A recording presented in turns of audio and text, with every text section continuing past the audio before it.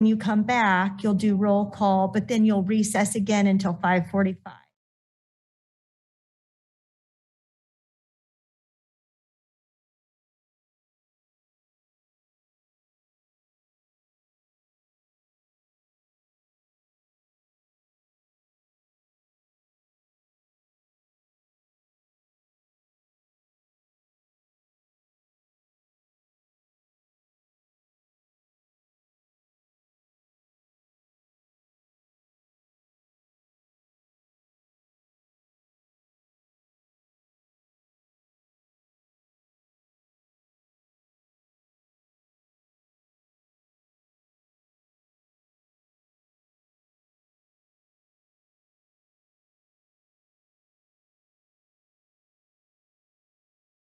Oh, yes. Let me get started and let you make your announcement, and then we'll be able to carry on because we are at 5:01.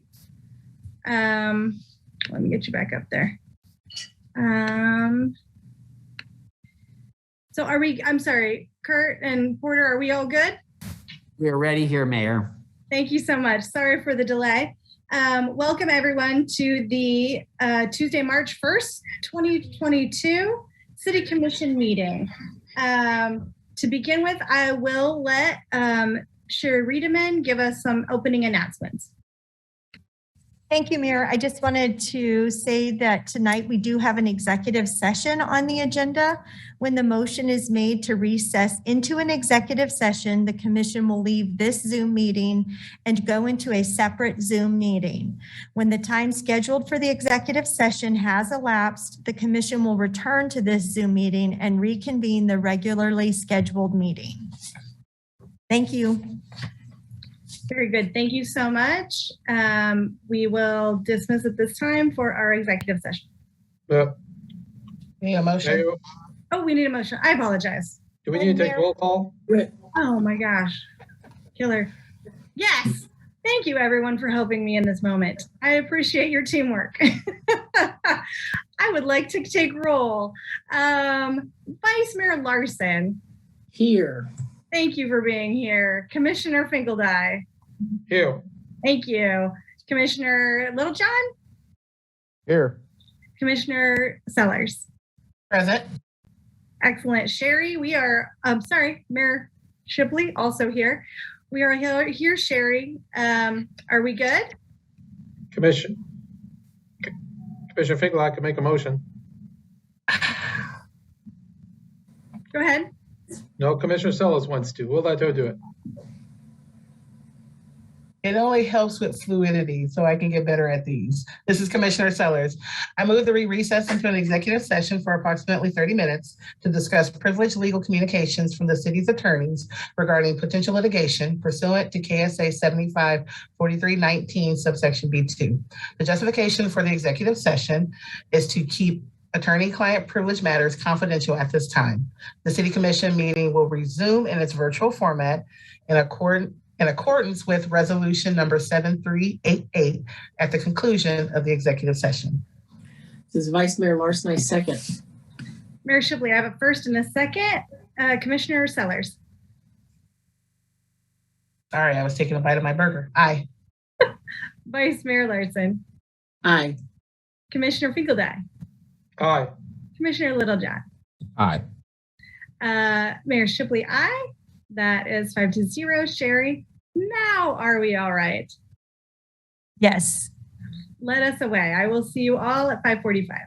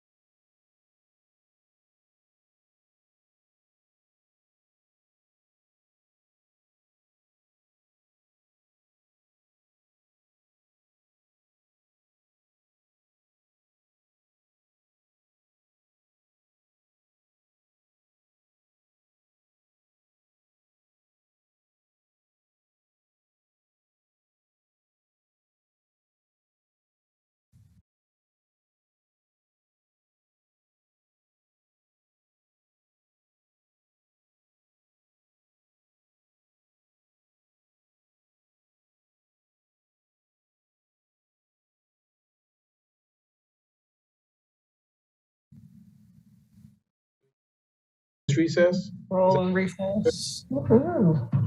Need a motion. Sherry, or Kurt and Porter, are we all ready? We're ready, Mayor. Okay. Vice Mayor Shipley, we have nothing. Mayor Shipley.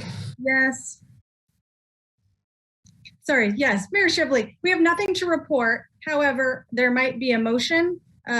Let's take roll, however. Vice Mayor Larson. Here. Commissioner Fingeldie. Ew. Commissioner Sellers. Present. Commissioner Littlejohn. Here. I would like to leave room for any motions.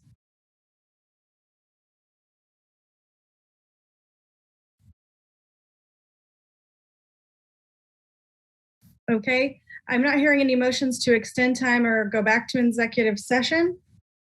So I think we're a little early of the 5:45. Sherry, do we need to wait?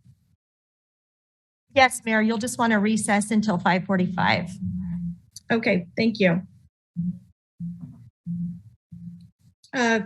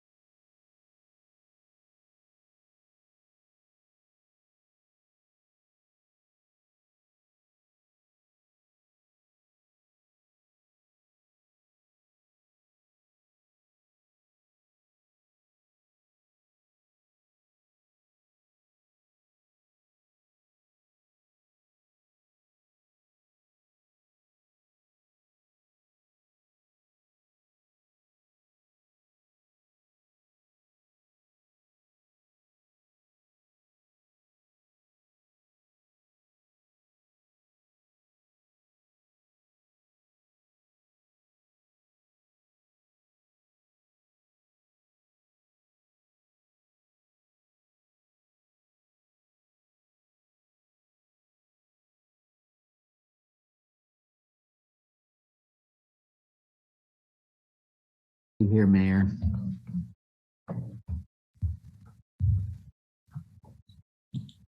Oh, there we go. All right, good. Welcome again, everyone, to the Tuesday, March 1st, 2022 meeting of City Commission. We've had an executive session. We're returning now. Let's do roll again. Vice Mayor Larson. Here. Commissioner Fingeldye. Here. Commissioner Littlejohn. Here. Commissioner Sellers. Present. Mayor Shipley here. We are all accounted for. Now I think we will go ahead and have our customary words about how we proceed with Porter Arneal. Thank you, Mayor. Good evening, everyone. I just have a few housekeeping items for this Zoom meeting tonight. This meeting is being recorded and broadcast on the city's YouTube channel and cable channel 25. Please remember to mute yourself during the meeting unless you are speaking. The chat function for the meeting is disabled. All chats will go directly to me. Unless you are participating during the meeting, please turn your video off.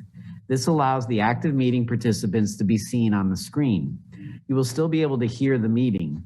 When you are participating in the meeting, please turn your video on. If you have any trouble, you can send me a chat. Please remember to state your name each time you speak for the benefit of those participating remotely. The city reserves the right to mute people or turn individual videos off to minimize distractions during the meeting. And now I'll turn the meeting back over to Mayor Shipley. Thank you, Porter. Next, we have some other guidelines from Sherry Riedemann. Thank you, Mayor.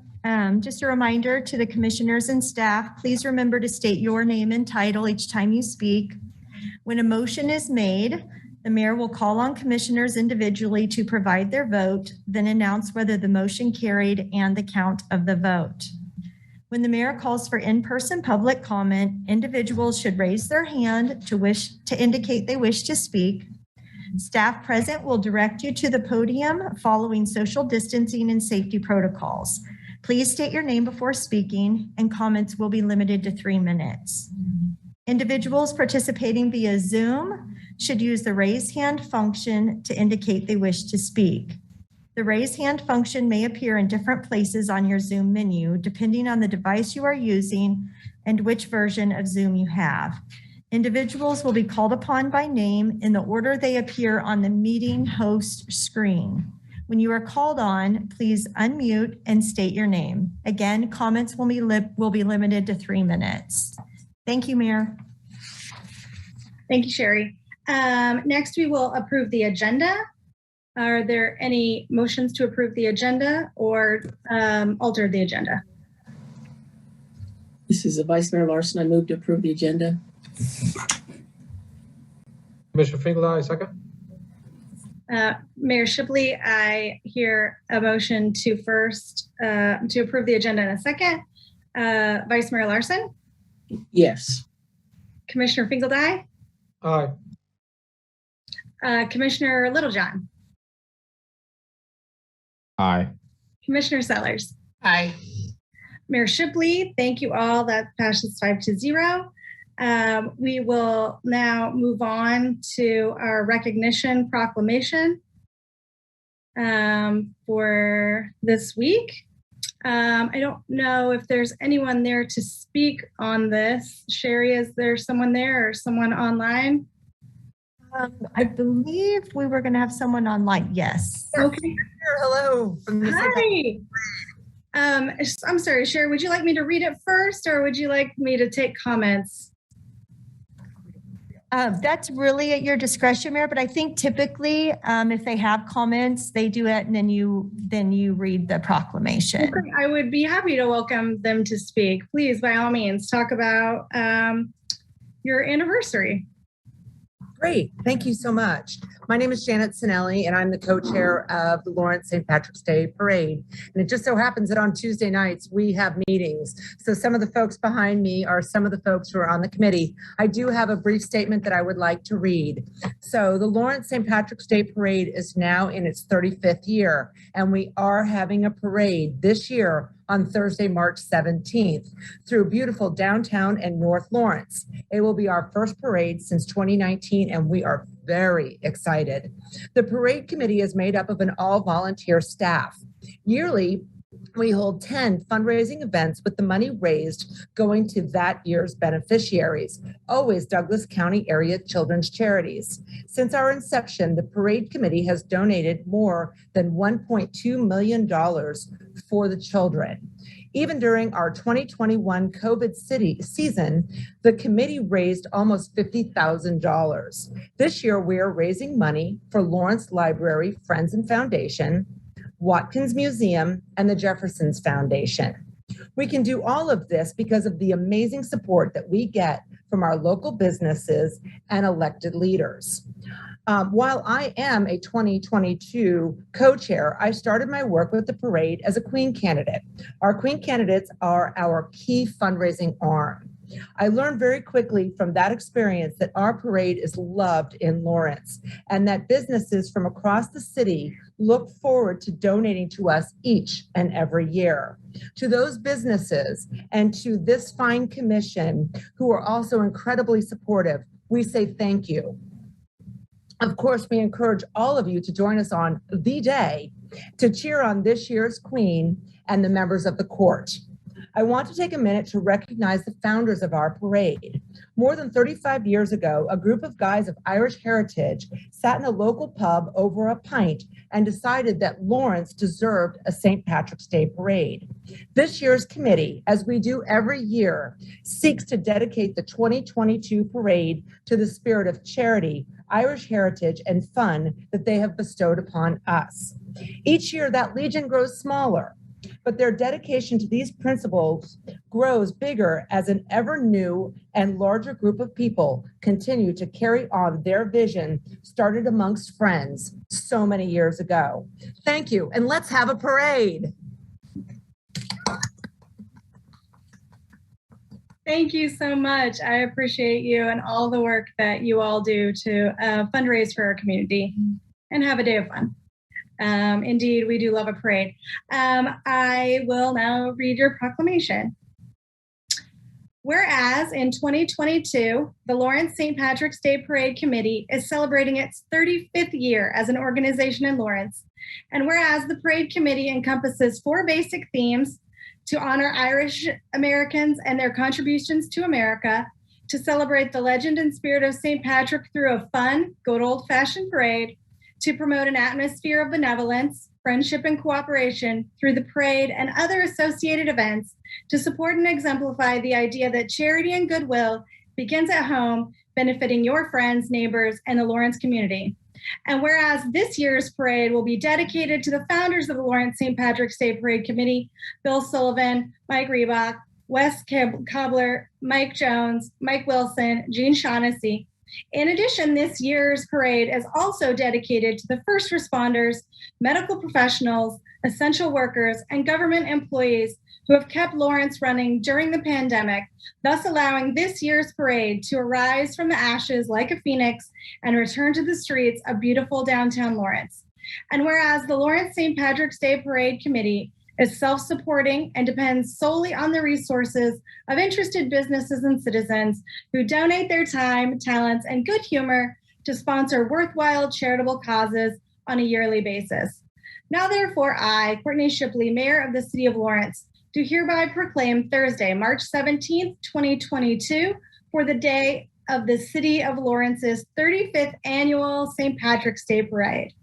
And thank you to the citizens of Lawrence for supporting Lawrence St. Patrick's Day Parade Committee's charity fundraisers during the months of February and March.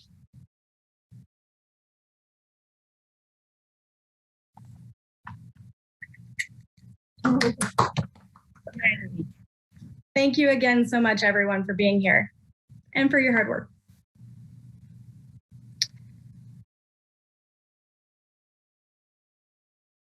Next, we will move on to our consent agenda.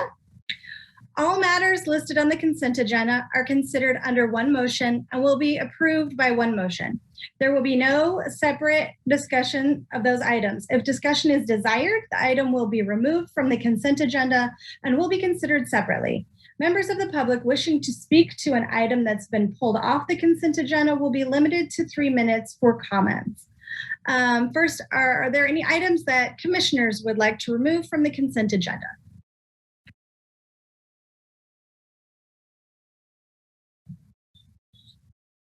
Commissioner Littlejohn, and it doesn't need to be totally in depth, but I'd just like an update on where we are with, I believe, consent agenda item D9B, the resolution for the employee group 6.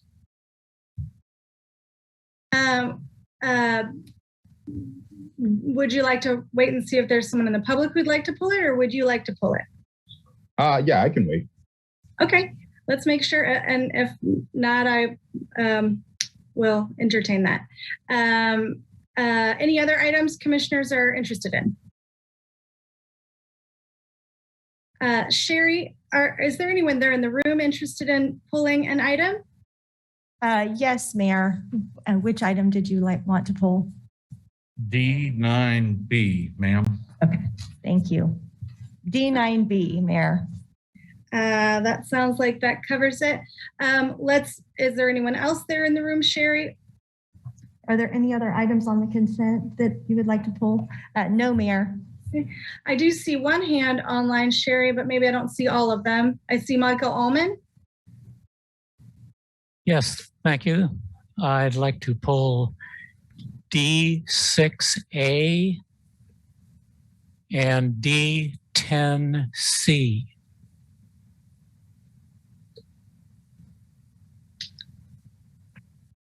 Okay, Sherry, do you see any other hands online to pull items from consent?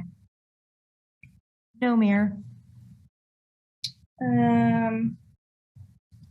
Okay, in that case, I would entertain a motion.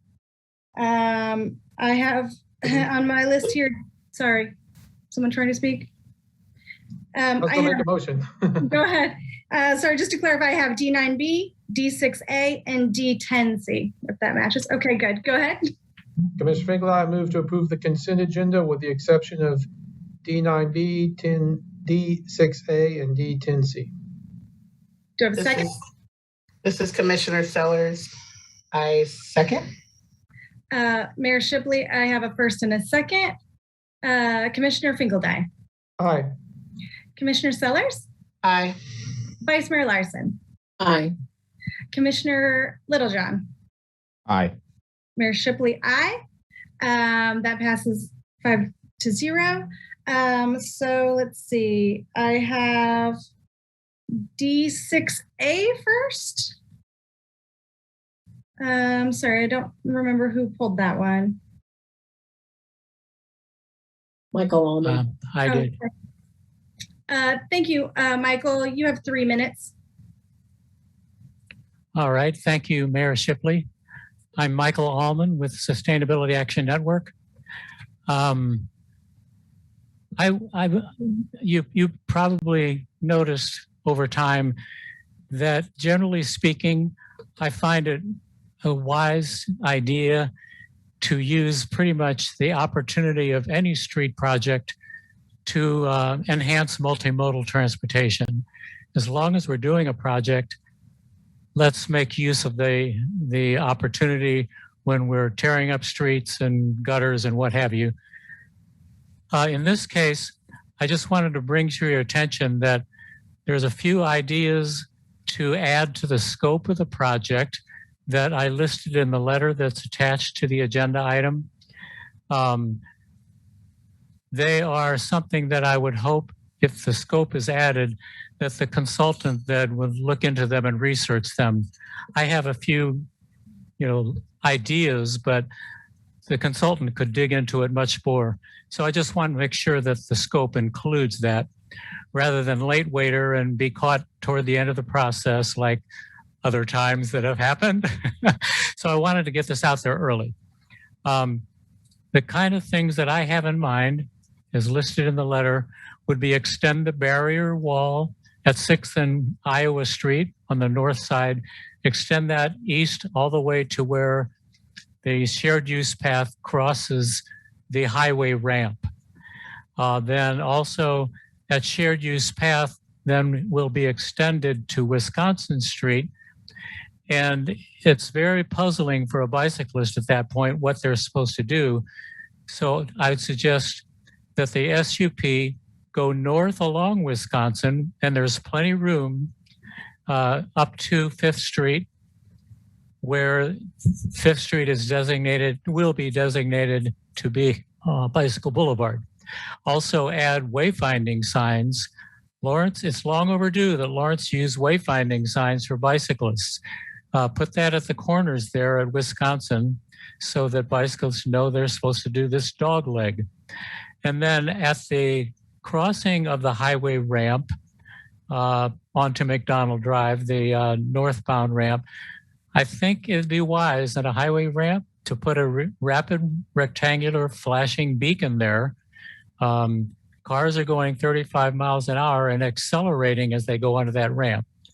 And then finally, on the east end of this project, there's a space at the south side of the street, the pavement of 6 feet that's wasted lane of no use. When the street was restriped in 2006, I believe, they added a center turn lane and that little section was left over. It could be restriped differently with slightly narrower lanes, and that could become a bicycle lane, a protected bicycle lane. So I just wanted to put those out there as something that I would hope the scope of the project could include. And it would, as I estimate, add maybe 3.2% to the whole project, maybe $100,000. I'm kind of pulling that out of my hat. Thank you, Michael. Okay, thank you very much. I don't know, is there anyone from staff who can discuss the design as it is right now? Yes, Commissioners. This is Steve Lashley. I'm a senior project engineer with MSO. As part of the design scope, for example, the shared use path crossing treatments are a part of the design scope and will be reviewed. So that will be looked into. I would say on the corridor where the shared use path is planned for design is between Iowa and Wisconsin. But the rest of the 6th Street there between Wisconsin and Tennessee Street, for example, is not on the bikeways plan.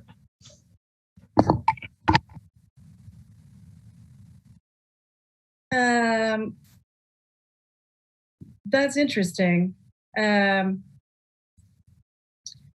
you have any indication as to why it's not on the bikeways plan? It's this Steve Lashley, senior project engineer. Parallel routes that are on the bikeways plan are 5th Street and 7th Street that run parallel to that corridor. Those would be the alternate routes. And I think Michael touched on, some of the wayfinding, in terms of the signage, from Wisconsin, going up Wisconsin to 5th, and that request or recommendation from Michael on that. So that takes you to 5th Street would be the designated routes that are currently on the plan. Mayor Shipley, remind me which plans you're referring to.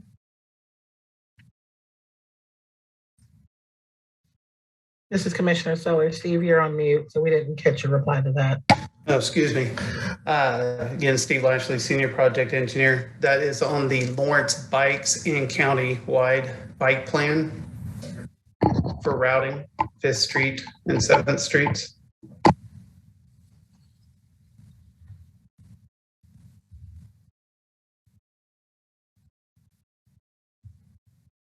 Does that entirely coincide with our transportation plan, or are we sure everything's been cross-referenced in terms of our strategic plans? Again, Steve Lashley, Senior Project Engineer. It is on the approved bikeways plan, which is Fifth Street being a priority funding network as part of that, which ties into a constant park, shared use path, and bike loop routes.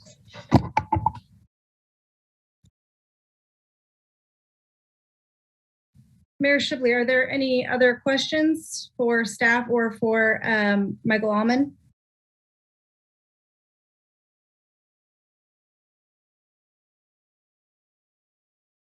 I'm not seeing any.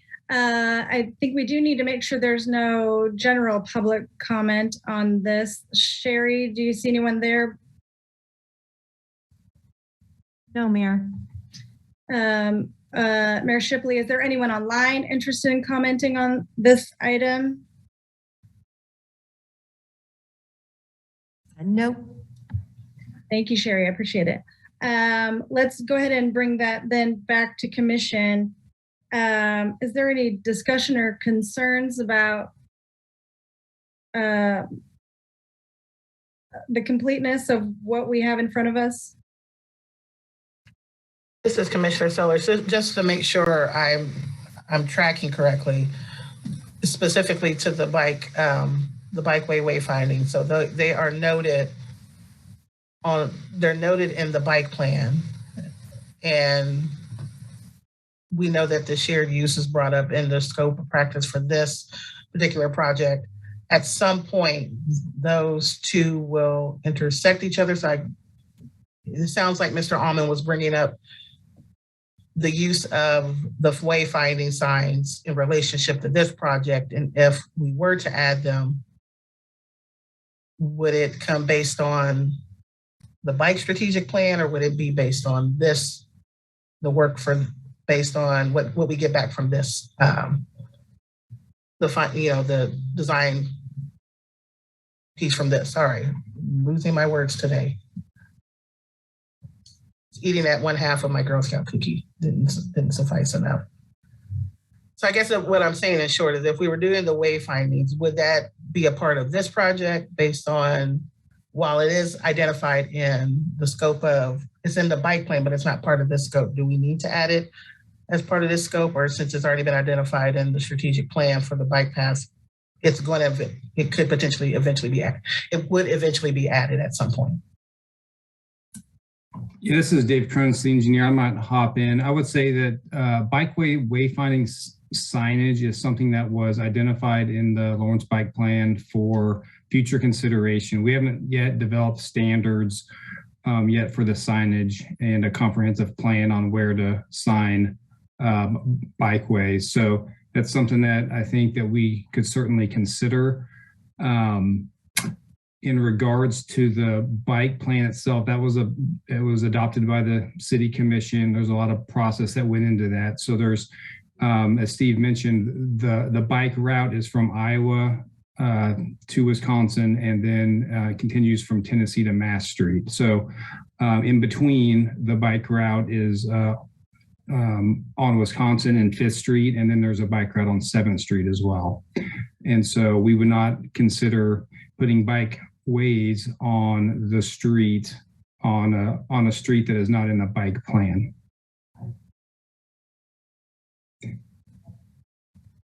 Mayor Shipley, I'm not sure I totally heard the wayfinding answer there. Are you telling me that we need an entirely separate project, maybe a CIP project or something else that will help bicyclists wayfind, and it's not included, or certain percentage of it or certain amount of it's not included in a project like this?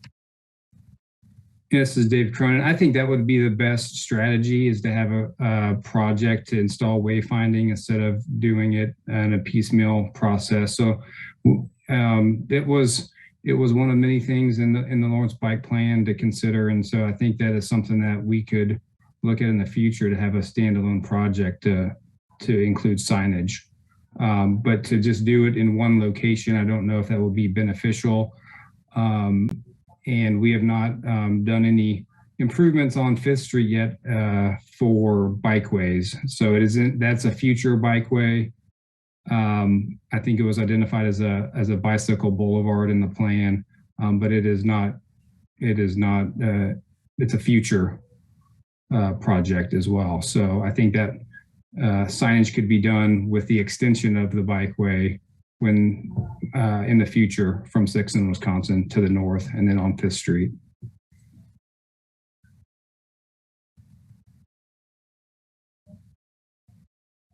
Any further questions from commissioners?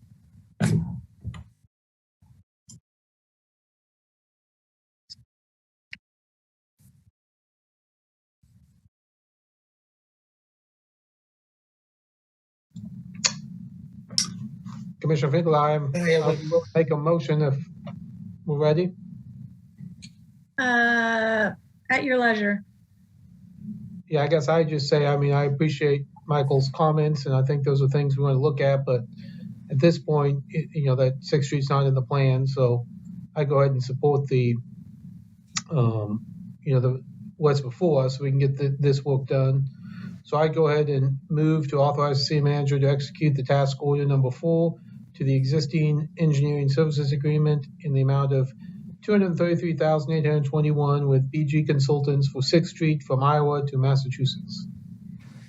Vice Mayor Larson, second. Mayor Shipley, I have a first and a second. Commissioner Finkeldye? Aye. Vice Mayor Larson? Aye. Commissioner Littlejohn? Aye. Commissioner Sellers? Aye. Mayor Shipley, aye. That passes 5-0. That's something we all get to put on our list then, I guess. Let's see. Our next item pulled was D9B.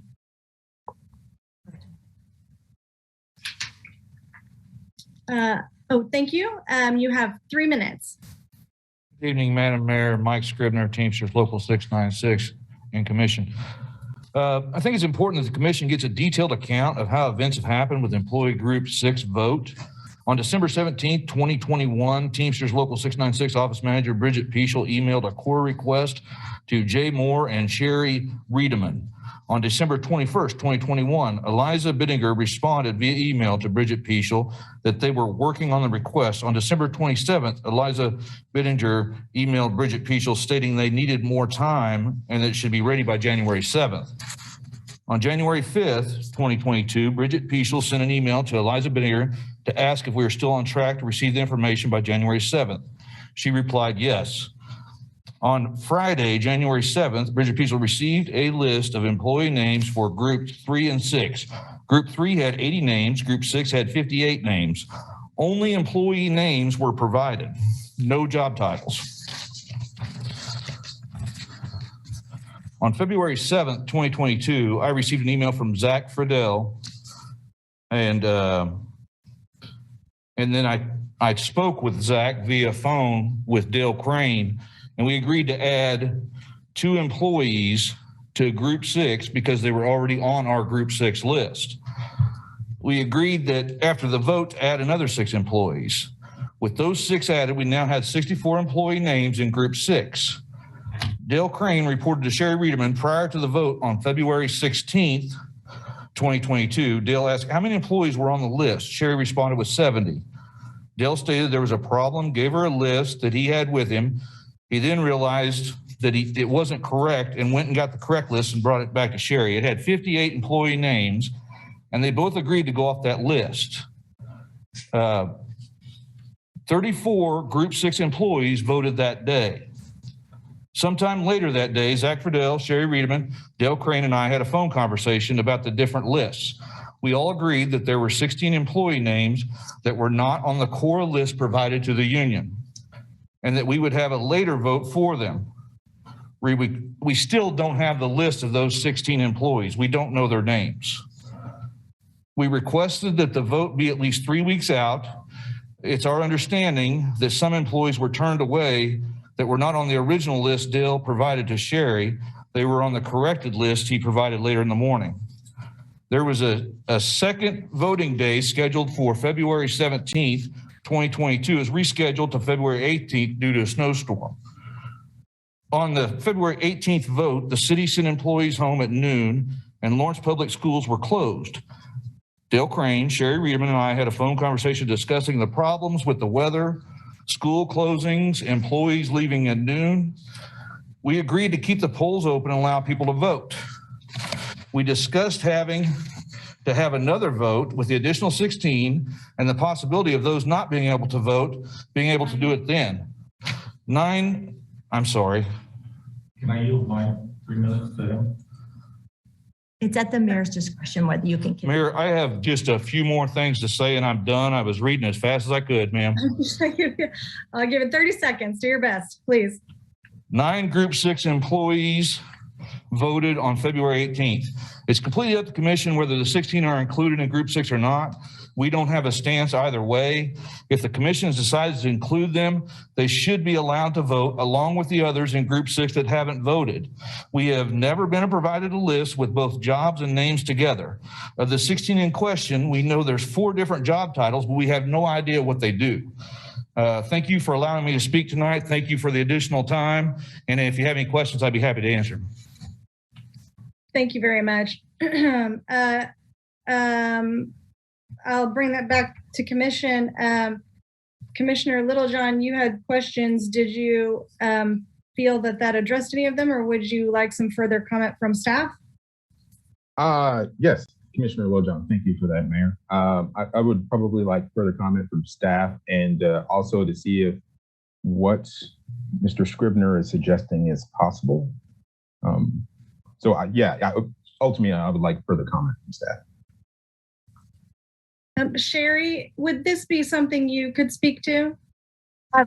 Zach is also on Zoom, I believe, but I can say that on February 18th, I provided a list for roster group 6 subgroup to Dale Crane, and it includes the employee names and the position title. And then I'll let Zach respond to some of the other questions. Thank you. Zach? Yes, Commissioner. This is Assistant City Attorney Zach Friedel. I'd be happy to answer any questions. I don't know if you want me to give a general overview or if you have anything specific you'd like me to respond to. Maybe I'll leave that to Commissioner Littlejohn. He maybe had some specific concerns. Yeah, it's just not too much, Commissioner Littlejohn.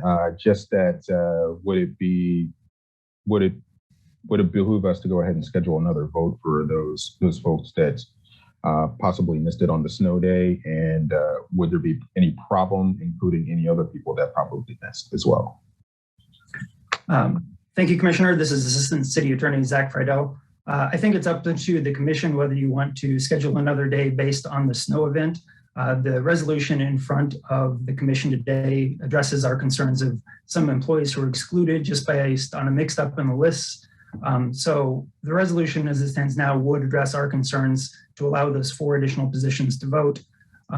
Whether there were concerns about weather, I haven't heard any, but maybe other people have, and that would be at your discretion.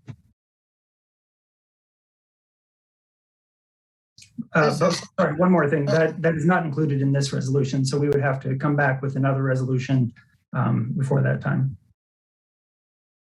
Commissioner Littlejohn, another resolution addressing what part exactly? I'm sorry.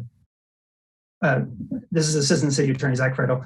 The resolution in front of the commission today is for the employees that were in the discrepancy between lists between Teamsters in the city. And so on the day of the vote, we went with the Teamsters list, and there were 4 employee positions who weren't allowed to vote.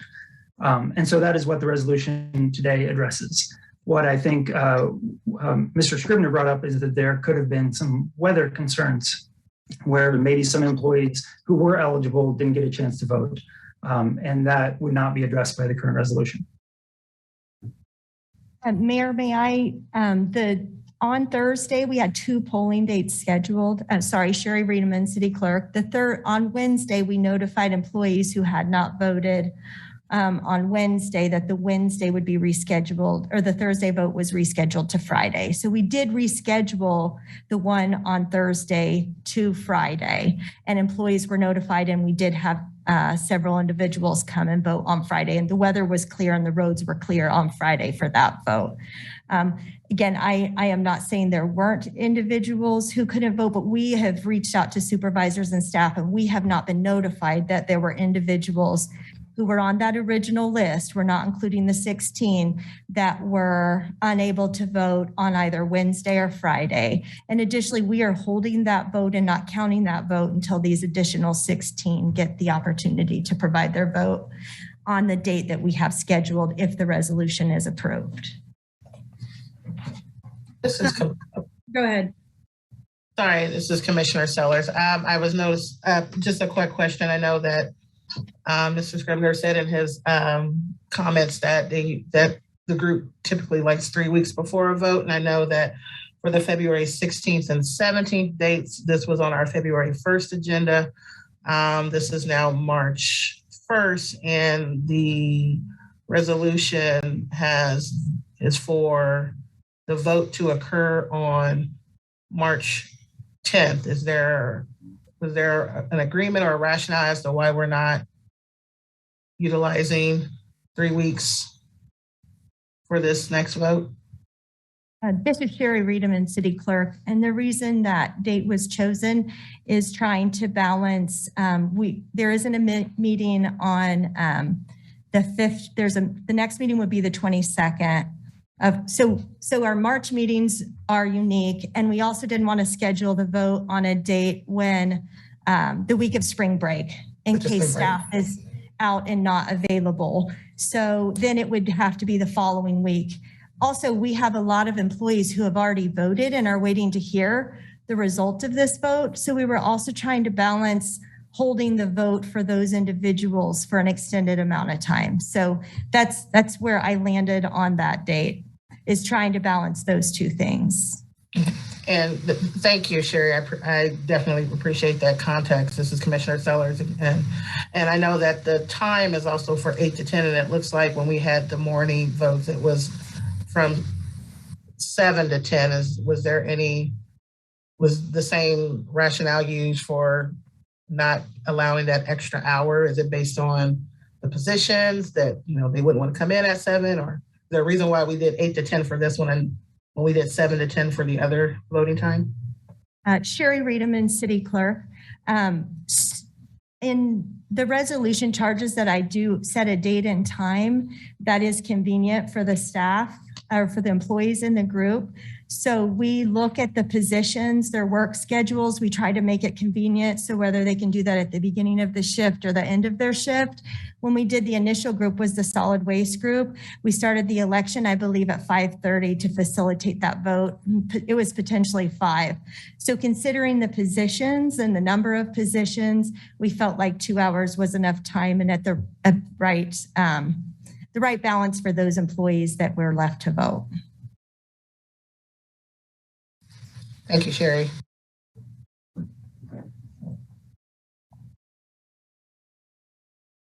Mayor Shipley, are there any further questions or any questions for Zach or Mr. Scribner? This is Commissioner Sellers. Just one more quick question. So just make sure my notes are correct. Of the first wave of groups, which was group 3 and group 5, there's a total of 9 individuals that weren't able to participate in voting for, I'm seeing heads shaking, but just to finish my question, so I'm gonna change that. How many individuals from group 3 and group 5 did not participate in the votes the week of February 16th? Sherry Reedman, City Clerk. So this was just group 6. I believe what was referred to earlier as the initial Cora request was for 2 separate employee groups. We are really not discussing employee group 3 because they have not submitted a petition. Okay. So group 6, there were 4 positions that included 16 employees. This is Commissioner Sellers. So for the group 6, there were a total of 16 of the 58 to 70 that didn't participate in the voting. Well, that were not allowed to participate. They weren't allowed to. Okay. Right. So 16 weren't allowed to, this is Commissioner Sellers, 16 weren't allowed to participate, 58 did. Of those 58, how many did not participate? Because of, or perceived to not have participated due to inclement weather. That seems to be what Commissioner Littlejohn was getting to. So I'm curious to know how many did not get to participate perceivably based on inclement weather. This is Sherry Riedemann, City Clerk, and we don't typically, when employees vote, we mark that so that we are aware, so that they cannot vote a second time. A large majority of the employees voted. I can't give an exact number. We typically we don't want to discourage people from voting because, if they know how many, we just don't typically discuss that type of information. Right. Yeah. This is Commissioner Sellers. There's a term behind it. Ma'am, I would like to answer your question. This is Mike Scribner. There's 17 people from the group of 58 that has not voted.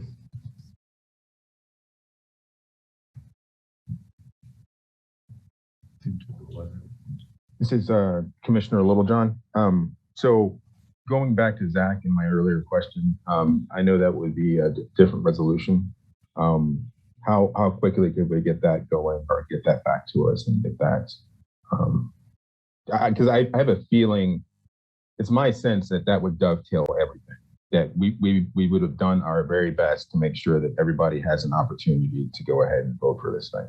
So.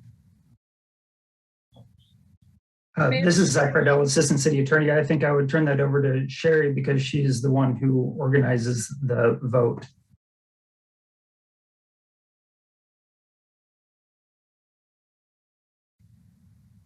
This is Sherry Riedemann, City Clerk. So if that is your direction to include, to allow anyone in this group 6, in addition to the 16 who has not yet voted, we could bring a resolution back.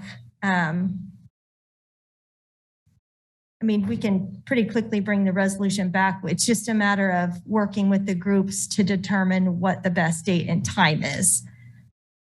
So if we brought that back and we could potentially bring it back for the next meeting, but it might be the 22nd if we couldn't get a good date and time set.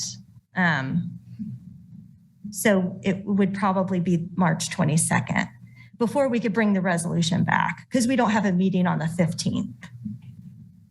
So this is Commissioner Sellers. So the idea is that would revising the resolution,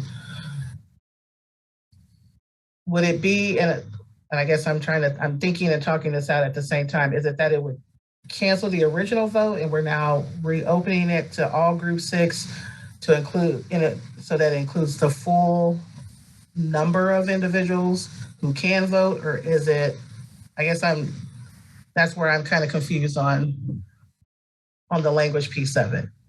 So does the new resolution, would it cancel out the first vote because we're now opening it up? We're having to open it up to group 6 again, which means you're allowing the same people to vote again. Or are you just trying to pinpoint out those 17 in addition to the 16 that weren't part of the original list? Or not 16, sorry. The numbers are all off, but you know what I mean. I hope. Okay, well, this is Zach Friedel, Assistant City Attorney. So I think the proposal, and again, this would be up to the commission what direction you wanted us to go in, but I think the proposal would be that just the votes stay open. Right now, the vote is open. Some people have voted. Not everybody has. Not everybody always will. And the idea would be that we keep this open until this last group that wasn't eligible to vote in the first voting days gets a chance to vote. And all those votes are counted at once. So the question is, who votes on this new voting day? Is it just the individuals who were excluded the first time, or is it anyone who didn't get the chance to vote? It could cause confusion for employees. And if it's your direction to cancel the first vote entirely, that would be a different direction that we could proceed that route. Right, and this is, thank you, Zach. This is Commissioner Sellers, and I'm not trying to put words in any one of my fellow commissioners' mouths. I'm just trying to, again, talk it out to see as far as discussion where we're at so that we could eventually get to a motion. Because I don't know where others are or where others are thinking of taking this, but Commissioner Finkelei, let me start to ask the Teamsters. Mr. Scribner, what is your request? I'm not sure. Are you requesting that we do something different than what the resolution before us? Thank you, Commissioner Finkelei. I guess in order of importance, I need the 16 names that were added. I do not have that yet, sir. Oh, I'm sorry, we do have it. I don't object to the March 10th date for those 16 to vote.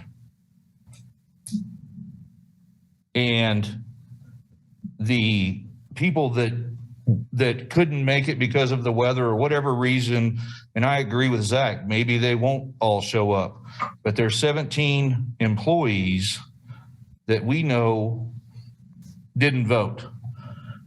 I don't object to them voting on the 10th either, even if it's an individual communication to them. We had a weather event, the polls were open, but the city had to close early. I have no objection to March 10th being that date either. Commissioner Finkelei, but I guess are you asking that we reopen it? Or you wouldn't be opposed if we did?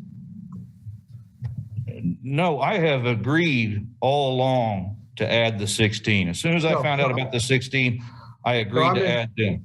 Commissioner Finkelei, I meant, I guess, is anyone asking that we open the vote back up for the people who didn't vote, the 17 who didn't vote because of a possible snow event? Yes. Are we asking that, or are you just not opposed to that? I am asking that, Commissioner.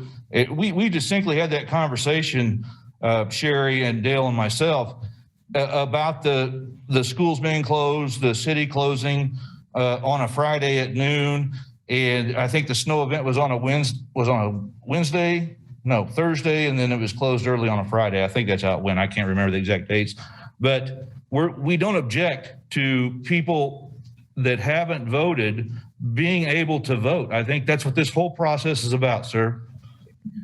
Commissioner Finkelei, I mean, clearly we had a vote, and if it wasn't for the snow, 17 people could have chosen not to vote, and we would not be looking to just open up another date just to let people vote just because they chose not to the first time. I guess that's what I'm asking here. If we already gave them an extension, they've already had the chance, are you as the Teamsters asking us to reopen it to those 17? Yes or no? You're asking us to do that? Yes, sir. We had 34 vote the first day and 9 vote the second day. Yes, sir. That's what we're asking. That's what you're asking. And I guess to Sherry, what that request was made from you, what is the staff's position on reopening for people who didn't vote? This What is was Zach? Sherry. I mean, Yeah, Zach could answer that. I'm sorry, either one. Not picking any one of them you out. Sure. So this is Assistant City Attorney Zach Friedel. I don't think we have a strong position on that either way. Just that it would require another resolution, and it might be something that we could discuss as we create that resolution in another setting to explain the implications of it to the commissioners. But I don't think that we have a strong staff position either direction. Commissioner Finkel, I see Craig came on. Do you have a thought on this, Craig?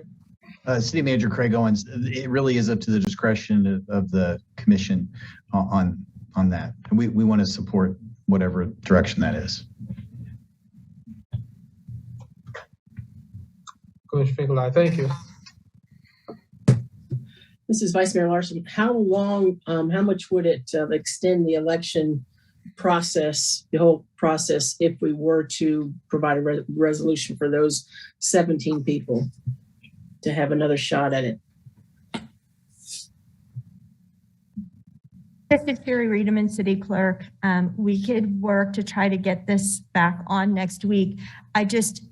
There's no point in adding an additional polling day for those individuals if we don't set it at a date and time that works for them. And sometimes that takes time for us to determine dates and times, in terms of the times that it is convenient for employees to vote. But we can work to bring that back to where it includes those individuals and try to keep the same date, but extend the time. That's always the key is we have employees that work a lot of different shifts.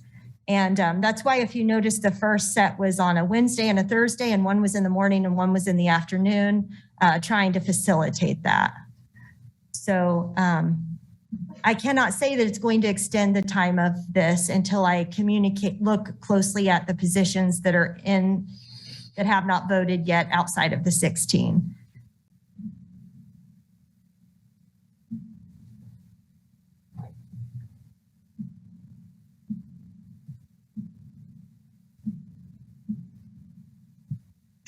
Commissioner Finkelstein, does it make sense to have a vote on the 10th that we passed tonight and then a different vote at another time for the possible 17 people? Or Sherry, do we think it'd be better just to try to find a new time for everybody? Is that a question for me, Mayor, Commissioner? Yes. Sherry Reederman, City Clerk. I would just say that, we really regret that this process has been confusing for the employees in this group already. And I'm not sure that would be the best communication for the employees in this group, is to have not only one resolution, but two additional dates. Commissioner Finkelstein, I guess that's what I was thinking, like just defer the item on our agenda tonight and have staff work to bring us back a resolution with a time that works for, the folks that we need, rather than passing this resolution and having another one next week. This is Commissioner Sellers. I concur. Commissioner Littlejohn, yeah, I would as well, as just figuring out a way to rule it into one date optimally, where we can go ahead and make sure it works with everyone's respective schedule, not everyone, but works the best, and then make sure to get proper communication out for it. And then, just have at it. And after that, we'll know one way or another. Mayor, I just do want to also state that we did have, this item was pulled, but there may be additional public comment on this item. Mayor Shipley, maybe while we cogitate, let's double check that there are not other public comments in the room. Oops, I see someone online. Sherry, is there someone there? Yes. Great. My name's J.D. Brown. I'm a project inspector. Commissioners, I'm here on behalf of all 8 project inspectors employed by the City of Lawrence. We would like to iterate our continued disdain for the process in which we feel is corrupt. We contacted both HR department and City Attorney's Office directly about our wishes to be excluded from having the Teamsters represent us. Zach informed us that the Teamsters had been doing a very good job on working with the city on who is in and who is out. We feel that through the various delays in the election process that there have been ample opportunities to have us removed from the group. Our basic premise for being excused from the Teamsters representation and other efforts for representation by parties outside the city is that we should be classified as professional employees. Paragraph 1 of professional employee from the Resolution 7312, July 21st, 2020 states, includes any employee whose work is predominantly intellectual and varied in character, as opposed to routine mental, manual, mechanical, or physical work, involves consistent exercise of discretion and judgment, requires knowledge of advanced type of field of science, learning customarily required by prolonged study in institutional higher learning. Our project inspector job description, the definitions, performs highly technical inspection engineering duties, inspecting construction projects, ensuring compliance with construction plans and documents, monitoring contracts, reviewing plans, specifications, such. Our qualifications clearly state basic construction engineering principles, skills using logic and reasoning to identify the strengths and weaknesses of alternate solutions, conclusion approaches to problems using scientific rules and methods, solve problems, ability to analyze problems, identify alternative solutions, concepts proposed, the actions implemented, and recommendations support of goals, interpret and apply federal, state, local policies and laws and regulations, maintain effective audio-visual discrimination perception, establish and maintain cooperative working relationships with policing staff and general public, maintain mental capacity which permits making sound decisions, good judgment, calculating cost and pay estimates, reviewing complex specifications, plans, and demonstrating intellectual capabilities. That's it. Thank you. Don't go far. Sherry, is there anyone else there in the room or anyone online? There is online, Brian Woods. Yes, my name is Brian Woods. I am a GIS analyst for the City of Lawrence, and I have spoken with everyone on the GIS analyst group. And we all agree that we also do not want union representation. We feel that we fall under the employee professional definition that was defined on Resolution 7312. The GIS analyst definition is to maintain a geographic information system and to perform engineering support within planning, public works, or utilities departments, including design, drafting, or digitizing plats and maps, data entry of pertinent structural detail, calculating complex mathematical equations for engineering projects, and to perform a variety of technical tasks relative to assigned areas of responsibility. I emailed Zach Friedel about this, and he also agreed that the GIS analyst position should be classified as a professional employee. He also stated that because the positions in each group were already agreed upon and because the election was ongoing, it would not be appropriate to exclude us at this time. When I went to vote on February 16th, I was turned away because I was not on a list provided by the union. I was then told that I was on a list that the city had swapped out in the middle of a voting process. I don't agree with the swapping out of a list during the middle of a union vote for representation. If the list that the union provided left us off the list at that time, I also ask that you leave us off this list and vote no on this current resolution. Thank you.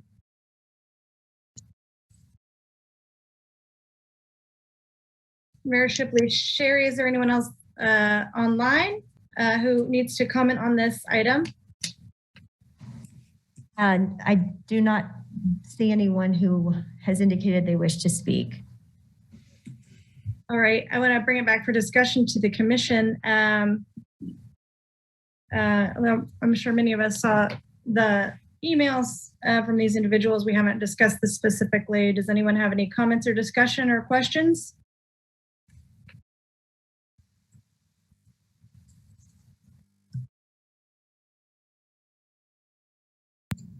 Commissioner Finkel, I guess I would ask city staff, Zach or otherwise, what is the position on these two groups? Sure, this is Assistant City Attorney Zach Friedel. As a little bit of background, Resolution 7312 sets out the employee groups. And in that resolution, it states that all employees in the city should be placed into one of the 6 groups unless they are excluded by their nature of being supervisory, confidential, professional, or management. And so the question here is, do these positions qualify as professional exemption? That is a decision that HR and myself have gone through every position in the city and determined whether we think, based on their job description and their duties and similarities with other positions, whether they should be excluded. These positions were not excluded at this time. I would just clarify that I don't agree they should be excluded. I just understand the position where they're coming from of why they would like to be. My position right now is that this is not the correct time to exclude specific positions from the vote because we had already agreed on the list of positions that would be included in each group. That being said, this isn't written in stone. This is something that can change through negotiations after the vote, whether the group decides to be represented by Teamsters. It would be a discussion with Teamsters. If they don't, it would be a discussion with HR for the purposes of future representation. It's a very fact-specific question of whether positions should be included or excluded. I don't think it's appropriate to go through the specifics of the job descriptions, perhaps an open meeting, but that is something that I'd be happy to address in another setting. This is Vice Mayor Larson. If we went ahead with the vote the way it is now and they became part of the union, what would it take for them to be removed from the union? This is Assistant City Attorney Zach Friedel. That would be through negotiations with Teamsters and just an agreement when we are crafting the memorandum of understanding for the next employee group to not include those employees. Based on their statements, I don't think that the union would object to that. So Vice Mayor Larson again, so the union has the final say as to whether or not they could be removed? Assistant City Attorney Zach Friedel. I don't think it's a final say, but given the employees' adamance in this position, I don't think the city would want to force them to be in this group and would take their arguments into account that they should be excluded for professional reasons. And it would just be a discussion and decision at that time. So thank you. Vice Mayor Larson, once again, so who has the final say as to whether or not they could be removed from the union? Assistant City Attorney Zach Friedel. I think it depends on where in the process we are. Right now, we don't have the vote. The vote hasn't happened, so I don't know who would remove them right now unless the commission told us to not include them. After the vote, it would be in a discussion between the city and Teamsters as part of the negotiation process. So Vice Mayor Larson, I'm talking about if this vote went ahead and went through and they wound up being part of the union at this point in time. You said that it would be a negotiation between the city and the union. Is it a city commission final decision or is it an attorney's final decision? Who actually has that final say? Assistant City Attorney Zach Friedel. The commission would always approve the memorandum of understanding that was created after the result of negotiation. So the commission would always have the final say. Thank you very much. Thank you.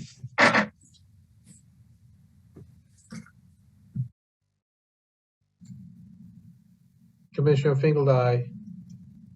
So Zach, you're saying you think we have the vote and then take up this issue? I think the employees are asking us to take up this issue before the vote. Assistant City Attorney Zach Friedel. I understand that position. The reason I'm reluctant to do that right now is just an issue of fairness. I think there's already been a lot of confusion with this vote. We have been providing the Teamsters with a list. We've been working with a list to make eligible voters. And the reason I've been reluctant to address that right now is just an issue of fairness and confusion for everybody involved. But certainly if the commission decides that they agree that these positions wouldn't be included, then we could take that direction. This is Vice Mayor Larson. I would have a tendency to agree with Zach that to remove them at this stage in the middle of a vote where it's already been a confusing situation may not be the best approach at this time. Plus, we've only heard from one employee in each of those groups, those two groups. And I know they've indicated that they've got the backing of their coworkers, but we have not heard for sure. I would be hesitant about removing at this time just because we're in the middle of a vote. Commissioner Finkeldye, let me ask this the other way. If those 16 people vote and they all apparently might vote no, and then it does not pass, what would be the next? I mean, does that end the issue? Is there a time period before there could be another petition for the remaining members? Or what's the process there? Assistant City Attorney Zach Friedel. there is a time process set out in Resolution 7312 that if a vote fails, it would be 1 year before the next vote is taken. Mayor Shipley, that would be for the entire group, not just this group 6 that wasn't identified, correct? Assistant City Attorney Zach Riddell, that is correct. And this is Commissioner Sellers. That's 1 year from date of resolution or agreement. Assistant City Attorney Zach Riddell, I would have to look into that. I believe it's from the date the Day of the vote. the petition is submitted, or is it the day of the vote? I'm not sure. Day of the vote. Day of the vote.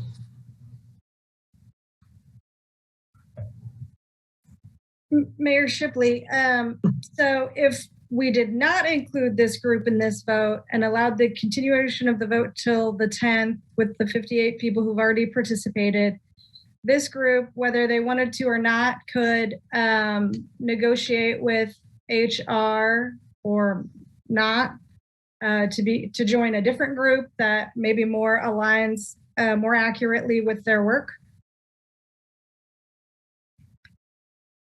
Assistant City Attorney Zach Friedel, I don't believe the request is to join another group. It's to be excluded entirely as a professional position. And if it's the direction of the commission, then we could, in bringing back a new resolution, change the positions that are eligible to vote.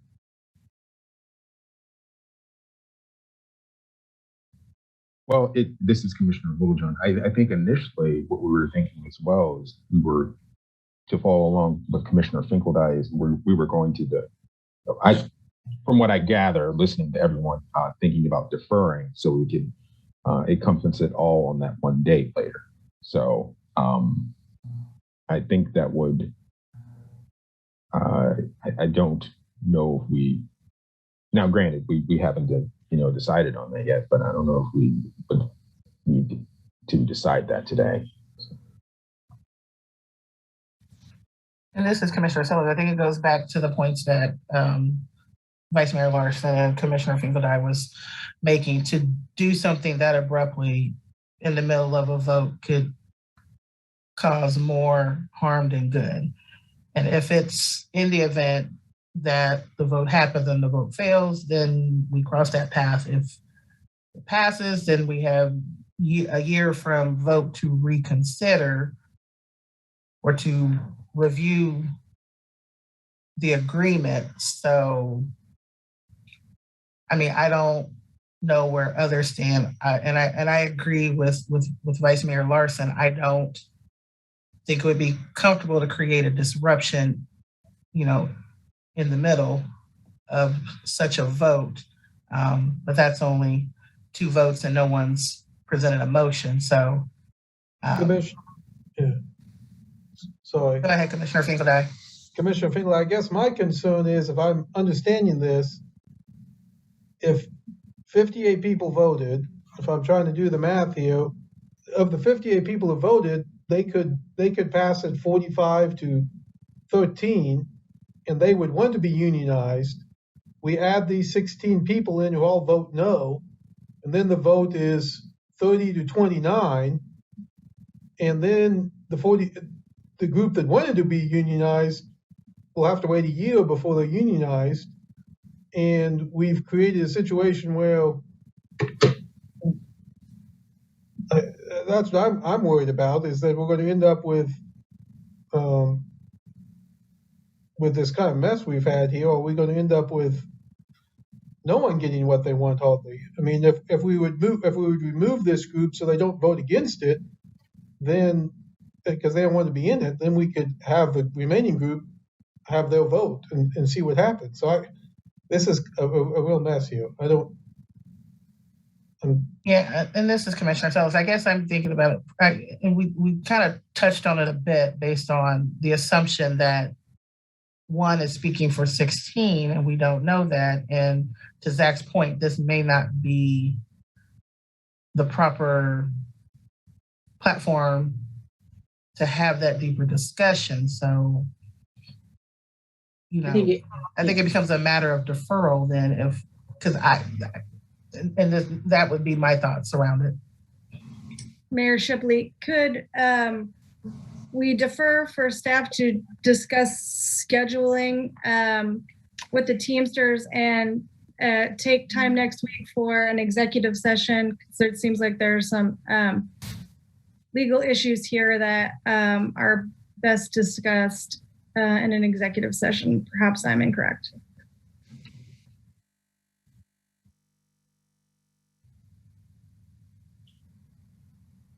Commissioner Finkler, I guess I would feel better about that. I think there's a whole lot of implications here that we need to think through for all people involved. And again, I think it complicates it, to the extent about, again, even adding in the people who didn't vote last time, giving them another date to vote. Is that the right thing to do in the current situation? I guess I thought so until I heard from some other speakers. I think there's several things going on here. So I guess I'd move to defer I would support deferring this and letting staff work on that. And I agree with Commissioner Shipley. If we need a executive session, we can do that to get some legal advice on that. But I'm not comfortable moving ahead with the vote tonight on this one resolution. This is Commissioner Littlejohn. I would concur. It's the sentiment in the inference I'm getting that executive session would be needed on this item, and we should deferring might be the course of prudence on this. This is Vice Mayor Larson. To have an executive session, what would we accomplish with that? Help me understand that. Commissioner Finkelstein, my concern is, as always, legal issues and potential lawsuits from the outcome of this vote. Okay, got it. There are several parties who could be disenfranchised, including members of one group. The Teamsters, if they end up not getting it and having to wait a year, there could be employees on the other side who are dissatisfied. There could be several ends on that. I guess I want to understand the legal implications of this, since it has not proceeded as contemplated by the resolution. Okay. Thank you, Vice Mayor Larson. Thank you.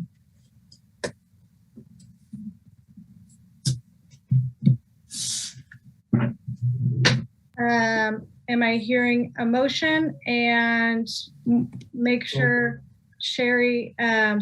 Mayor Shipley has the direction that she needs to carry on.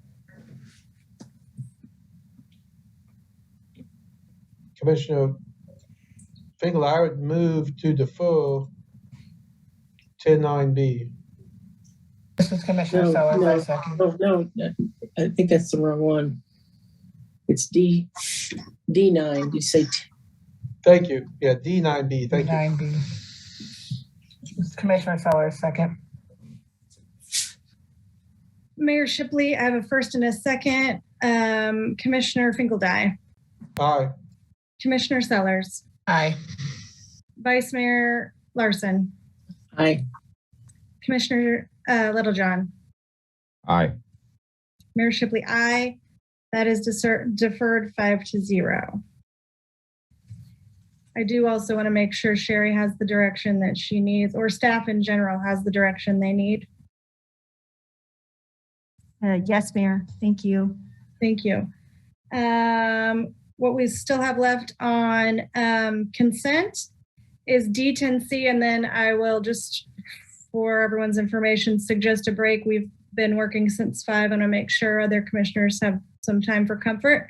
So D10C, not sure who pulled that one now. It's been a while. Michael Commissioner Sellers, Allman. I do believe that was Michael Allman. Oh, okay. Hi, good evening once again. Michael Allman here. I'm the Vice President of Brook Creek Neighborhood. And first off, I want to reassure Ms. Buford and Mr. Ward that we're not opposing this funding proposal. Make sure that's understood. But one of the reasons we're not opposing is because our neighborhood association has not had a chance to review it at our monthly meeting, which is one of our concerns. So I just wanted to go through some of the issues surrounding this. We do appreciate, for instance, that Tenants to Homeowners is exploring other areas of the city besides the east side for affordable housing. They have a project at southeast corner of 15th and Bob Billings, for example. And then the recent planning commission of the 100-acre annexation, they were there interested in a community benefit that included affordable housing. These are all great avenues to approach affordable housing, and we commend them for that. However, in this case, for one thing, we are not happy that this is another double density project that is being located in our neighborhood, Brook Creek. This is the only neighborhood in Lawrence that has been double density, and here it's happening again.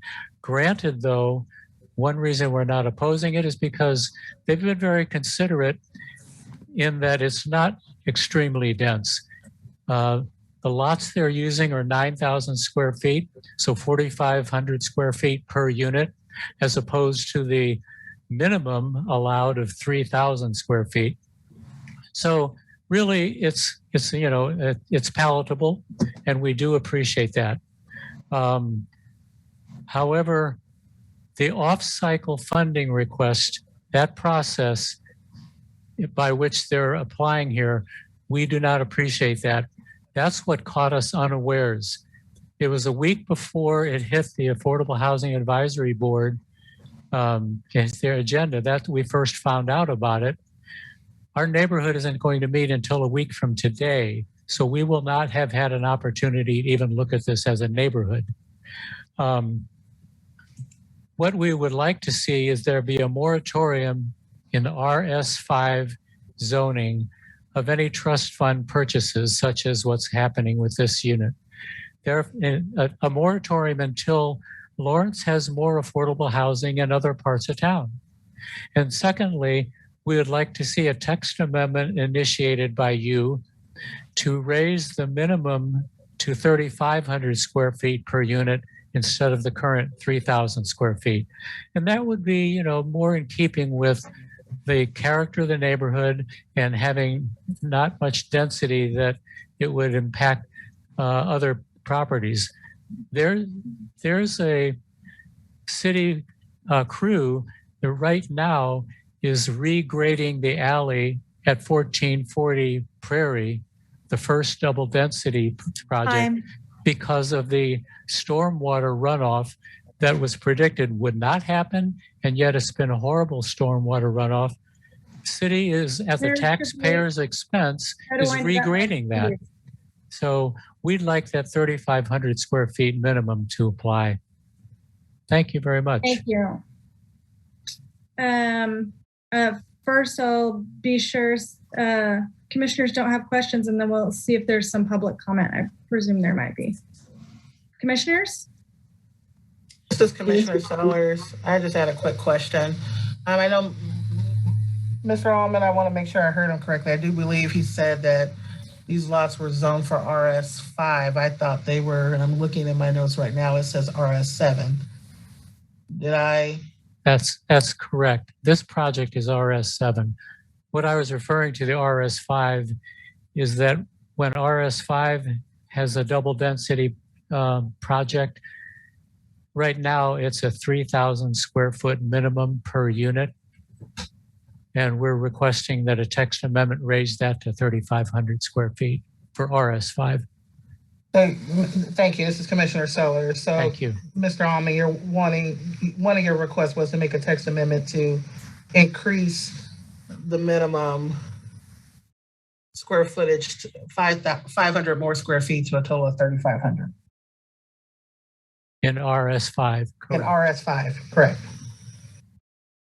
But this project does not have any RS5 lots No, there on the set. and we're Okay. perfectly fine with this project. We don't Okay. like the fast off-cycle funding, but the project itself is okay. Right. And this is Commissioner Sellers. I know that I thought I saw Ms. Buford's on from tenants to homeowners, so perhaps not to force her hand, but maybe in public comment, she can speak to any future projects that tenants to homeowners may have on their horizon that might not be that may be in other lots located across the city, if that's applicable. But that's all I have for now. Thank you. Any I'm Go sorry. ahead. Please go. This is Vice Mayor Larson. I would appreciate it if Rebecca Buford could speak to this project and what brought it up so quickly and give us a little bit of details about it. Thank you.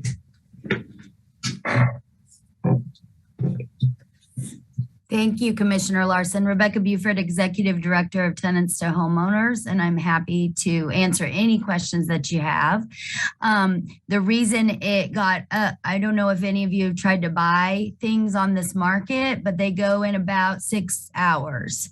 So that was part of the hurry. And I would like to comment that this is just for approval of the funding, the Housing Trust Fund money. We will still have to go to planning and replat and go through a process that Michael Allman will be well aware of and his neighborhood can speak to at that point. So I really feel that this is not necessarily a fair time to say that we've rushed this in any way, because I haven't even bought the land yet.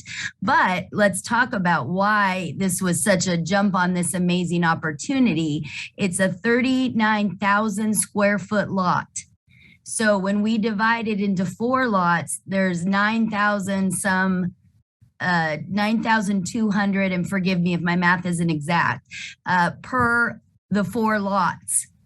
And again, this is where Michael Allman's talking about another project in the past that, is beautiful and working fine and hasn't had severe drainage issues. So I'm not sure how that's relevant to this, which also has more square footage.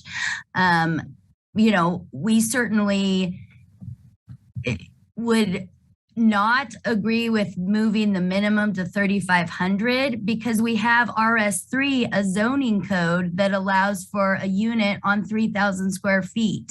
So that seems extremely contradictory that with 2 little houses, you'd need more than you need for 1 lot with 1 little house. Or the smallest lot size. So it makes sense that 3,000 is the smallest lot size by building code, and that's what's required for affordable density, which is truly not more dense. It's just allowing more units per lot with the same square footage per lot, right? Square footage per unit, I should say, of land. This one is way above that 3,000. If we build 2 units on these 9,200 square foot lots, again, as Mike Allman said, they're generous. They're 4,500 square feet per unit. And that was the excitement of this, was that the majority of people that need affordable housing are 1- and 2-person households in our community right now. That's the need we're seeing. Seniors, accessible little units, things for smaller households, and that we can get a lower affordable cost for little units if we can divide the land in a more efficient way. And so we would have a 27,000 27,000 lot cost for the 7 units, including the one that exists there already. And we requested this house with this giant lot is for 189,000. And so we requested 200,000, and we need to do a little work on that house. So the nice thing is we'll immediately have an affordable little house, and then we can go to planning and replat, 3 additional lots there, or replat 1 lot into 4 and build another 6 units on that same lot cost. So, I mean, for me, that's a dream come true as far as really being efficient with our community dollars and creating 7 more units of needed affordable housing with no cost or concern from the neighborhood. So any other questions about that, jump in and ask. Yeah, this is Vice Mayor Larson. I do have one question for you, Rebecca. The units that you're proposing on those, what's the approximate square footage of them, of each unit? We're still, some of that is still looking at how exactly we divide the lots and what kind of setbacks would be allowed, but we're looking at anywhere from 600 to 1,000 square feet, especially several of them will be 2-story, and then we'll have some that are 1-story that would, we'd want to be accessible for seniors. And so that may be a little wider unit, but we have a 2-story that's 900 square feet. That's a 450 square foot footprint. And so that, you can have 450 square foot footprint and still have a 900 square foot unit, 2-story little house, which is one of the units that we've built with double density on 15th and Prairie. Remember, we've only done one lot where we've put 2 little houses on it and haven't heard from anyone in the neighborhood that it's a problem. And they fit really nicely within that neighborhood. So I really, I would ask anyone who's curious to drive by there and see if they feel like that's a extremely dense property or if it looks just like the neighborhood surrounding it. And we have 2 units instead of 1 big unit there to serve 2 households instead of 1. Vice Mayor Larson, thank you very much, Ms. B. Rebecca, this is Commissioner Sellers. Rebecca, because I'm trying so hard not to geek out about all of this right now. It could be because my blood sugar is low because I've only had a half a Girl Scout cookie. But can you talk about how you've been able to use the density bonus to develop projects like this in our community to address affordable housing? Sure, Commissioner Sellers, thank you.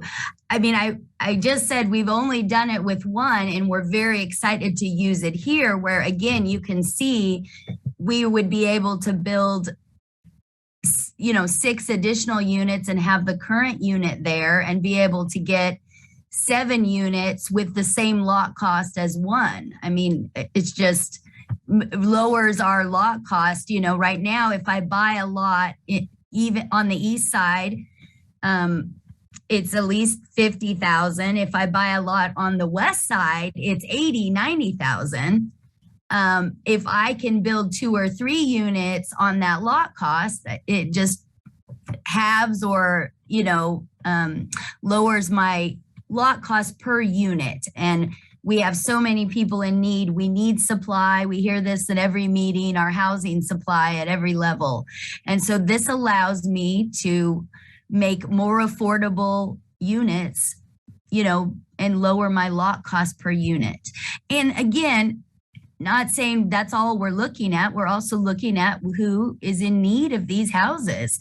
And a huge amount of seniors and millennials that aren't married or don't have singles or a 2-person household needs affordable small houses. And so we have a waiting list right now of 30 pre-approved households. I would say 20 of those are households of 1 or 2 people that are ready to buy and cannot find anything affordable to buy. And so this is exciting if we can get a project where we buy a lot and then we can build 6 more units on that giant lot, and not have the development costs of the street. And a lot of, if we're doing a larger development, you do start getting into extreme costs. The other thing I would say is this is beautiful infill development that most of the city staff is going to agree is much cheaper to do than annexing or new construction with new infrastructure. So this makes a lot of sense on all the large lots that are left, and there aren't very many. I mean, this is really probably one of the last ones, but that are vacant. Let's build And it's still single family. We're not saying condo units. We're not creating ridiculous density, but this is still, 7 units instead of 1 makes a lot of sense to me. And that's the only way we're going to get to the price points that a lot of people need as a 1 or 2 person household. Often single parent with a kiddo that only has the 1 income to buy their house on. So again, every time we can lower that lot cost, we can build more affordable units. This is Commissioner Sellers. Thank you, Rebecca. And speaking as a geriatric millennial in our community, I appreciate the work that you're doing to address this, because I am one of those individuals who is not able to be a homeowner because of the very market that we have in the lot and the available stock, or the lack of available stock. So I do appreciate, seeing this work being done, having gone to grad school and read this and studied the work that you do, but that others in our community are doing and across the country that are trying to do to address this. This is, you're putting truth to power and truly addressing community benefit all in one. So thank you. Mayor Shipley, we're still on commissioner discussion. I do see some public comment, but I want to make sure commissioners don't have some further questions before we move on. Okay, Sherry, is there anyone there in the room who has public comment? No. Okay, I do see Nicholas Ward here. Sherry, do you see? Yes. Okay. Go right ahead.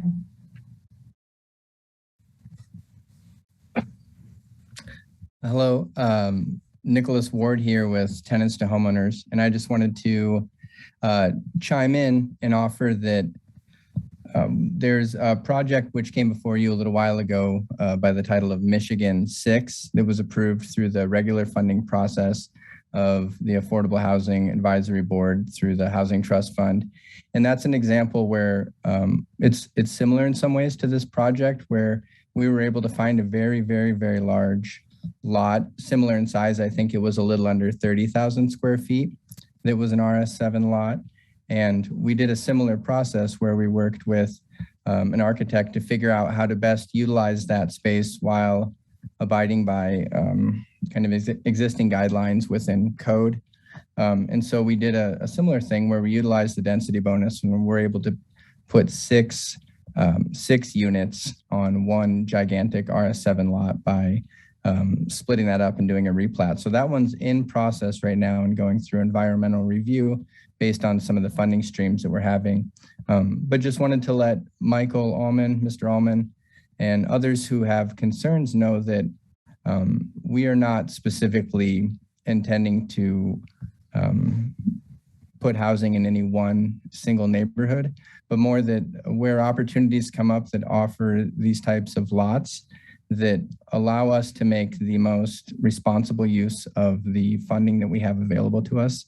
That's we're doing our due diligence in following through and making those decisions and those improvements. And so that's what you're seeing here on Harper, and that's what you're seeing with the Michigan 6 project, and hopefully that's what you'll be seeing in a lot of other places going forward as well. That's all I wanted to offer. Thank you for your time. And if there's any questions for me, I'm happy to answer those as well. Mayor Shipley, I do see Michael Allman, but he's already commented. So if any commissioners in the future have some questions for him, he can speak. But I want to make sure there's no other public comment before we bring it back to the commission. No one else other than Mr. Allman has indicated they wish to speak. Okay, thank you. I do want to bring it back to the commission here. Any quick questions before we begin our discussion? The thing, and I wouldn't honestly have pulled this on my own, it was just a thought I had, so I might want to see if Leah Roslin would like to comment. So I apologize if this is surprising. Is funding out of cycle just in general.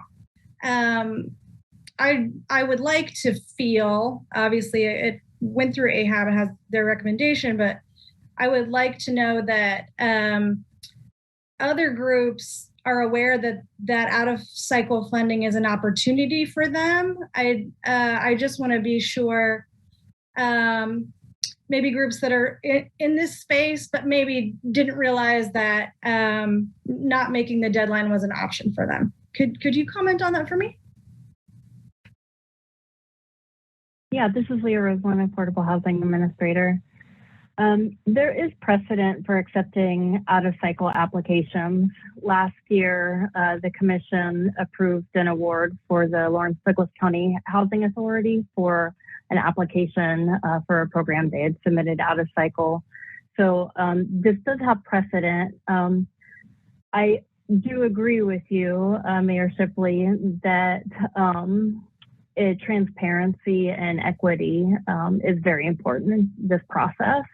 And this is a discussion that I think the Affordable Housing Advisory Board has an interest in continuing to explore how we can increase transparency and equity in the process, and perhaps just embed in the application process, ongoing applications. Because one of our primary goals is increasing development of affordable housing units. And as Rebecca mentioned, the market is moving so quickly that just accepting annual applications may not be the best method towards really getting us towards that goal. Mayor Shipley, thank you very much for helping me with that. I appreciate it. Commissioners, any other questions or comments?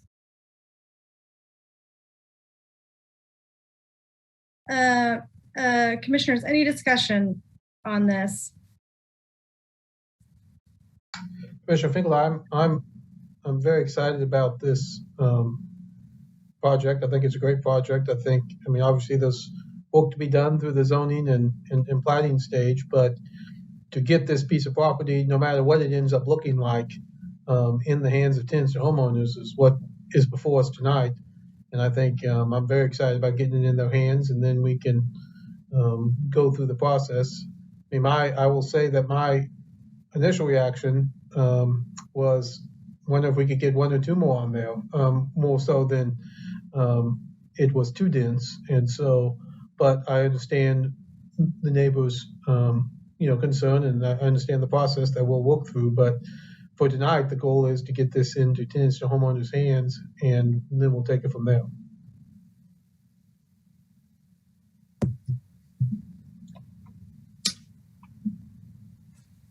Mayor Shipley, if I may just also comment, not just tenants to homeowners or any developer, but that it be permanently affordable and be in the trust fund. I just want to clarify that it maybe for me doesn't matter who develops affordable housing as long as it's permanently affordable. Mayor, I'll make a motion, if that's okay. This is Vice Mayor Larson. I approve a funding request recommendation from the Affordable Housing Advisory Board for Affordable Housing Trust Fund dollars in the amount of $200,000, and authorize the city manager to negotiate and execute an agreement with tenants to homeowners for the use of the funds. Commissioner Littlejohn, I second. Mayor Shipley, I have a first and a second. Vice Mayor Larson. Aye. Commissioner Littlejohn. Aye. Commissioner Finkeldye. Aye. Commissioner Sellers. Aye. Mayor Shipley, aye. That passes 5-0. Let me look at my clock here. I've heard in the past that commissioners like 10 minutes. It's an odd time. So if everyone doesn't object, I apologize. Could we meet at 7:30 and reconvene? Thank you.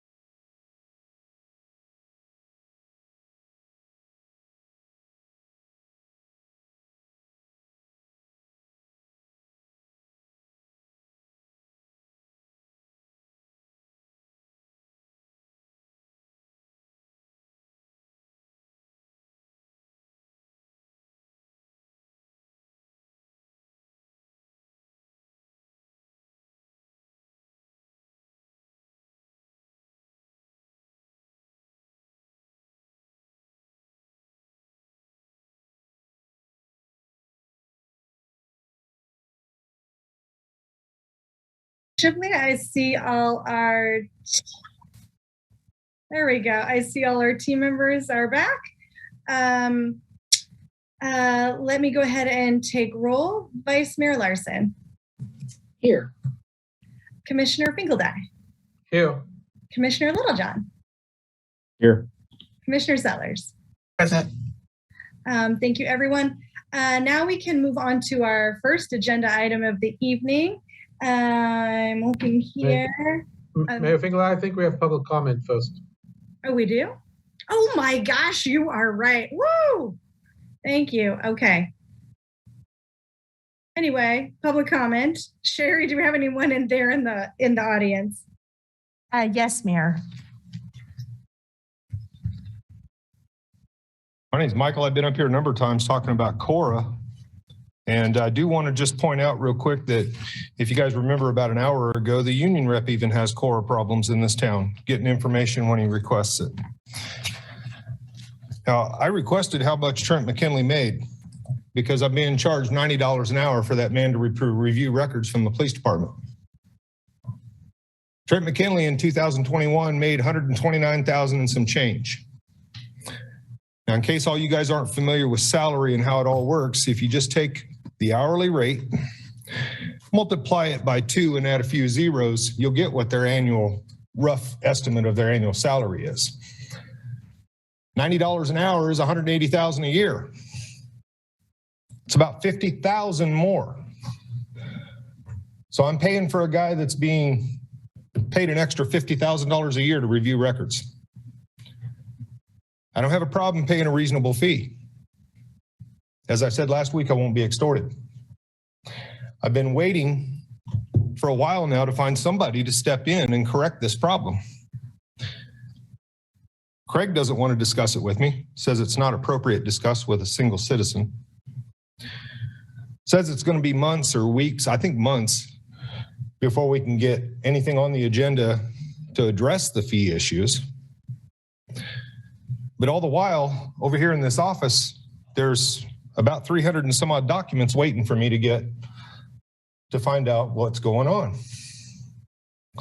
I'm happy to pay a reasonable fee. I sent a message to Bobby Walthall, to Craig, talking about, let's get this one off the books. $50 an hour. I'll pay $50 an hour, no problem. No discussion, wouldn't even contemplate it. We're stuck on this $90 an hour that Trent McKinley does not make. McKinley made $129,000 last year.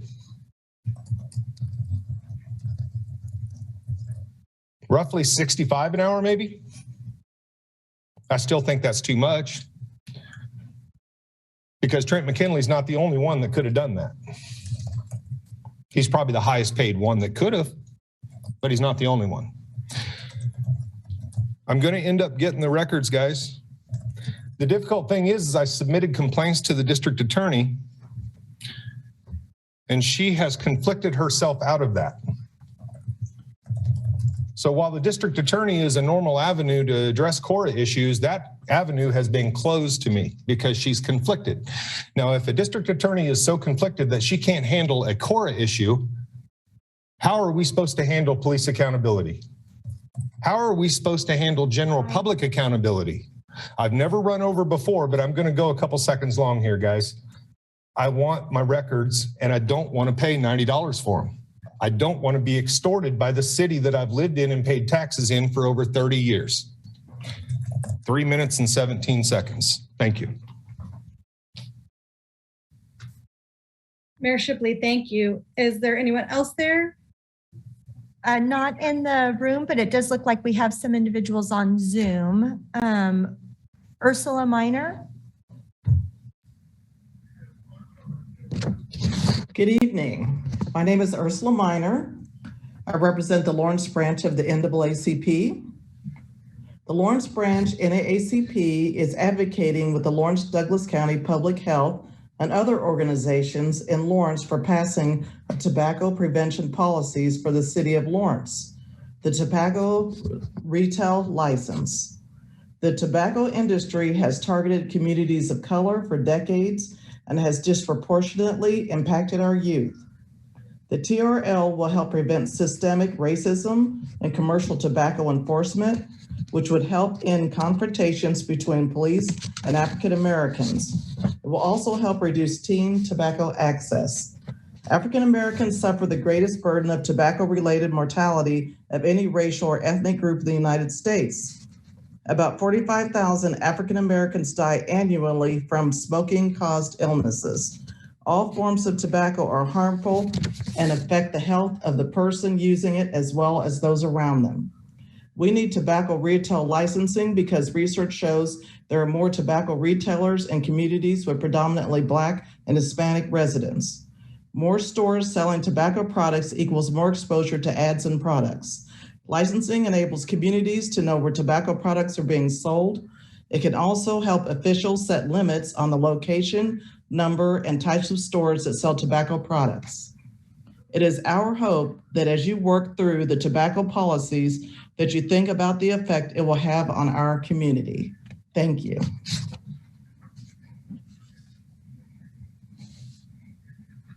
Christopher Berger.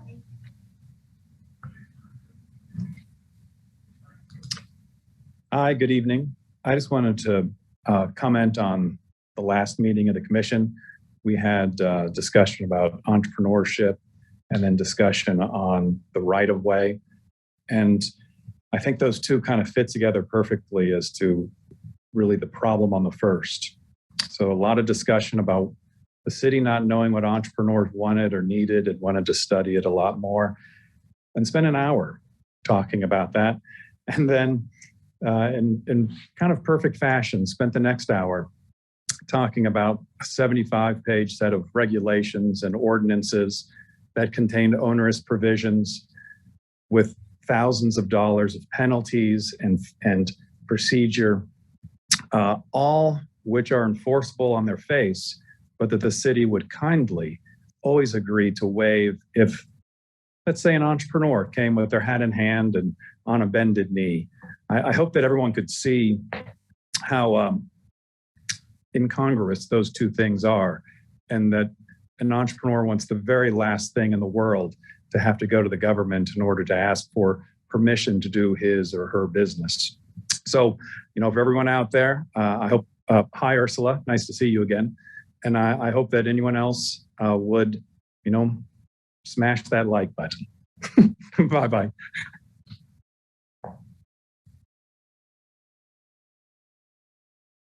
Mayor, that's all the public comment. Very good. Thank you. I believe now we could move on to our first item. And I have Ava Kerner here. Yes, thank you, Mayor. Good evening, Commissioners. My name is Avery Kerner, and I am a planner in the Planning Division. The item before you tonight is an application proposing a modification to the existing final development plan for Big O Tires at 4661 West 6th Street. The subject property is generally located to the southeast of the West 6th Street and Wakarusa Drive intersection and is included in the Westgate Plan development. The plan being revised is only for a small portion of the plan development, which is identified on approved plans as Phase 3B of the plan development. This item is before you this evening because the modification being proposed is considered a major change, which requires a public hearing and approval by the City Commission. This project proposes stacking an 8-foot by 40-foot cargo storage container on top of an existing cargo storage container on site. The container would be used for the storage of tires, which is considered incidental to the existing and approved land use on site for Big O Tires. There are 2 existing cargo storage containers on site, which are located on the south side of the property behind the commercial building. The proposed container would be stacked on top of the north container already on site. An image showing the location and orientation of the existing storage containers is provided on page 7 of the staff report provided in your packet. Stacking the proposed storage container would add approximately 320 square feet of storage space to the site. By stacking the container, this project would not increase the structure's footprint or the amount of impervious surface on site. Stacking 2 storage containers would result in an overall height of 17 feet which meets the height requirements for accessory structures by not exceeding the height of the primary building on site. As outlined in the staff report, the City Commission may approve major changes to final development plans with an affirmative vote by a majority of the Commission, following a public hearing, and with a finding that the modification proposed complies with Section 20-1304F3 of the Land Development Code. Section 20-1304F3 contains two conditions for approval, which are included in the staff report on pages 8 and 9 as the review and decision-making criteria for the proposed modification. Condition 1 is that the proposed modification does not affect the rights of landowners within the plan development to maintain and enforce provisions of the plan development. The second condition is multifaceted and requires that 1, the proposed modification is consistent with the efficient development and preservation of the plan development. 2, that the modification does not adversely affect the enjoyment of surrounding properties. And 3, that the approval of the modification does not solely grant a special benefit to any person. In addition to planning's review, the proposed modification has been reviewed and approved by several other departments, including fire prevention, building safety, and municipal services and operations. And in reviewing the proposal, staff has concluded that the project meets the review and decision-making criteria for approval. Staff recommends approval of FDP-21-00264 for a modification to the Westgate Place, number 2, Lot 2, Phase 3B Final Development Plan based upon the analysis and findings presented in the staff report. And with that, I would be happy to answer any questions you may have. And I believe we also have the applicant on with us tonight in case you have any questions for them. Thank you so much, Mayor Shipley. Thank you. Let's make sure. Go ahead. I see. Commissioner Finkellein. Yeah. I just had a question. I wasn't quite clear from the staff report. Why did we consider this a major change as opposed to one that could be administratively approved? We referred to that a few times, but I didn't quite figure that out. Yes, thank you. This is Avery Kerner, planning staff. So the Land Development Code provides criteria for what is considered a major change to a final development plan. And in this case, I'm trying to pull up the code section here real quick so I get the language correct. But the trigger for this is that the structure itself increased in height over 5 feet. Or by over 5 feet. And so that's the trigger. And then a second trigger was that the structure itself was increased by more than 10% in size. Commissioner Finkellein, thank you. This is Vice Mayor Larson. You said it increased it by more than 10%. Is that taking into account the entire building? Or just the storage containers that are already there? This is Avery Kerner, planning staff. That is taking into consideration just the storage container structure itself. By definition, the cargo storage containers are considered and viewed as accessory structure or as structures and buildings as defined in the Land Development Code. And so they are treated as an accessory structure. Thank you.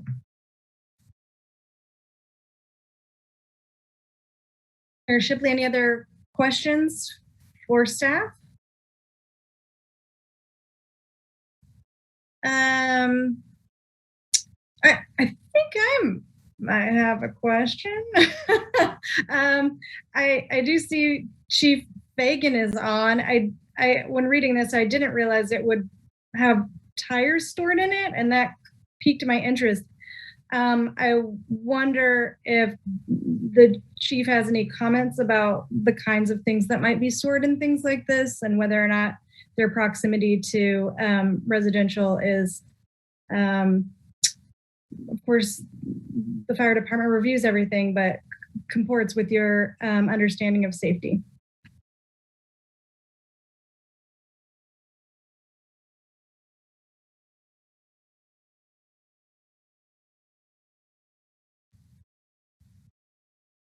This is Avery Kerner, planning staff. I know that question was directed to Tom Fagan.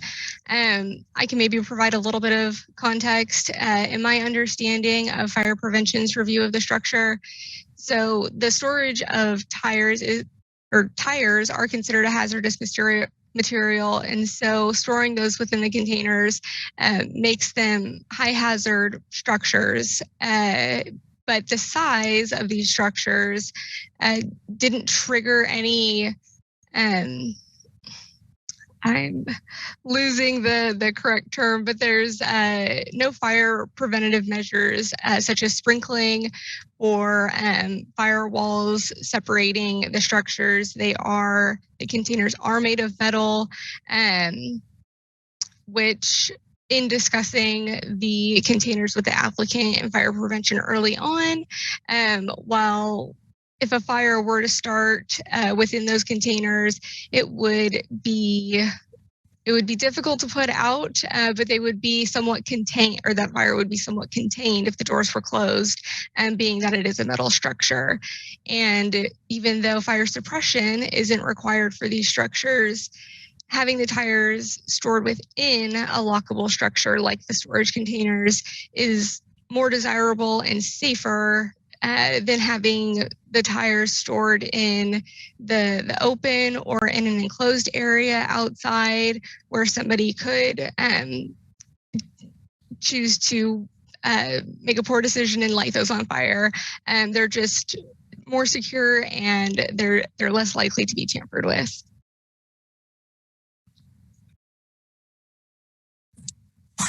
C.L. Maurer, the applicant from Land Plan Engineering. The other thing is these containers are also airtight. So if there was a fire inside there with the door shut, that it wouldn't burn very long at that point in time. It would just sit there, and if it does keep going, it would be a smoldering thing. We've had that discussion with the fire department several times. We are required to put a fire extinguisher by the door on each one of these containers, so that if there is a fire, they have access to a fire extinguisher just as they get into the container. There is no wood inside here. They're all stacked on metal shelving, and all of them are set up. They're not stacked. They call it riveting, where one's on top of the other. They're not. They're all side by side, so they don't allow them to actually burn on top of one or the other. Thank you.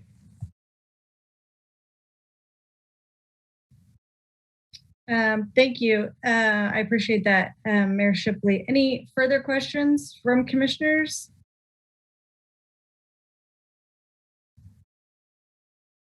All right.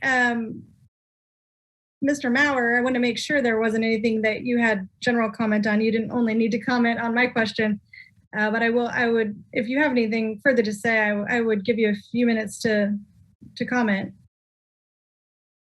No, it was quite a process. I know this is a little different just because we're stacking units on top of what's there.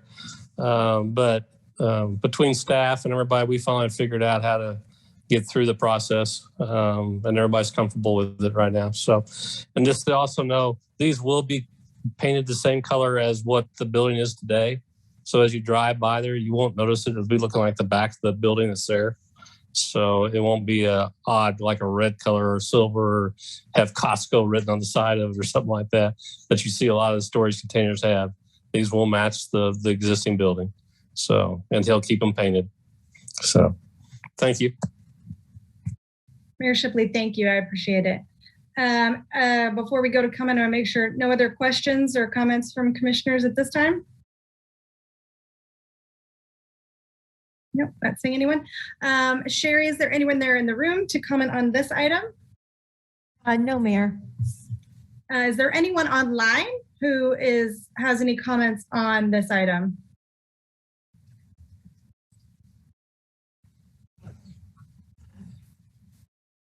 Mayor Shipley.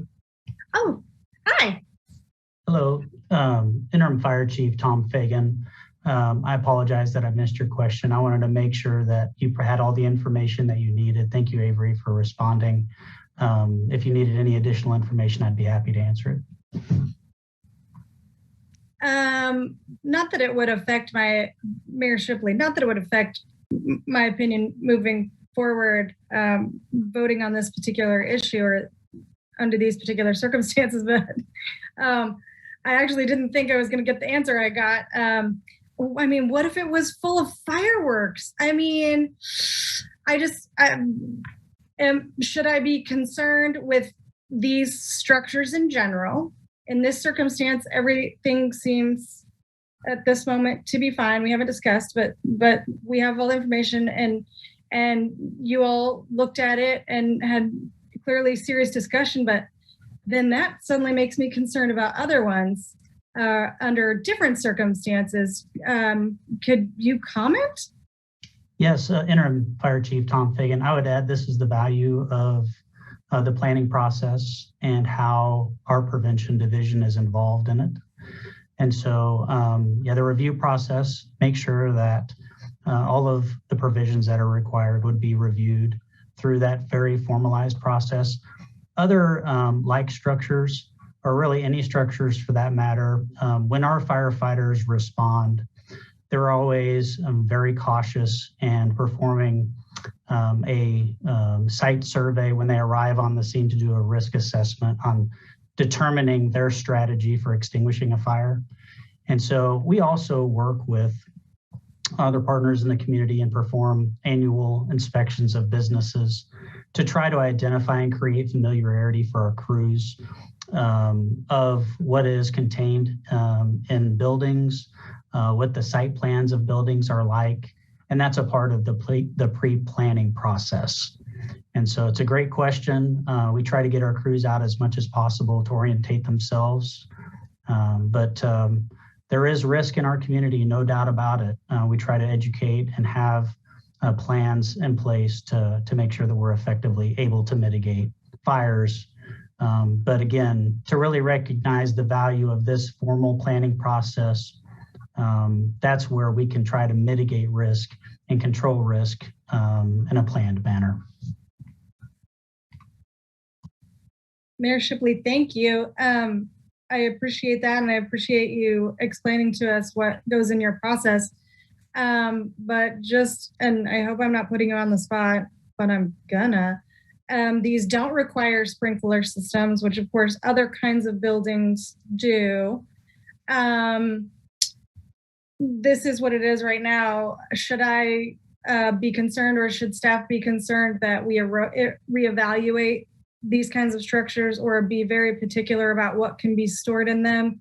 Because of course we know that that sprinkler systems can be very instrumental in saving lives. So. Interim Fire Chief Tom Fagan, great comment and great question. And I want to recognize the value of fire suppression systems within buildings. Tremendously decreases the risk to people, occupants in the building, and then also reduces the chance of damage from a fire when they occur. We're always going to advocate towards having fire suppression systems in buildings. But the planning process, which has been adopted by the code, is what the city is currently working through in regards to its requirements. And so that would involve revisions of what would be required. But when you ask firefighters, we're always going to advocate on the side of greater safety for our community. So thank you for the question. Thank you so much, Interim Chief, for being here and answering that. I appreciate it. Commissioners, any other questions, comments, discussion?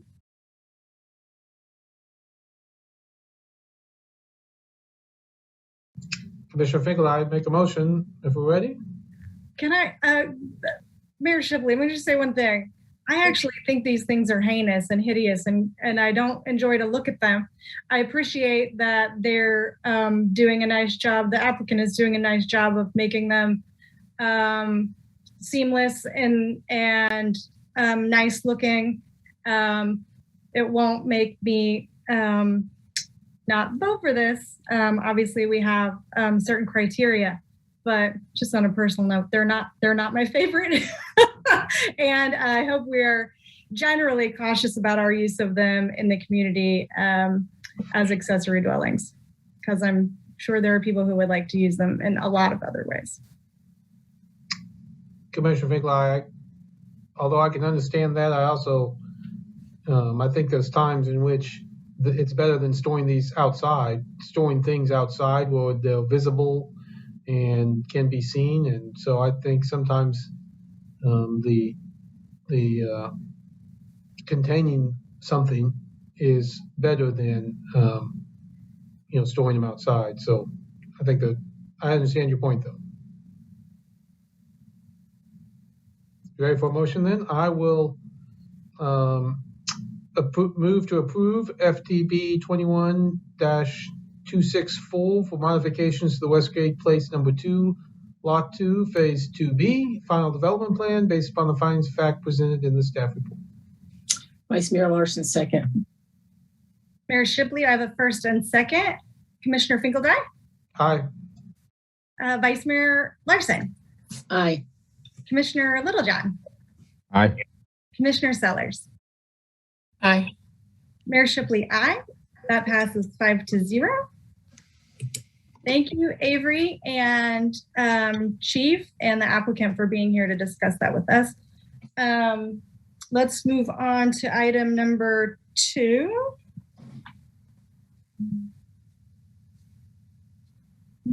Sorry, my device has to figure itself out. The Development Long-Term Parklet Program, and consider adopting resolution number 7412. Good evening, Mayor, Commissioners. Mark Hecker, Assistant Director of Parks and Recreation. This task item has been moved to the Parks and Recreation Department as part of the unmistakable identity outcome area in the strategic plan. What we're proposing tonight and for your consideration is the current temporary resolution for the parklets is set to expire at the end of March. If we wish to move forward with the development of a long-term plan, we're probably going to need about 6 months to get that plan developed and back to the City Commission for consideration. So tonight's agenda item would basically replace the existing resolution with a new resolution that would extend through August 31st. Our plan would be internally is to basically go hire a consultant to work on best practices, pull together a lot of best practices. We know there's plans available in multiple cities. I think we just need to pull it together and make it Lawrence, and then get a fee proposal together, and then we go do public engagement. So I think that's the biggest part of moving forward is we can all pretty much agree on what a plan looks like, but then how do we get consensus on, what fees should be charged, how many stalls can each person have, that sort of thing. So we feel pretty confident that, we can do this in fairly short term, bring a plan back to the commission mid-July for implementation by September 1. So that's kind of our internal thought process. I'm willing to hear other thoughts, or, I guess if we don't do this resolution tonight, the program would expire at the end of March.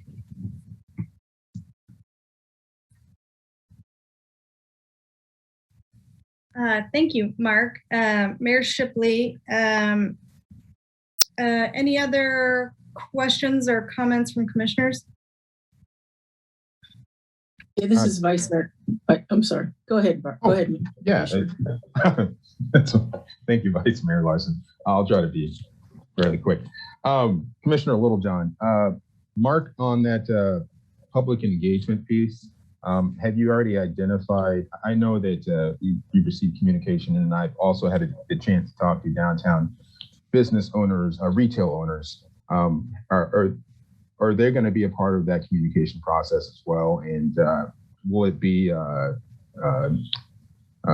not just a one-off, but a continual process? Yeah, Mark Hecker, Assistant Director. My vision of that is, once we get a plan together, we want to have something we can show people. So it's not only the people that own the current parklets, but also the other property owners downtown, to get a little feedback on, what's good and what's bad about a parklet system. So yeah, I would, in my mind, focus it pretty much with the downtown business owners, but not just people that are providing restaurant services, but other, retail or business opportunities. Yeah, this is Vice Mayor Larson. I noticed in your fiscal impact, you said there's no fiscal impact. So how are we going to hire an architect without any sort of cost? Mark Hecker, Assistant Director. That's been pointed out to me a couple times. So yeah, there will be a cost to the architect. I anticipate it's in the $15,000 to $20,000 range. So in my mind, it helps us with pulling this together in a short period of time if we aren't allocating staff time to it. Okay. Staff came to us November 9th for basically the same thing. And asking for, not for the architect part of it, but just to develop a long-term parklet program. And at that time, it was indicated that I know there were some surveys done, and there were over 2,000 people that had responded to this survey, and you got quite a bit of information. It sounded like good information at that, a lot of input, one of our most highly used survey, I think, out there at the time, one of them. And at that time, on November 9th, what you had requested was to come up with some guidelines and then develop a collaborative process with stakeholders and community members. Have you done that, the stakeholder work? It didn't sound like you did yet. Mark Hecker, Assistant Director, I would say that has not been done to this point. I can't speak to back issues. As I said, we just kind of took it over here in February, but reading back through the previous 2-year history of this topic, I can see where the same thing has been requested, but to this point, we haven't developed a plan. Okay. Because at that time we had voted on that, and I believe it was probably unanimous that and you asked, staff asked for a deadline at that time, March 31st, for this, and it didn't seem like nothing was done during that 4 months or the last 4 months to get this program going. And I'm a little bit concerned that we've got businesses out there waiting to hear what the results are and to get basically get their businesses settled on what we're going to do with this parking situation or parking situation. So I'm pretty disappointed that we don't have a plan before us tonight. And I realize it sounds like you just took it over, Mark, or Parks and Rec did, but I'm pretty discouraged that we don't have something before us tonight. I was really hoping, especially with the situation with COVID right now, it looks like businesses are really going to be able to open up much more than they have been. So that's my comments on it at this time. Mark Ecker, Assistant Director, I do understand that frustration, and I think we can take a pretty focused approach going forward. We'll work with MSO and staff, and obviously code enforcement and fire, and come up with what I think can be a pretty good plan to bring back to you. This is Commissioner Littlejohn again. Mark, just had another one. So from now on, will the Parklet program live with Parks and Rec? Is that just is this more of an implementation thing, or will it continually live with this department? Mark Hecker, Assistant Director. The way I'm understanding it, it'll kind of house here. We'll obviously have to work with a lot of different departments. So the city clerk's office will be involved with fee collection, and code enforcement will be involved in making sure whatever program we put together is being followed, as well as the fire department. So, I think we can be the spearhead of it and maybe be the little bit of the inspection of it. In the current resolution, we call for the parklets need to be used every 30 days. So obviously through the winter months, a number of them sat idle. So that's something I think we need to probably keep a little better track of. And we have staff downtown every day. So I think we have an opportunity to maybe have eyes on the ground, basically. Eric Rogers, Director of Parks and Recreation. We do apologize. It's kind of floundered in different city departments and under different people, and really hasn't had the good leadership that it should have had. It has found its home. It's under us and Parks and Recreation as the outcome area, unmistakable identity, and we're going to own it. We're going to do it right. We could have brought forward a good resolution possibly tonight, but I think it would have been more reactive. We'd be correcting things, and our goal is to get and better to an excellent solution. And by using an architect to engage, we think we can come up with that. And we can address the issues of how the program is administered and how it complies and meets our ordinance requirements. So from our perspective, we thought this was the best route we could do to get a program and meet the timeline and address the needs. Thank you, Derek. This is Commissioner Sellers. I'm just reading through the report from Mark. It does note that at least some of the deliverables is to provide a proposed program to the City Commission by early July with the proposed implementation of September 1 based on the resolution that's presented this evening. So seeing that we've spoken on several pieces of community engagement as well as, the RFP for an architect firm to look through this and go over logistics and best practices to create a product for us to review. Have you given any thought to, that timeline? Are we looking at, April for an RFP or March could you kind of walk me through what you're thinking that timeline is going to look like? Mark Ecker, Assistant Director of Parks and Rec. We've already started work on the gathering quotes on the architectural services. So we have one more we want to talk with. So I think we can probably get that working here in the next week or so. And as we've talked with the architectural firms, we talked about deadlines that we want to hit. So we're trying to get them to hit a mid-June timeline to have the public engagement completed. So far, we haven't had anyone really balk at the notion of moving this along fairly quickly. So I feel pretty confident that we could pull this off. Wonderful. Thank you, Mark. This is Commissioner Sellers, and I do appreciate Mark, you being on it, Derek, you being able to chime in and take the onus on this. I'm glad that it's found a home and that it, with the work that's going to be done, it's going to be done right. So, regardless of timeline, I'd like to see a good product, and this gives us an opportunity to have that product. And so I'm just wanting to make sure that we, as I think some have spoke to and alluded to, is to get a more robust engagement. I know we've had some surveys done. I know Downtown Lawrence has been a part of this conversation, to truly hear from the people and to be able to have those discussions and bring it back to the strategic plan. This gives us that opportunity. I think I look forward to seeing that finished product in July. So thank you. Mark Ecker, Assistant Director. A couple of things I'd like to point out in the resolution. We have upped the game a little bit on, we're going to require everybody to meet ADA standards. There's a few down there that, because they're from sidewalk down to street level, there's a transition. Some haven't adjusted for that transition. So one, either you need to have a ramp down or you need to bring the seating area up to curb level. So we'd like to see that happen even as a temporary regulation here, and also it needs to be used. So, through the winter months, obviously a lot of them weren't used, but today almost all of them were used. So it's a beautiful day out. So I just wanted to point that out as a change from what you've seen in the past on those resolutions.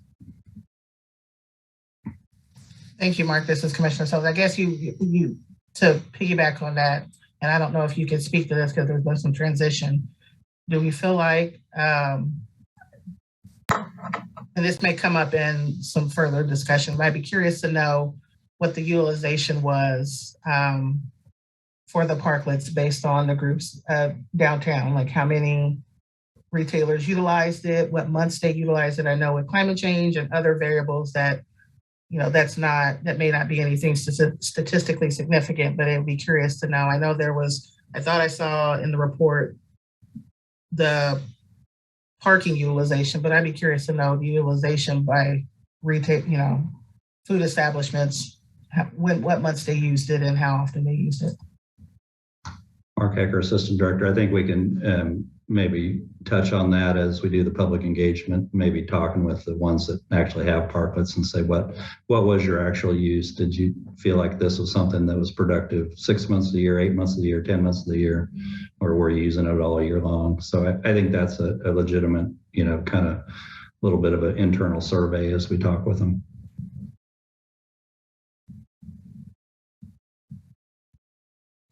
Commissioner Finkeldye, a couple questions. One, especially now that we're into March, and by the time this is approved and get going, it seemed to me that, if someone didn't use their parklet for 10 days or something, 30 days is a long time not to use it in the middle of the spring, and then they have 30 days to remove it. I just wonder what your thought would be on something like if you don't use it for 10 days, then you have 15 days to remove it, just to move it along. Again, it probably won't happen. I assume most people will use it, but it just seems like that's a long period of time. Mark Hecker, Assistant Director, I would totally take commission direction on that. It was something that Randy Larkin and I sat down and kind of discussed, that we ought to at least have some measure in there that, if we're noticing the same sets of chairs sitting in the same stack all winter long, then probably ought to have a conversation with that business. But yeah, it's going to be interesting going into spring because, like I said, almost all of them were used today. So then you start a 30-day count from today, and you would suspect most of them would be used, within a 30-day period. Commissioner Finkeldye, well, thanks. I think that's worth at least talking about. I guess my other question is, sometimes, I want to give plenty of time to get it done right, as you say, but the flip side is, sometimes we think about, some of these things in terms of like when the college students are coming back. And, if we adopt something in August that goes into effect August 31st, and assuming we give them some time to get, come up to code, it just seems like, now we're in the middle of September or October before whatever we pass is implemented. It seems like to me that if it was possible that if we approve something by, the middle of July with an implementation date of August 15th, all the changes would be in place by the time the students came back, either gone because they're not being used anymore, or up to code, up to the new code when they came through. Again, that shortens 45 days off your process, but just wondered if you had any gut reactions to something like that. Mark Hecker, Assistant Director. I was actually thinking exactly the same way. I'm looking at seasons, so my preference would be if we could do the magic, let it happen. I'd like to have it back to the commission the 1st of July, approved, and then a 30-day window that people can decide if they want to go with the new rules or pull their stuff out. So that by, like you said, mid-August, we're either cleaned up or moved to the new sets of guidelines. So, I think internally, I think we can try to push that a little bit.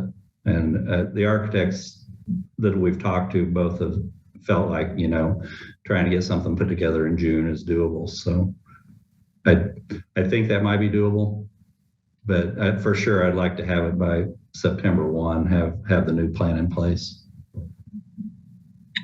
Commissioner Finkeldye, thank you. This is Vice Mayor Larson. This is Vice Mayor Larson. Just to piggyback a little bit on Commissioner Finkeldye's question or discussion regarding 30-day. It was my understanding from reading that any day of that 30 days that if they don't use it, then that would basically put them in a situation where they've got 30 days to dismantle it. Is that correct? Mark Hecker, Assistant Director, that would be correct. So what about days they're closed?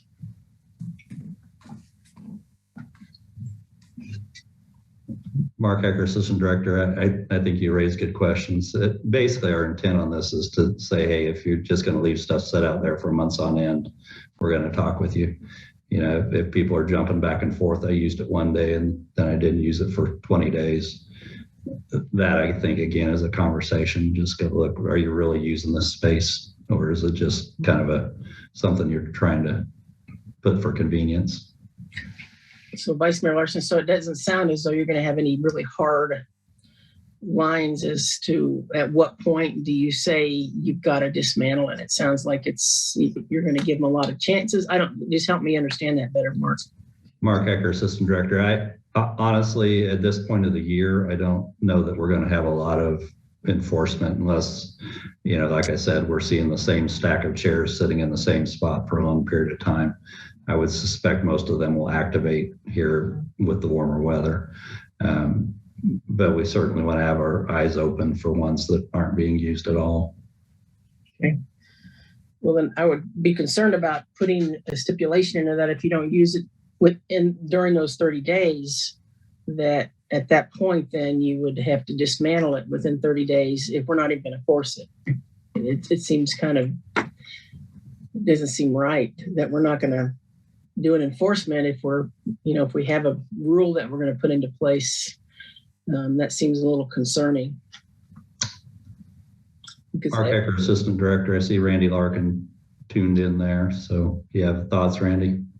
This is Randy Larkin, Deputy City Attorney. The purpose is if it's not used within a 30-day period at all, then we give them 30 days to put it into use, or we will remove it, or they have them remove it. That was the intent of this, based, on the, pretty much we're not collecting fees, and this is because of COVID, and to allow people the greatest opportunity that they have to use the downtown parklet program. And that's the intent of it. We just don't want somebody just taking the space and storing chairs. So if they're not using it within 30 days, it doesn't mean they have to use it every 30 days within that period of time. They might be off business and there's nobody there and they have it locked up. But if they don't use it for more than 30 days, we'll give them notice. And if they don't use it for 30, if they don't remove their stuff or don't use it within that 30 days, then we'll take it out of there so we can, return those spots to park. That was the intent of it. And we wanted to be as, lax and as open as we could and allow people the opportunity to use it if they could. That was the intent. Okay. Vice Mayor Larson, thank you for that clarification. Randy, then we might want to rewrite what you've got in your memo because it does say 30 consecutive days, as though it would have to be used every day of that 30 days. No, that means that means 30 consecutive days they don't use it at all. If they use it one day within those 30 days, they're fine. That's okay. What that means.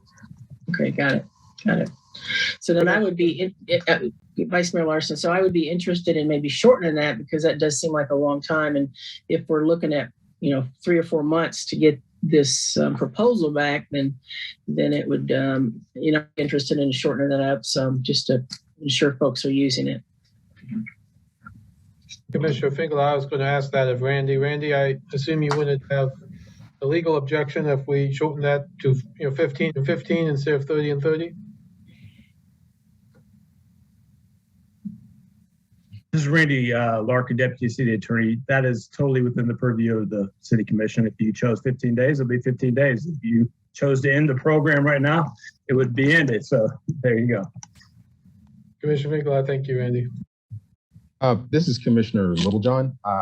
It was my thought that when I initially looked at it, that the reason that the 30 days and then 30 days was put in there would be for those bars or restaurants that had structures that were pretty permanent in nature, and that it would encompass the winter months when, people didn't necessarily want to sit outside when it was really cold. So I know that occasionally during those winter months, we have nice days where people can sit outside. So maybe they can take that opportunity within then, so that, and I know that Mark was saying that, they're going to be pretty lax on it. But I think at least that was my interpretation, to kind of encompass the entire year, not just the parts of the year when it's nice outside, but, when there's snow on the ground as well.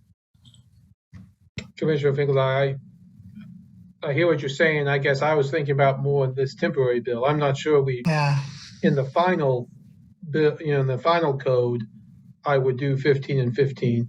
But for this period, knowing that it won't go into effect until, 2 weeks from now, will be middle of March till, August 31st. In that period, we don't have any real winter months. That's why I'm worried about. Commissioner Littlejohn, I got you. So yes, in that case, I can see where you're coming from. This is Vice Mayor Larson. I've got one more question or just an observation. There's some of the vendors or the businesses downtown that are taking up 4 spaces more and or sometimes more. Is there would there be any thought from the commission to bring that back down to only using 2 parking places per business? Because it seems like there's a few that really are taking up large swaths of parking, and it's not being used, pretty much. So I would be interested to see if any other commissioners would entertain that. For the temporary, this is Commissioner Sellers. Are you speaking in regards to the temporary? Yeah, Vice Mayor Larson, yes, just for this 4-month, 3-month period, whatever it is. Mayor Shipley, so I was very appreciative to see the parking information on that. This ties into what you're saying, Vice Mayor. One thing that I was really hoping for was some kind of indication of the cost to the businesses, because I think some are holding out either to make further plans or things they're not using, they would like to use them, or and to your point, to back down if they knew what the cost was. And I think we've said in the past, to make that uniform or commensurate somehow with the sidewalk dining we've had in the past. And I just was having a hard time making a decision without that information. And I think I think business owners are also having that hardship. So I just wanted to say, I felt like that tied it a little bit into what you were saying, cost per square foot, or, maybe one business isn't using it, they'd be willing to pay extra or whatever. But I don't have that information, and that's making it difficult. So I don't know if you had any thoughts about that. Mark Hecker, Assistant Director. I think a lot of what we're talking about here is maybe the permanent plan. In other words, what is allowed, what's the fee for that? So businesses can decide, yeah, that's worth my money, or no, that's not worth my money. And then also restricting the size. So I think everything we're talking about here is absolutely relevant and needs to be part of the permanent plan. I'm not sure how we would implement some of this now without the full plan.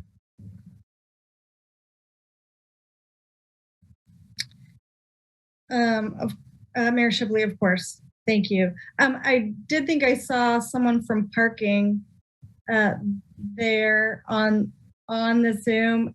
Could they make any comments now that we've had our new parking system? Of course, I wouldn't hold you into anything you said, but are you close, or do you know that in conjunction with working with Parks and Rec, MSO and the other planning, the groups that are going to need to be involved in, that within a relatively short time span, you're going to be able to tell us and the public a number for the cost of utilizing what is in fact public space. So we do need to be charging for it at some time. This is Brad Harrell, Parking Supervisor, and thank you for the question. I think as a general perspective, I think on Massachu Street and our downtown parking lots, license plate recognition data suggests that we have available parking with select increased demand during peak periods. These generally occur around the lunch hour, evenings after 4. But in my opinion, I believe that the downtown parking supply is able to support the decreased number of stalls due to parklets. And I am very confident when it comes to, charging adequately for those particular spots, as we, speak with, as Parks and Rec and myself and other departments work together, I feel like we can come up with the correct rate model moving forward to where, the lost revenue from whether that, the coin or mobile payments in one particular meter en masse, we can encompass that in the rate structure moving forward, so that we can continue to make those make those advancements in our parking operation. This is Vice Mayor Larson speaking of cost, Brad. as far as looking at it from the cost standpoint of just what the parking meters charge, I think that's probably about $9 a day if you put a quarter in every 15 minutes.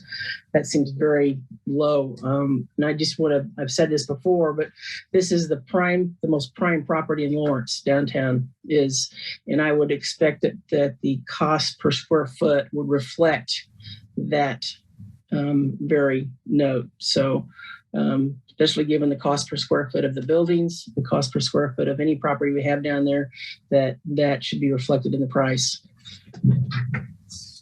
This is Brad Harrell, parking supervisor. Lisa, I completely agree with you. I think there's a lot of different perspectives there that need to go into consideration when we work through this rate model. And I'm confident with the Mark Hecker and the Parks and Rec team that we'll be able to come up with those those right rates moving forward. Eric Rogers, Director of Parks and Recreation, and that's part of what the architecture consultant firm will do is look at pricing. What I have seen and what we've seen in reviewing some of the best practices, some cities you may see it's a $500 initial fee and then they charge per stall that the parklet is taking, and that's how they come up with the fee. And the question is that subsidized? And to your point of what revenue is lost and how many days, that's something that should be part of the engagement with the architecture firm when they do their review. This is Commissioner Sellers, and Derek, to your point, and Brad as well, I think as we're talking through potential scope of service areas, I imagine that with the report, the parking utilization report, that not to put words in whoever the architect is, but I imagine that there would be some logical proposal around, to Vice Mayor Larson's point, around square footage and use, and square footage based on, which particular blocks. As we know that there's high utilization areas downtown based on where some of our dining establishments are, and so that will need to be taken into account. But I feel like those are things that will come up, in regards to the architecture's report. So, it's good that we're somewhat on one accord here, talking it out and, making notes for what we'd like to see in the report. So more of a comment than a question. Derek Rogers, I'm sorry. I'm sorry. Go ahead, Derek. Thank you. I was just going to say, Derek Rogers, Director of Parks Recreation, that one of the things we would like to include and have it an inclusive parklet program would include the outside dining, and that would be incorporated into this program. And instead of having separate programs, which right now I believe the outside dining is calculated at $3.50 per square foot for the outside dining. And this is Commissioner Sellers. Thank you. I did, it's good that you're thinking about that and consolidating it. So, I'm excited about what this work looks like. It's one more thing that it's not checking a box, but it's addressing and strategizing something that's been outlined in our downtown master plan. So I look forward to the firm and the results that we get from this. Mayor Shipley, any further questions for staff before we move to public comment? All right, Sherry, is there anyone there in City Hall who wants to speak? No, Mayor. I'm certain there are people on the Zoom. Sherry, I'll let you call on them for me, please. Thank you. Chris Flowers. Hi, this is Chris Flowers, and I was just wondering if I'm okay with this, but I was just wondering about the cost. I heard between, was it 15 to 20,000? But what I was thinking about this is, if the goal of this is to increase revenue for downtown, then can we deduct the price of what we pay for this outside study from any other kind of assistance we're already giving downtown. I'm not sure. I can't remember like what all nonprofits we give money to, but I want to say I thought before Downtown Inc. was asking for money, and if they do get money, can we deduct any of this cost from what we're giving them? Since isn't the reason we give? I don't know. I mean, if we're already funding stuff to increase the revenue of downtown, then I think it's fair to question if we need to give as much next time we're doing budget. We spend a lot of money. Well, I won't say a lot, but in the past, we have spent our fair share of taxpayer money on outside studies. So I don't know. I mean, I'm okay with doing it, but I'd rather sometimes that we spend money on stuff like the homeless or giving all our city employees a living wage. But that's just some of my thoughts. Thank you. Jennifer McKnight.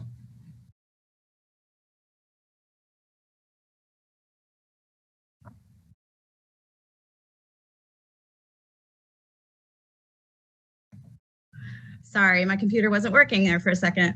Thank you, commissioners, for bringing attention to this subject, and thank you for everybody who's put energy into it. I do have a specific question for Mr. Hecker.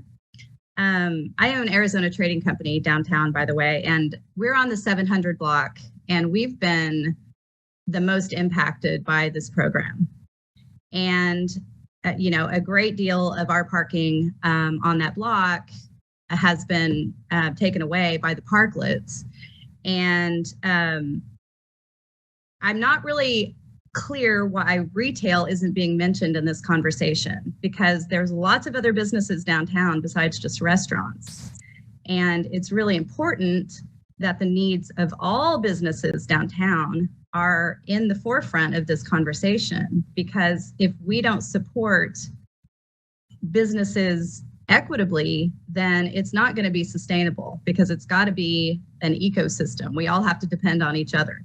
And right now, the situation is that retail depends on close, convenient, and safe parking. And beyond that, and this might be another conversation completely, but there's currently no parking for staff for any business downtown that's affordable and close and safe. So anyway, that's another conversation. But Mr. Hecker, I did have a question about your memo.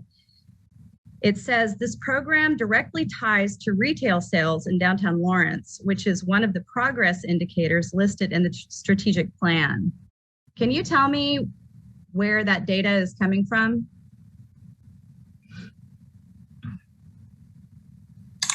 Mark Ecker, System Director. That is one of the data points that we have in the strategic plan. Now, how do we collect that data? We're still working on with city staff to try to figure out how to understand that data point that goes into the strategic plan. So mostly I was recognizing that is why this is landing in the unmistakable identity outcome area, which is what we work in. So that nothing more than that. Mayor Shibley, sorry, Mark, to interrupt, and Ms. McKnight. Usually we save the questions for the end. I just want to make sure, Ms. McKnight, that you get your full 3 minutes, and then we'll be sure to answer your questions. Sherry, I'm sorry that interruption happened. I just want to make sure that she gets her full time.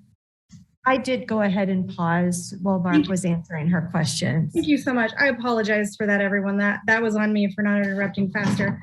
Please take the rest of your time, Ms. McKnight. Okay.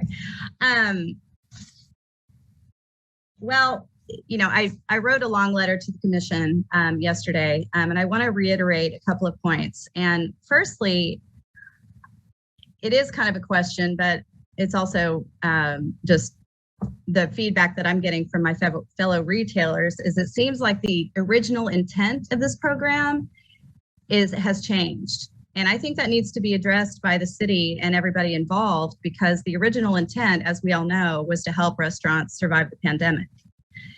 And we also all know that time has passed. You know, as far as I know, most restaurants are serving full capacity inside. And so what is the new intention? Because it was easy for retailers to get behind helping restaurants survive, because we need restaurants just as much as restaurants need us. But it's really hard for retail to get behind whatever the new intention is, because it seems like a permanent plan for the parklets would help a handful of businesses downtown make a lot more money, but does not address the needs of every other type of business. Mayor Shipley, thank you very much. I hope we'll be able to address some of your questions later. I apologize for that interruption. Sherry, who's next? Doesn't look like we have any additional. Oh, I'm sorry. Sir, did you want to speak to this item? I'm sorry, Mayor. I did not realize we had someone in the room who wanted to speak to this item. Go right ahead.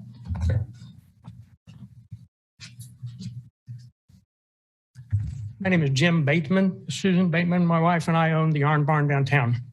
I agree with what Jennifer has just said. It's important that we recognize the purpose of the parklets in the first place. The subject, as it's evolved, has moved to an entirely different question. The question it's evolved to is, should we have parklets downtown? Answered already, yes, we should. I have not heard an extended discussion by the city or anyone else who has authority in this to address that question directly. Should we continue the parklets? It's assumed that we should, and that's without, I think, consideration of a couple of key issues. We've mentioned, someone just mentioned a bit ago, that parking data indicates that there is adequate parking. That study or that observation cannot track who doesn't come downtown because they think there's not adequate parking now. Our customers come from a 3 to 5 hour driving radius. The number one complaint we hear from them is there is no parking, or it's not safe to park downtown. So that's not being addressed, and it needs to be. This, I've heard nothing addressing the negative consequences, potential or imagined, but addressing the negative consequences of taking away parking spaces. Talking about the revenue generated by a parking place.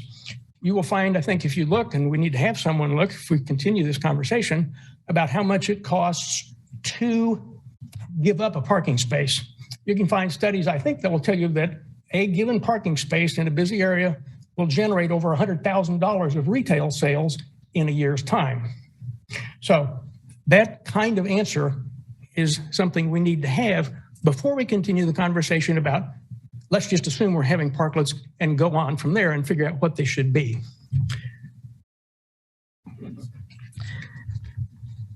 You've got the cart before the horse here. The question is, should we have the parklets ongoing, not how do we make them go and then come back and figure out, gee, we might not have done this correctly. Thank you. Mayor Shipley, thank you. Sherry, let's do one last check. Anyone there in the room? No, Mayor, that's all the comment. Okay, and I guess no one else online either. Let's bring this back to the commission for discussion, and also let's make sure that Ms. McKnight's question was thoroughly answered. And Derek Rogers, for the Director of Parks and Recreation, I can address some of the percent of net sales increase downtown.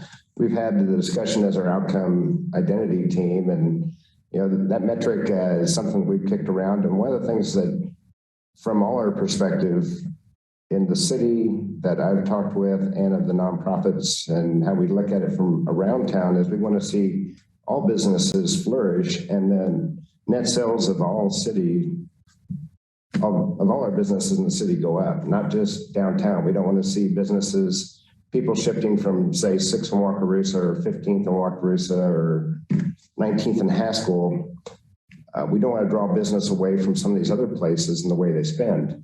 That data is available. I believe it's in Planning Development Services. Downtown was around 9%. If you look at Iowa Street, we're down around 40%. The materials that are sold are different. It goes back to our quintessential downtown and our identity. We don't favor one type of business, a restaurant or bar, over a brick and mortar.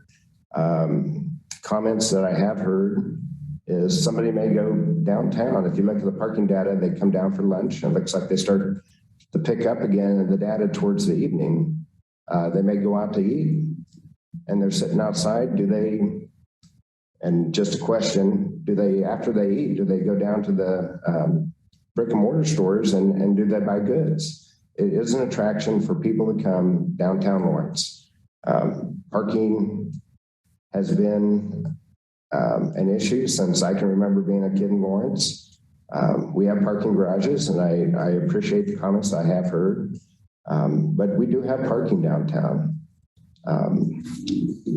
I don't know if that answers all of the questions that or the concerns, and I know it may not satisfactorily agree with Jennifer, but those are my answers on how we looked at the data.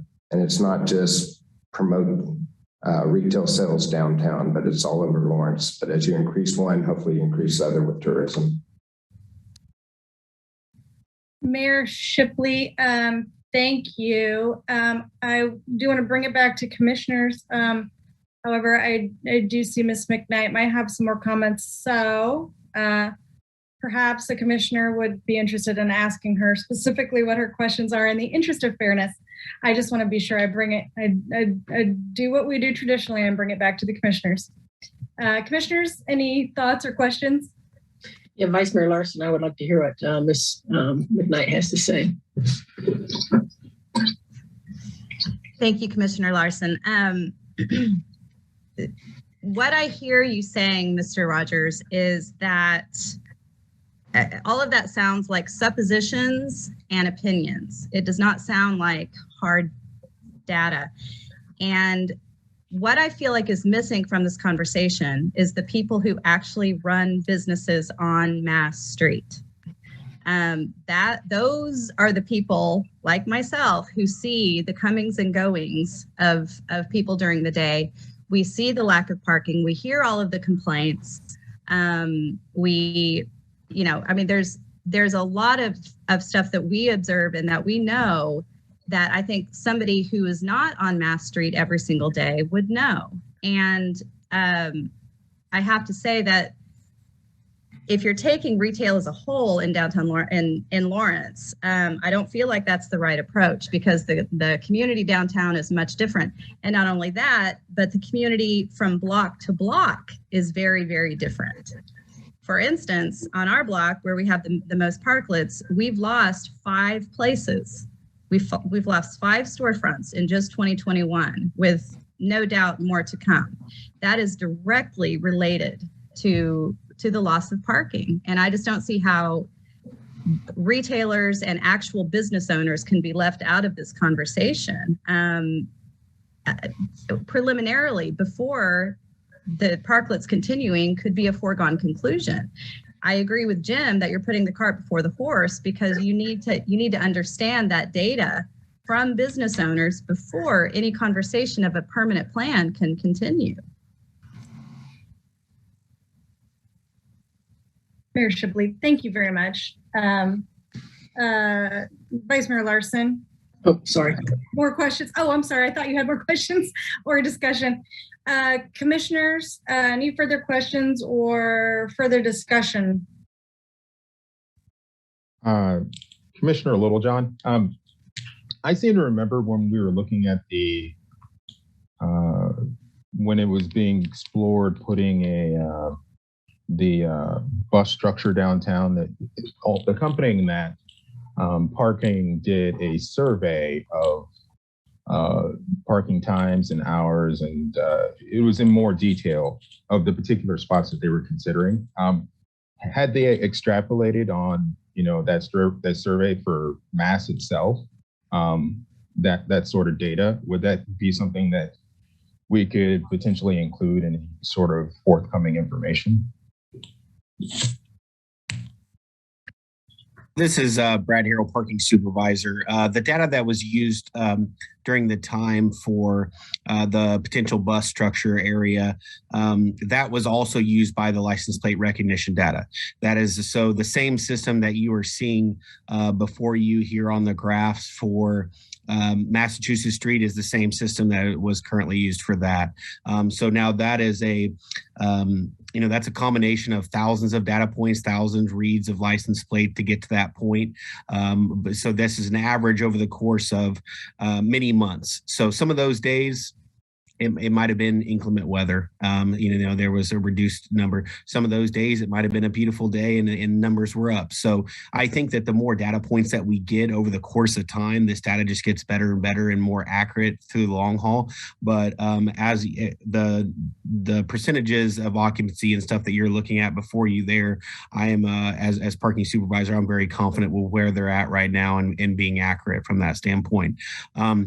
If you have particular areas that you are suggesting that I can pull data, you would like me to pull data from, I am able to do that. As a general rule of thumb, the way the system function is, we do not utilize the license plate recognition to enforce Massachusetts Street. Those are strictly done as a read just for occupancy in a situation like this where the commission might have questions related to its occupancy. Now, I do have parking lot data, and those are these areas with time restrictions are areas that we utilize the system for an enforcement standpoint. So I have very, very similar data that could be shared with the commission that would show those lots, but I know that's not really the particular spot that we're in discussion of right now, but that data is available. If there was questions about side streets or things like that, something I could certainly mix into our weekly scans. Thank you for that, Brad. I think that would be helpful, actually, just in a holistic approach, just seeing exactly what kind of a spillover effect there might be on the side streets or the parking lots behind Mass Street on either side. So. Yeah, Brad Harrell, parking supervisor. We absolutely have that. We also have the data for the parking structures as well. I will tell you as a, general rule of thumb, the data still suggests that there's available parking in these particular areas. A lot of times, unfortunately, with the current state of the entire United States here, a lot of times it's more of a convenience of parking directly in front of your destination more than it is truly a parking issue. There's available parking. Unfortunately, it's just not right in front of where you're going. And that's kind of what we've understand. One other thing I wanted to have an opportunity to respond to with Jennifer's comments for long-term employer parking. We've done, or employee parking, excuse me. We've done a substantial amount of work in the last year, adding additional 10-hour spaces in our downtown. We reverted some of the 5-hour or all of the 5-hour meters into 10-hour, and that created an additional 100 10-hour stalls in our downtown district and that is the preferred duration for employees downtown. It's one of the things that we're working towards in education to allow some of our business owners, to have those meetings with employees. It's something that I've always offered, kind of an open door. If there's a business that has particular questions about where their employees or even managers can park and be successful when parking downtown, always happy to bring up those discussions. But there is about 52% of all of our parking downtown is actually 10 hours. There's lots of long-term parking available, and the current rate for that right now is 20 cents per hour, which across many other municipalities is a very, very reasonable rate moving forward. And those are all also mobile payment app eligible. So I just wanted to kind of throw that in there to let it be. So. Mayor Shibley, thank you. And also help me out in the parking garages, what I don't personally use, but many people do, for a yearly pass, depending on how often you're down there, can be quite affordable. Could you break that down for me a little bit? I just know a few people that have them and they go down there 5 times a week. pays off more than putting the quarters in. So can you break that for me? This is Brad Harrell, parking supervisor. So on top of allowing you to park in the parking garages and 10-hour lots, the permit also allows you to park at any 10-hour meter. So you're not confined to just the parking garages or lots. If you park at any 10-hour meter, the same meters that have the duration of 20 cents per hour, you can park there as well. There is a quarterly permit available that is $60. And then there is an annual permit that is $240. The annual permit is prorated throughout the year. Unfortunately, I do not have the numbers directly in front of me, but as it, as the months tick off the calendar, that number is reduced. So I can't tell you exactly what it would be if you purchase one today, but it would be substantially cheaper. Thank you very much. Commissioners, any further discussion here? Yeah, this is Vice Mayor Larson. Just a couple points as we go to wrap this up. I would like to ask the commission to entertain the idea of deferring this until we can get some more definitive answers in writing regarding one is the cost of the architect. I know it was estimated between 15 and 20,000, but it would be nice to see something in writing that we've actually got something in that price range. And then also on the enforcement part of it, I am concerned about there doesn't seem to be a commitment from staff to actually do enforcement. And I think that opens it up to the potential for inequitable enforcement across the board.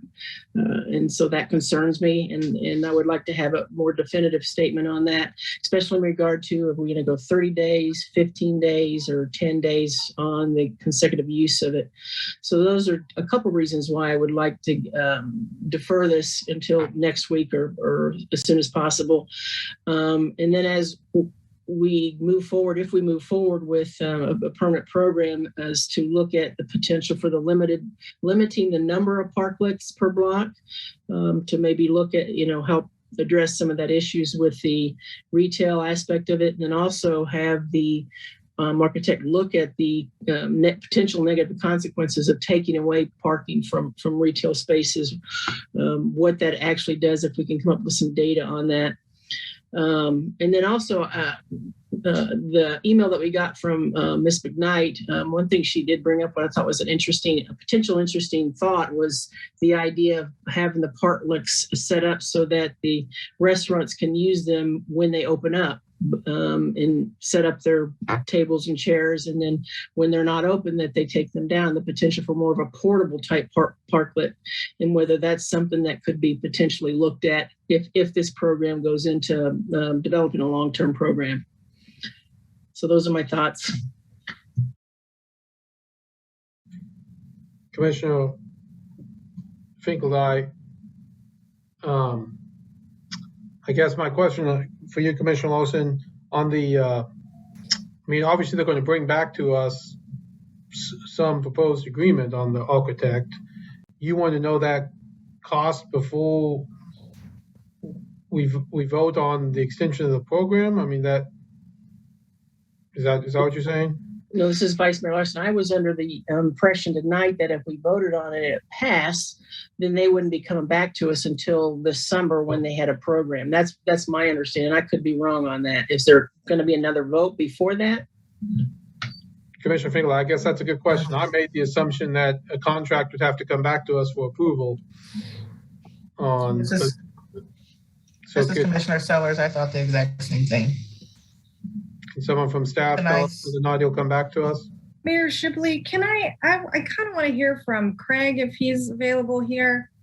One thing that's I think important to realize is that this is going to require a synergy of multiple departments in a way that has been unusual for us, partly because of our strategic plan.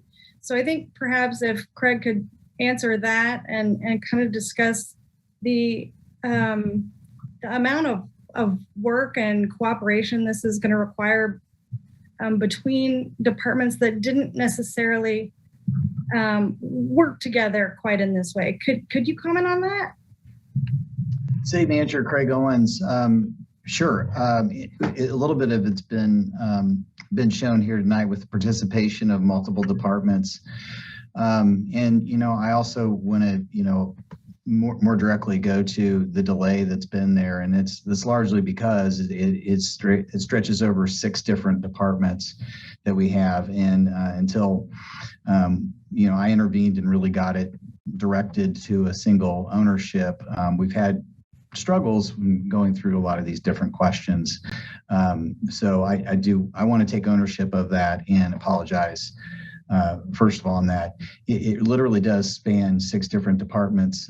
You've heard from parking. MSO manages our pavement in this town. They also manage the right-of-way. So we talked a lot about right-of-way last week. There's a lot that is in the right-of-way. This particular piece is very active and has a lot of complexity. When we start to put structures in these, you involve the fire department and fire safety. You also involve the building elements that are related to planning and development services, and we'll probably see some pretty complex and ornate plans for design guidelines, which is what I'm familiar with and working with parklets in other cities, and that's what we will be bringing and developing is what's the right elements and design elements related to this. But that's obviously things that we typically lean on planning and development services for as well.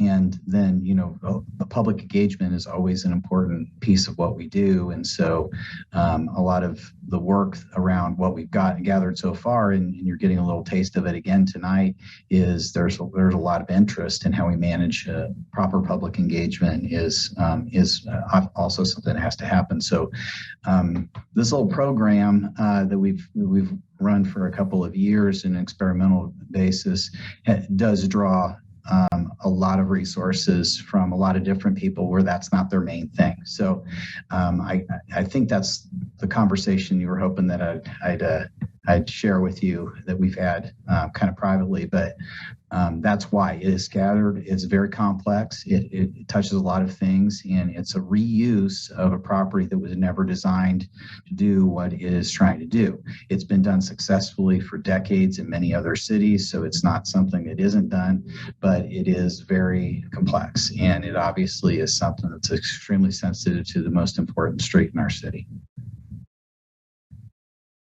Mayor Shipley, could you also comment on the order of or the need to know how much we might pay an architect in or the way we would normally do something like this? Yeah, City Manager Craig Owens, this would not, in the price points that we're talking about, this would not be something that would typically we would bring back for city commission approval. We do a lot of smaller engagements of things that we don't bring at this level. We don't bring it to the city commission typically. So this wouldn't be something that would, but we can bring it back if you'd like to. Before we would execute that, we could certainly get proposals and negotiate agreements and bring one forward for your consideration. So be happy to do that if you'd like, at whatever price level. Mayor Shipley, thank you very much. So in that case, I wonder, Commissioner Finkeldye and Commissioner Sellers, did that answer what you were thinking the order of operations this would be? Commissioner Finkeldye, well, no, I thought we would see the contract, so I would be interested in seeing that contract. I mean, to understand the scope of services as well as the price point. I think both of those are important to the final decision. I mean, I think we would authorize tonight to move forward with that, but I'd be interested in seeing that, I guess. This is Commissioner Sellers. I'm glad that Craig made that clarification. I do agree with Commissioner Finkeldye. I would like for the staff to bring back the agreement so that, again, we can, if there's need to continue the conversation, which we've had some extensive conversation tonight about scope of service, we can continue to do that. I think where there was some earlier discussion was in the current temporary resolution around the 30/30, and I don't know if there's going to be a potential motion to defer this for the sake of changing that language. I would be opposed to changing it from 30 to 15, simply because this is only to me, this is temporary. And so to put even more restrictions on a temporary resolution just continues to hamstring the process. So I mean, if that was going to come up to a vote tonight, I would not vote in favor of that. But I will add just, real quick, I want us to be able to respect the process. And I know that, I don't know if it's because of familiarity or just some points of clarification that we got later on in the conversation. But we have spent a great deal of time and good time in discussing what we'd like to see the scope of what this project or program could look like permanently, if that is what we want. And I say that and because I want to take us back to the downtown master plan. And there's a good paragraph under that parklet piece that states that the city should continue to work with downtown business owners to formalize permanent parklet standards to ensure they provide benefit to local businesses, residents, and visitors by creating unique public spaces that attract customers and foster community conservation. So I respect the process. I trust the process. Ms. McKnight brought up in regards to parking an issue of whether or not there's enough. And we know that we've heard from Brad about that, as well as the safe component. We talked about a potential plan and what this could look like. We're charging staff in multiple departments to put in place, to start the process of what that's going to look like. And so whatever decision we make today with the resolution and what we charge staff to do with helping us imagine what this could look like.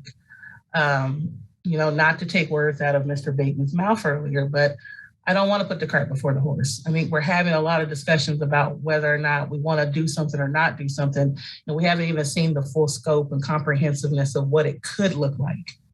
And so I don't want to stymie the process. It sounds like we have the opportunity to put a temporary resolution in place. We have the opportunity for Parks and Rec to go back and to bring back to us an agreement for an architect that will then work with our departments, will work with our businesses, will work with our community to do the things that we outlined in our downtown master plan and in our strategic plan to bring back to us a product that then we as city commissioners will then look at and decide if this is what we want for our community. So I felt like I needed to say that because the conversation was going many different ways, but I trust the process. I trust the input that we're getting from staff and that we're getting from the community, but we have to trust the process. And the process tonight is to vote on a resolution if we want to, as well as what that would look like. And then also have staff come back to us with an agreement if we're wanting the process to be that we want to imagine what a downtown parklet program would look like for our community.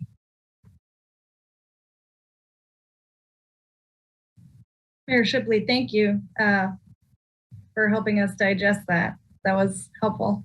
Any other comments from commissioners?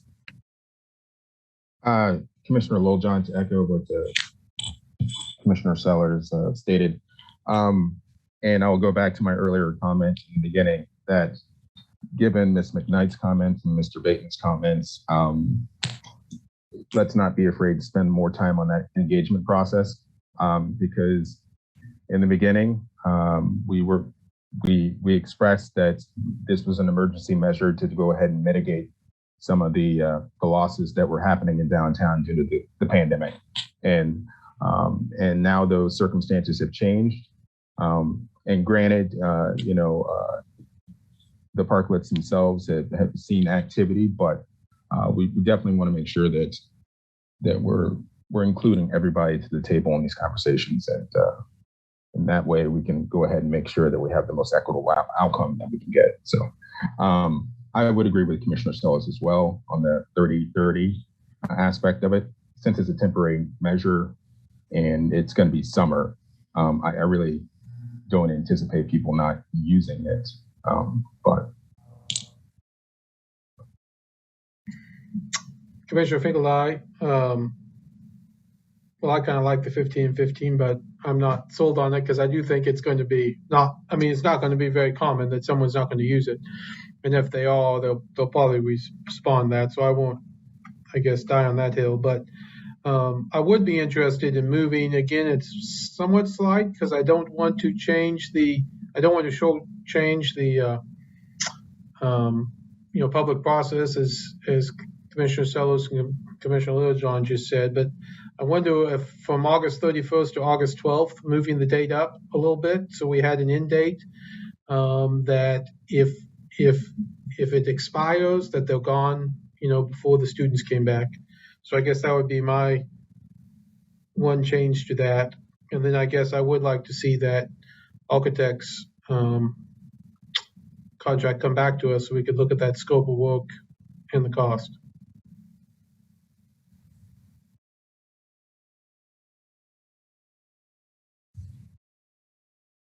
Mayor Shipley, can you make that be a motion? You got that in a form of a motion? I'm sorry, I see Vice Mayor Larson. Yeah, Vice Mayor Larson, yeah, I would be okay with that, Commissioner Finkeldye. That'd be fine. In the 30-30, 15-15, it's not anything that would prevent me either way on that for sure.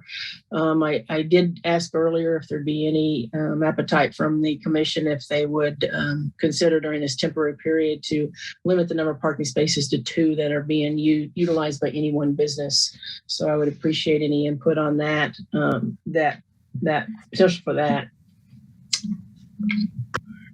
Commissioner Finkeldye, that is something I might be interested in that in the final version, but there are some people using more than 2 now, and I think that might cause some significant changes that have to be made fairly quickly, and change how it's laid out in some pretty significant ways. So I do think that's something in the permanent one, but I'd be hesitant to make that change now.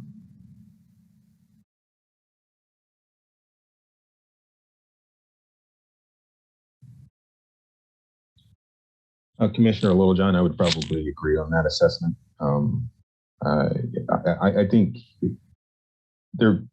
this was very temporary and very emergency in nature, so there weren't very many guidelines or guardrails in it. And I definitely think that is a valid point, Vice Mayor Larson. But given the short time scale, I'm not sure about that.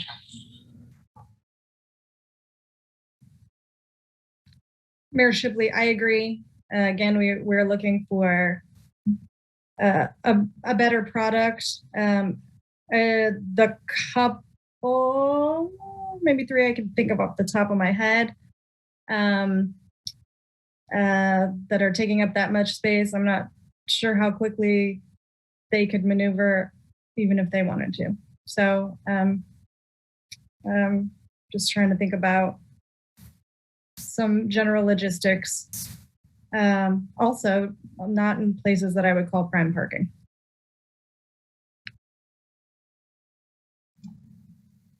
Commissioner Finkel, I'm ready to make a motion if people are ready. I would move that we authorize the development of the long-term parklet program and consider adopting resolution 7412, extending the temporary downtown right-of-way program for downtown through and amended to say August 12th, 2022 instead of August 31st, with the additional caveat that the architect proposal comes back before us for consideration. Commissioner Sellers, I second. Mayor Shipley, I hear a first and a second. Commissioner Finkeldye. Aye. Commissioner Sellers. Aye. Vice Mayor Larson. Nay. Commissioner Littlejohn. Aye. Mayor Shipley, aye. That passes 4-0. I do want to double check, as I often. Point of order. Sorry, what Mayor, I do believe 4-1. Yeah. vote was 4-1. Excuse me. I'm sorry, Commissioner Sellers. Thank you. I appreciate it. 4-1. I do want to make sure that staff has all of the information they need. Mark Hecker, Assistant Director. I think I'm clear. Great. Thank you very much. Thank you. Let's go ahead and I'm sorry, I want to check in on commission. Does anyone need a break? Can we forge ahead? Not seeing anything. Okay, let's move on to our third item.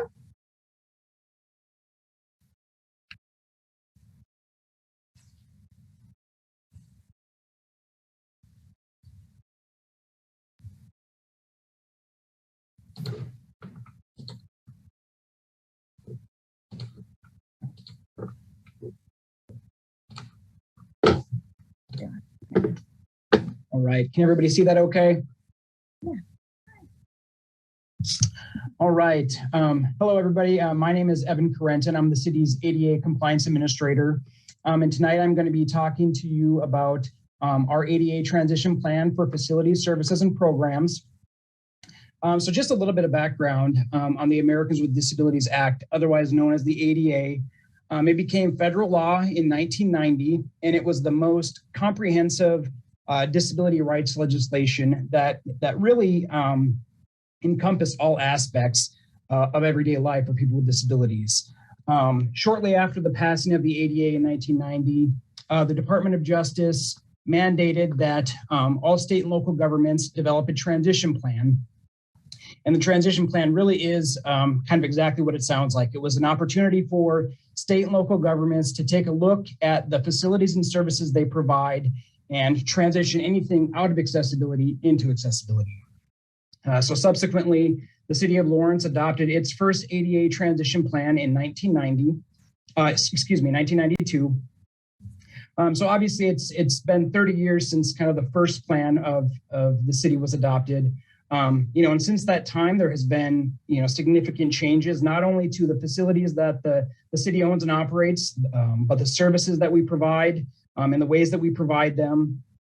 There's also been some significant changes to the ADA technical requirements and some of the early technical requirements from the early 90s to the ones that we use presently. Also, the city of Lawrence hired its first full-time ADA compliance administrator with myself in 2019. So we really felt like this would be a good opportunity to kind of reevaluate all the facilities, services, and programs that we provide and present an updated transition plan. So as far as our ADA transition plan team, it's made up of a variety of different positions and departments throughout the city. Kind of our internal ADA working team, consists of Diane Stoddard from the city manager's office. We have representation from Parks and Recreation, our municipal services and operations department, where actually I am housed out of, the Lawrence Douglas County MPO, and the MSO Public Information Officer. We also created the ADA Department Liaison Program, which actually had representation from every department throughout the city. And that program was actually really instrumental in helping me do kind of a thorough evaluation of the different services and programs that each one of those departments provide. And really were instrumental in helping us provide a feedback on different recommendations and things that we could do to improve access in some of the services and departments. So our federal and city accessibility requirements, again, it really falls under the Americans with Disability Act. And we're looking at the ADA, which breaks itself down into 5 sections or titles. Title I of the ADA is all employment related practices. Title II, which is state and local government. So for a majority of the role that I have is state and local government activities. Title III, which is your public accommodations or private businesses. So this would include anything from, movie theaters to retail stores, hospitals. Title IV, which would be like emergency telecommunication systems. And then Title V, which kind of covers broadly, anti-discrimination if somebody were to file, a disability grievance on one of the other standards. It actually gives kind of some protection around retaliation. And the ADA builds upon the Rehabilitation Act of 1973, both required transition plans. They're a little bit different, as the Rehab Act of 1973 only pertained to federal facilities. So this looked at ADA barriers in federal facilities or any programs that received federal dollars. But really, this was kind of a stepping block that the ADA built off of, and just kind of expanded that role and provided it more broadly. So again, the ADA for our state and local government and for the city of Lawrence really falls under Title II. There is some tie-in because we also are a fairly large employer. There also are some Title I, which covers the employment of the ADA. And I have a chance to kind of work with our HR team on some of our employment-related ADA issues, as well as some Title III issues, which is handled mainly by planning and development and our code enforcement folks that handle anything kind of in the private sector. So the ADA compliance administrator's role, again, to ensure compliance in facilities, services, and programs owned or operated by the city of Lawrence, and then act as a resource for our city code enforcement staff for ADA Title III items. Again, this is kind of your private businesses and your public sector, restaurants, bars, things of that nature, and vice versa. You know, they really serve as great resources for me in the work that I do for city facilities. And again, as I mentioned, there's some overlap with our kind of internal human resources staff as well in some of the different employment related tasks that we do. So as part of the ADA transition plan, there's really kind of 4 things that the self-evaluation process really wants you to take a look at. And that's creating a list of physical and programmatic barriers to access. So really looking at all the facilities and services and programs that you have, and what are any barriers to access that you may have, whether that be a physical barrier or a programmatic barrier. So something isn't provided in accessible format, or it's not available to kind of all members of society. They also ask for a recommendation for barrier removal. So what exactly is the plan to remove that barrier to access? A schedule for ADA compliance. How fast do you plan to transition kind of these elements out of compliance into compliance? And then a city official responsible for implementation. So for the city of Lawrence, it's myself with our, in collaboration with kind of our ADA team. So when we look at some different types of ways that you can kind of discriminate in city facilities and services, as we look at some different physical accessibility. So again, we're specifically talking about a barrier removal or something that needs to be removed to actually, you know, ensure access. Or you have program accessibility, where you're looking at, again, this could be a structural method where you're altering an existing facility. So if you have a service that's currently operated out of a facility that isn't accessible, you could be actually discriminating on the basis of program accessibility.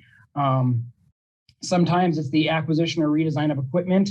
So sometimes we might need to get other equipment or aids in to help with our accessibility needs. You know, a good example of this is like in the city commission room, we have the area where people go to do public comment. It actually kind of moves up and down and can adjust.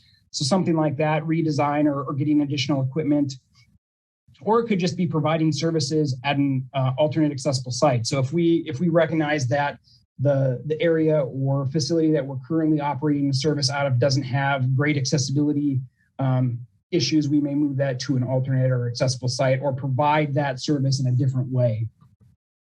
A couple of the reasons why a city wouldn't have to provide accessibility is if it would fundamentally alter the nature of a program. So, you know, for instance, let's say Parks and Recreation was having a lifeguard certification program, and one of the requirements of that program was you have to be able to swim the length of the pool and back in under 30 seconds.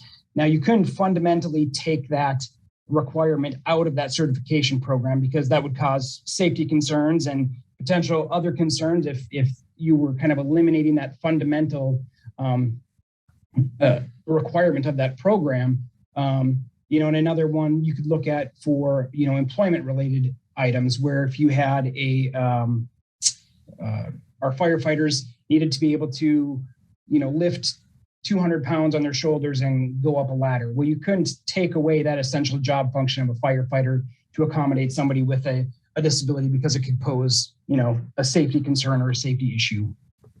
And the last one is any financial or administrative burden. So if the cost of doing the accessibility improvement or requirement was so high that it just didn't make sense in kind of the scope of the project. So in that situation, you may change kind of the idea behind what you were going to do to remove that barrier, change the location of the program that you're providing to a more accessible site, and really just try to maximize kind of risk versus reward when you're looking at kind of financial burdens. So another piece of the ADA transition plan is public participation. And in 2020, we actually created a citywide accessibility survey where people could go on the Lawrence Listen tab and actually talk about different accessibility issues that they had throughout the city, specifically in city services or facilities.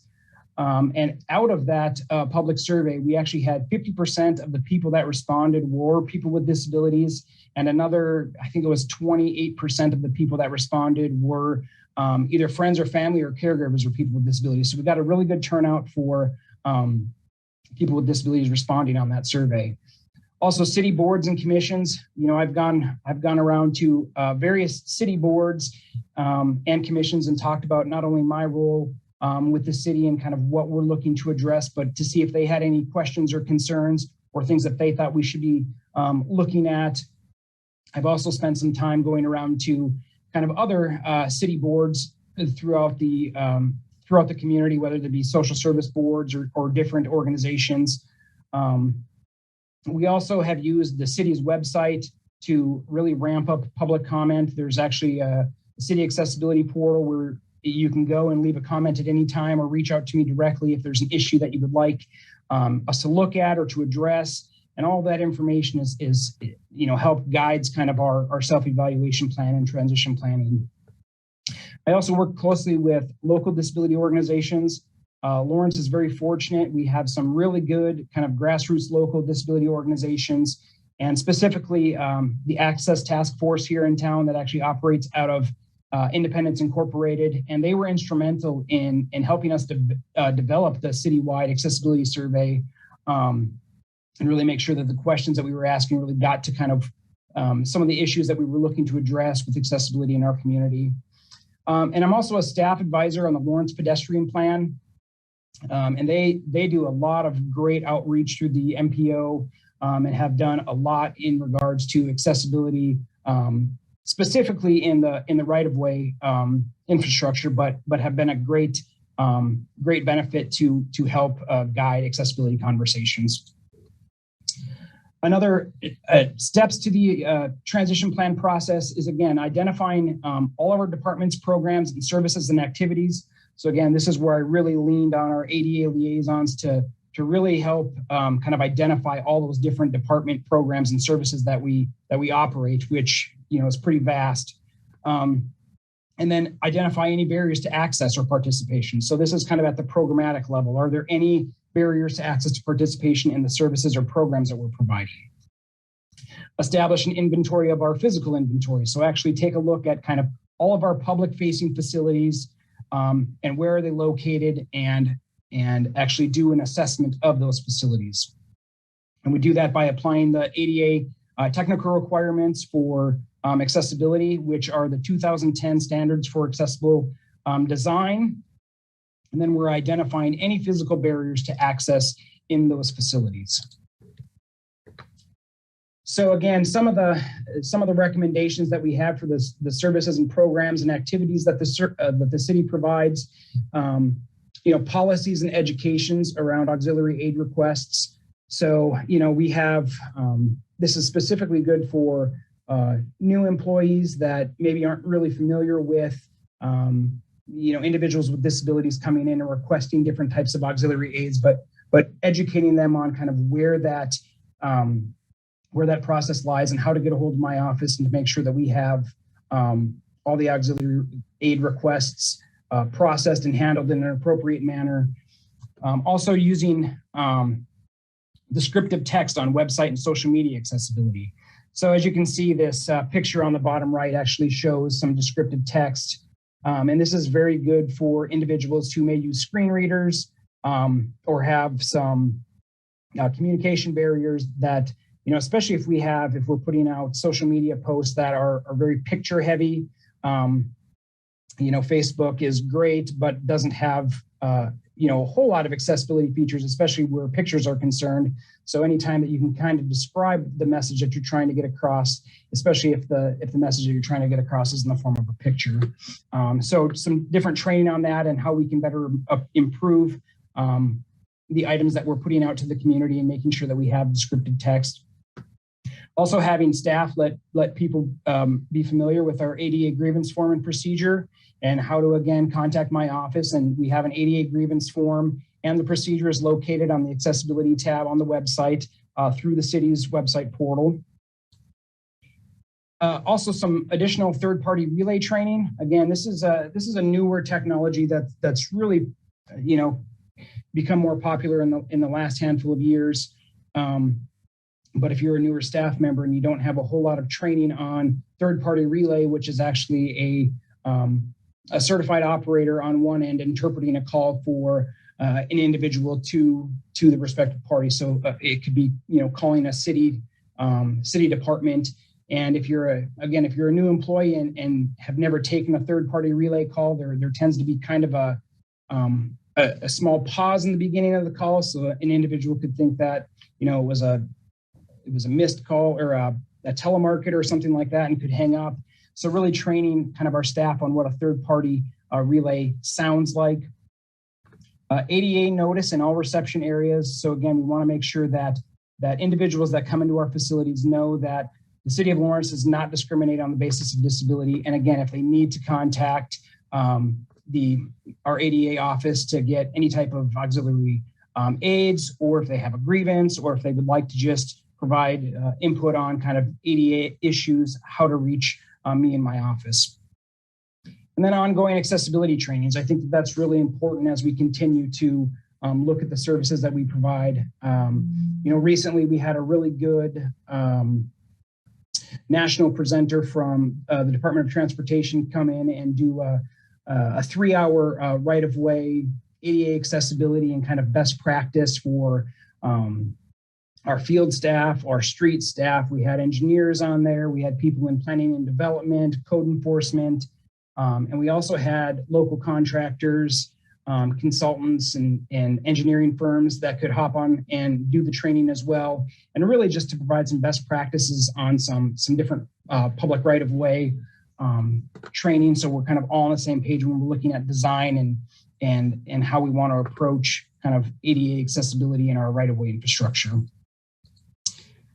So as we looked at our personnel and employment policies, and this was really in collaboration with the Human Resources Department, and luckily the employee policies and employee handbooks is something that gets updated fairly frequently. So there was very few kind of recommendations moving forward. But one of the things is we wanted to make sure that we continued is our disability etiquette training. We actually provided a disability etiquette training for all of our staff, which really kind of hammered down on some of the newer terminology, for people with disabilities, and also different ways to work with, a variety of disabilities. And this was really good for some of our new employees that maybe have never worked in a profession with working with community members with disabilities or coworkers with disabilities. So this has also been included as part of our new employee orientation. Also, develop relationships with organizations serving individuals with disabilities to enhance recruitment. I think that, this is really important. And if the pandemic has taught us anything, it's that we can really use the virtual environment to our advantage. And I think that realizing that there's a lot of different ways that we can do the work that we do, I think has really helped. And knowing that we have kind of that virtual experience where a lot of people that didn't think they could maybe do the job before realize that they can do it from home or a virtual environment. So there's a lot of ways that we can get the work done that we need to get done. And I think by having those disability organizations on board with us and help with our recruiting process, I think would be a great kind of resource and an avenue for the city. Also, a reasonable accommodations training. We actually did this in collaboration with our human resources department, and we provided a reasonable accommodation training to all of our supervisors and managerial staff on kind of what a reasonable accommodation in the workplace looks like, that collaborative process between an individual with a disability, their supervisor, HR, myself, and kind of the best way that we can make sure that we're meeting the needs of our employees with disabilities. And again, I mentioned kind of the importance of continuing to utilize that virtual environment. So as we kind of take into account all the things that we find through our self-evaluation process, what it really boils down to is we're looking at kind of all of our facility evaluations and where are the deficiencies within our facilities and what are our recommendations for those structural or barrier removals in those facilities.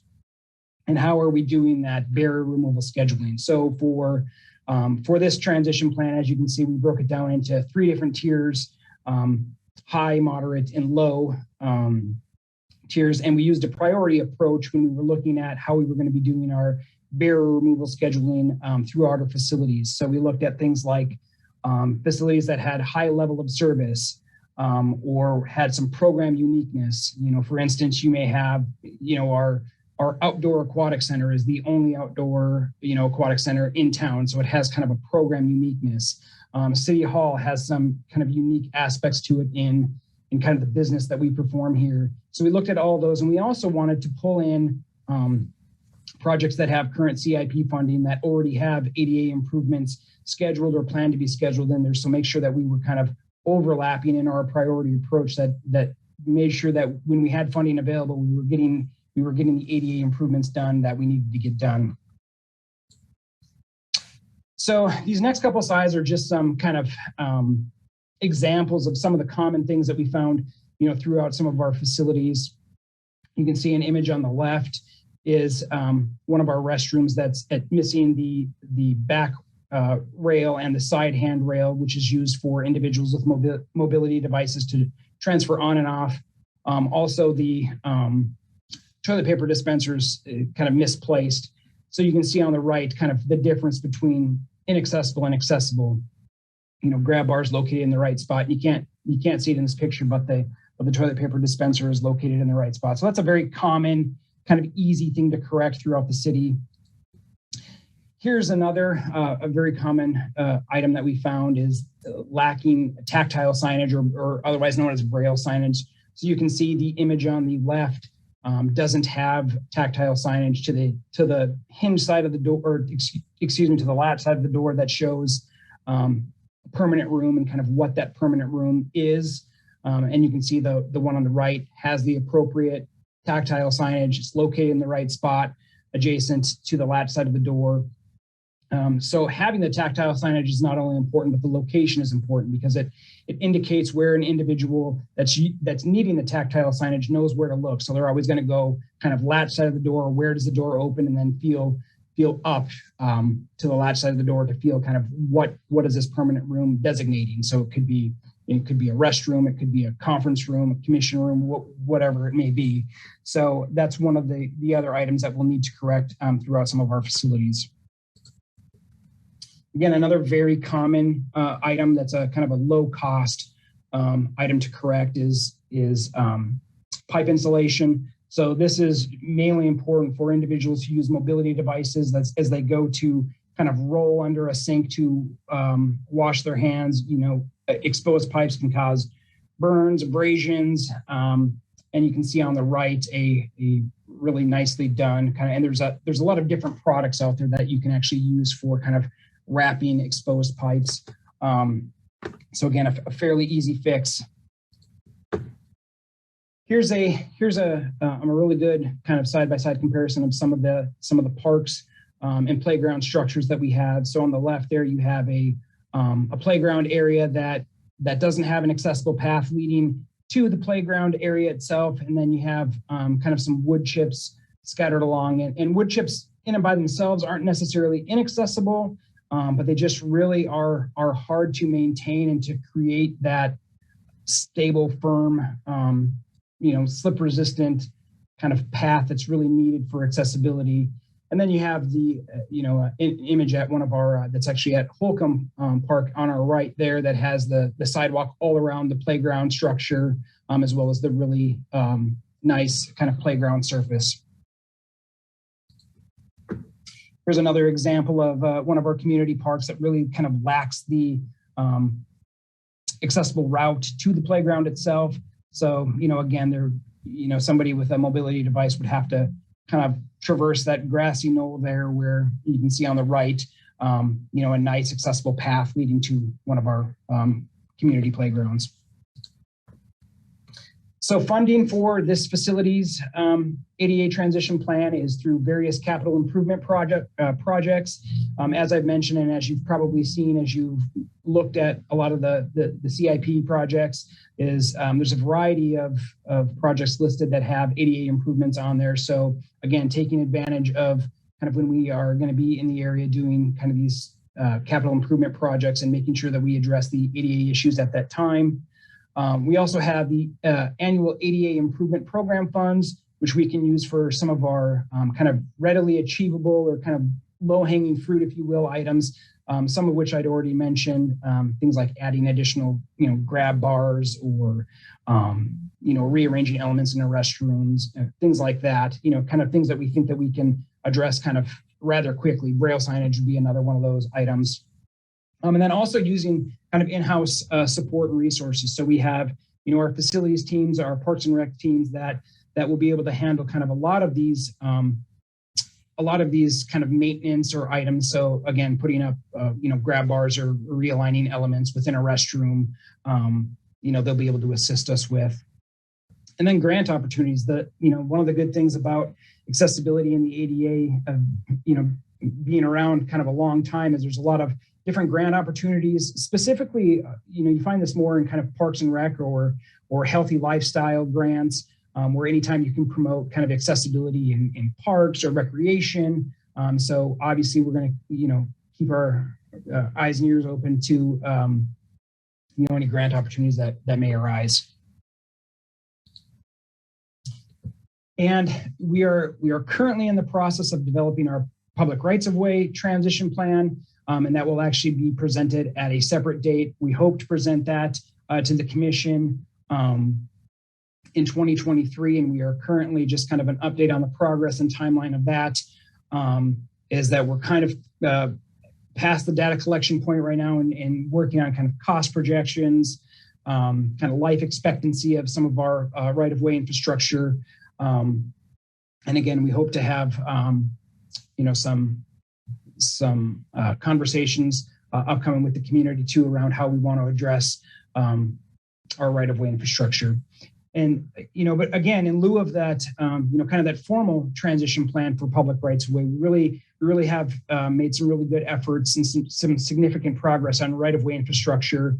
For instance, all current street reconstruction projects include adjacent sidewalks and curb ramps meet ADA accessibility.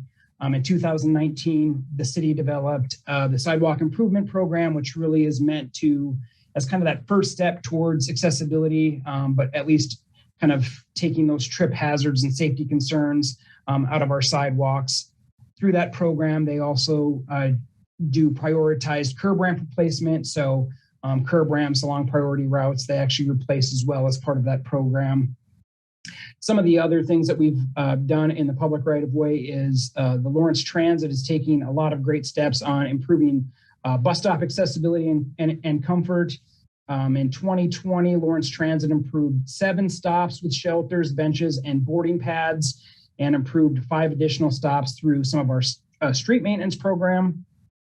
In 2021, they did 19 stops and then 4 additional ones through the street maintenance program. And then obviously the new transit hub, the new transit center will obviously increase some different accessibility and comfort as well as we work to kind of create that transit hub. All right, so here's some examples of items that we'll be kind of looking at in the public right of way, which I'm sure everybody's familiar with the picture on the left, which is kind of deteriorated sidewalk or a sidewalk in disrepair. And as you can see, kind of what the after photo looks like, for a city sidewalk that has been kind of reconstructed, and kind of some of the major differences there. Here, a picture on the left kind of shows kind of a previous bus stop that really just has kind of the bus stop pole, and that's about it. They don't have the accessible boarding in a lighting area, which is actually that small piece of concrete on the right that connects the kind of the sidewalk to the curb. That is actually so an individual can roll kind of directly onto the bus ramp.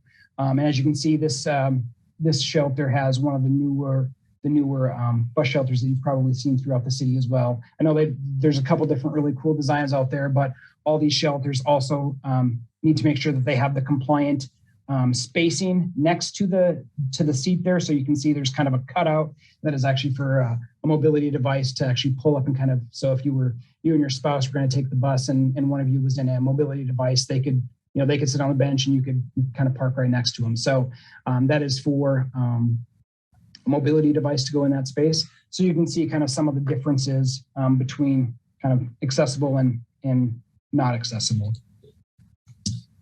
So kind of one of the things that we plan to do is update the commission annually on compliance progress. So every year I plan to come back and talk to the commission on where we are in our facilities and kind of the progress we're made, especially as we look through our tier 1 facilities, which will be in the first year, and where we sit. We also have a real-time compliance tracking tool that we are in the process of adding to our accessibility tab portal, where people can actually go on to the accessibility tab and see real-time tracking of where we're at on our facilities and what improvements have been made. So that'll be a really kind of a transparent thing for all the community to see as we're making progress through our different tiers and different facilities. And then, like I'd mentioned, we also have a community-wide and transit grievance procedure and process. The city's ADA grievance procedure is on the ADA accessibility tab on the website. The transit grievance procedure is actually on the transit website, but also is on the attached plan to this. So you can find it kind of in either location. So any time that the transit gets a grievance or an issue that has ADA impacts, they coordinate with my office to make sure that we're handling those appropriately. So how this ties into the strategic plan. So Connected City. So Connected City is our outcome area, and it deals with facilities, infrastructure, assets. So anytime we're talking about whether it's this facility transition plan or our public right-of-way ADA transition plan, we're talking about infrastructure. So it kind of falls within our Connected City outcome area. It also is included in our equity and inclusion in our commitment area.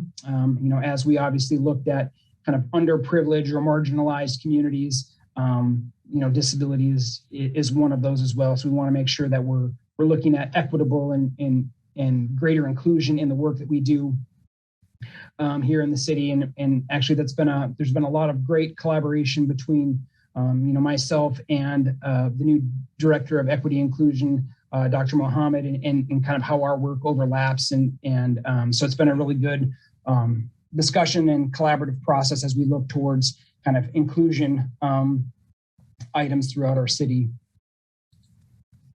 So what we're here to do today is to adopt this ADA transition plan for facility services and programs as kind of our standing work plan as we move forward. And then I just wanted to update you on the public right of way for the ADA transition plan is forthcoming. And like I said, hopefully we will be presenting that plan in 2023. So with that, I'm willing to answer any questions.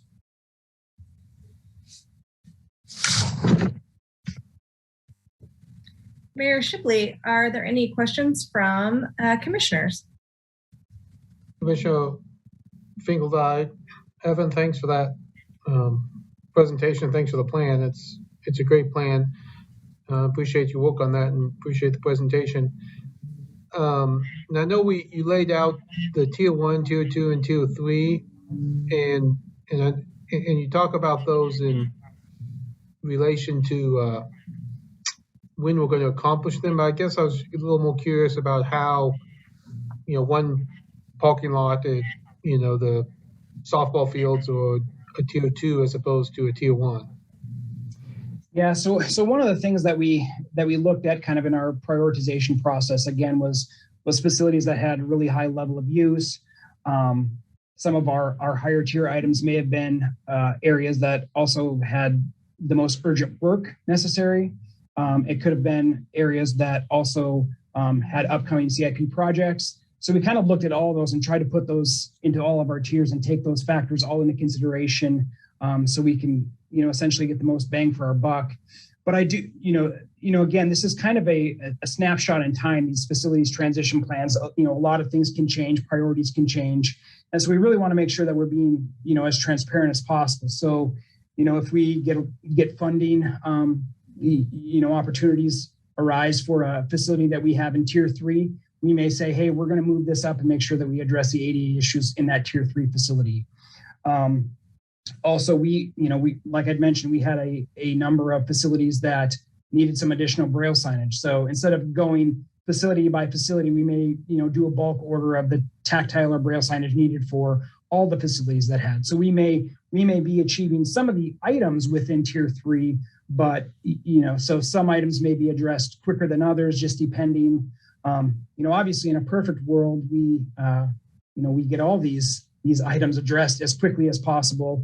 But obviously I know there's a lot of competing priorities and projects going on. So just to kind of have a transparent plan on how we are going to prioritize and try to move through these facilities the best we can.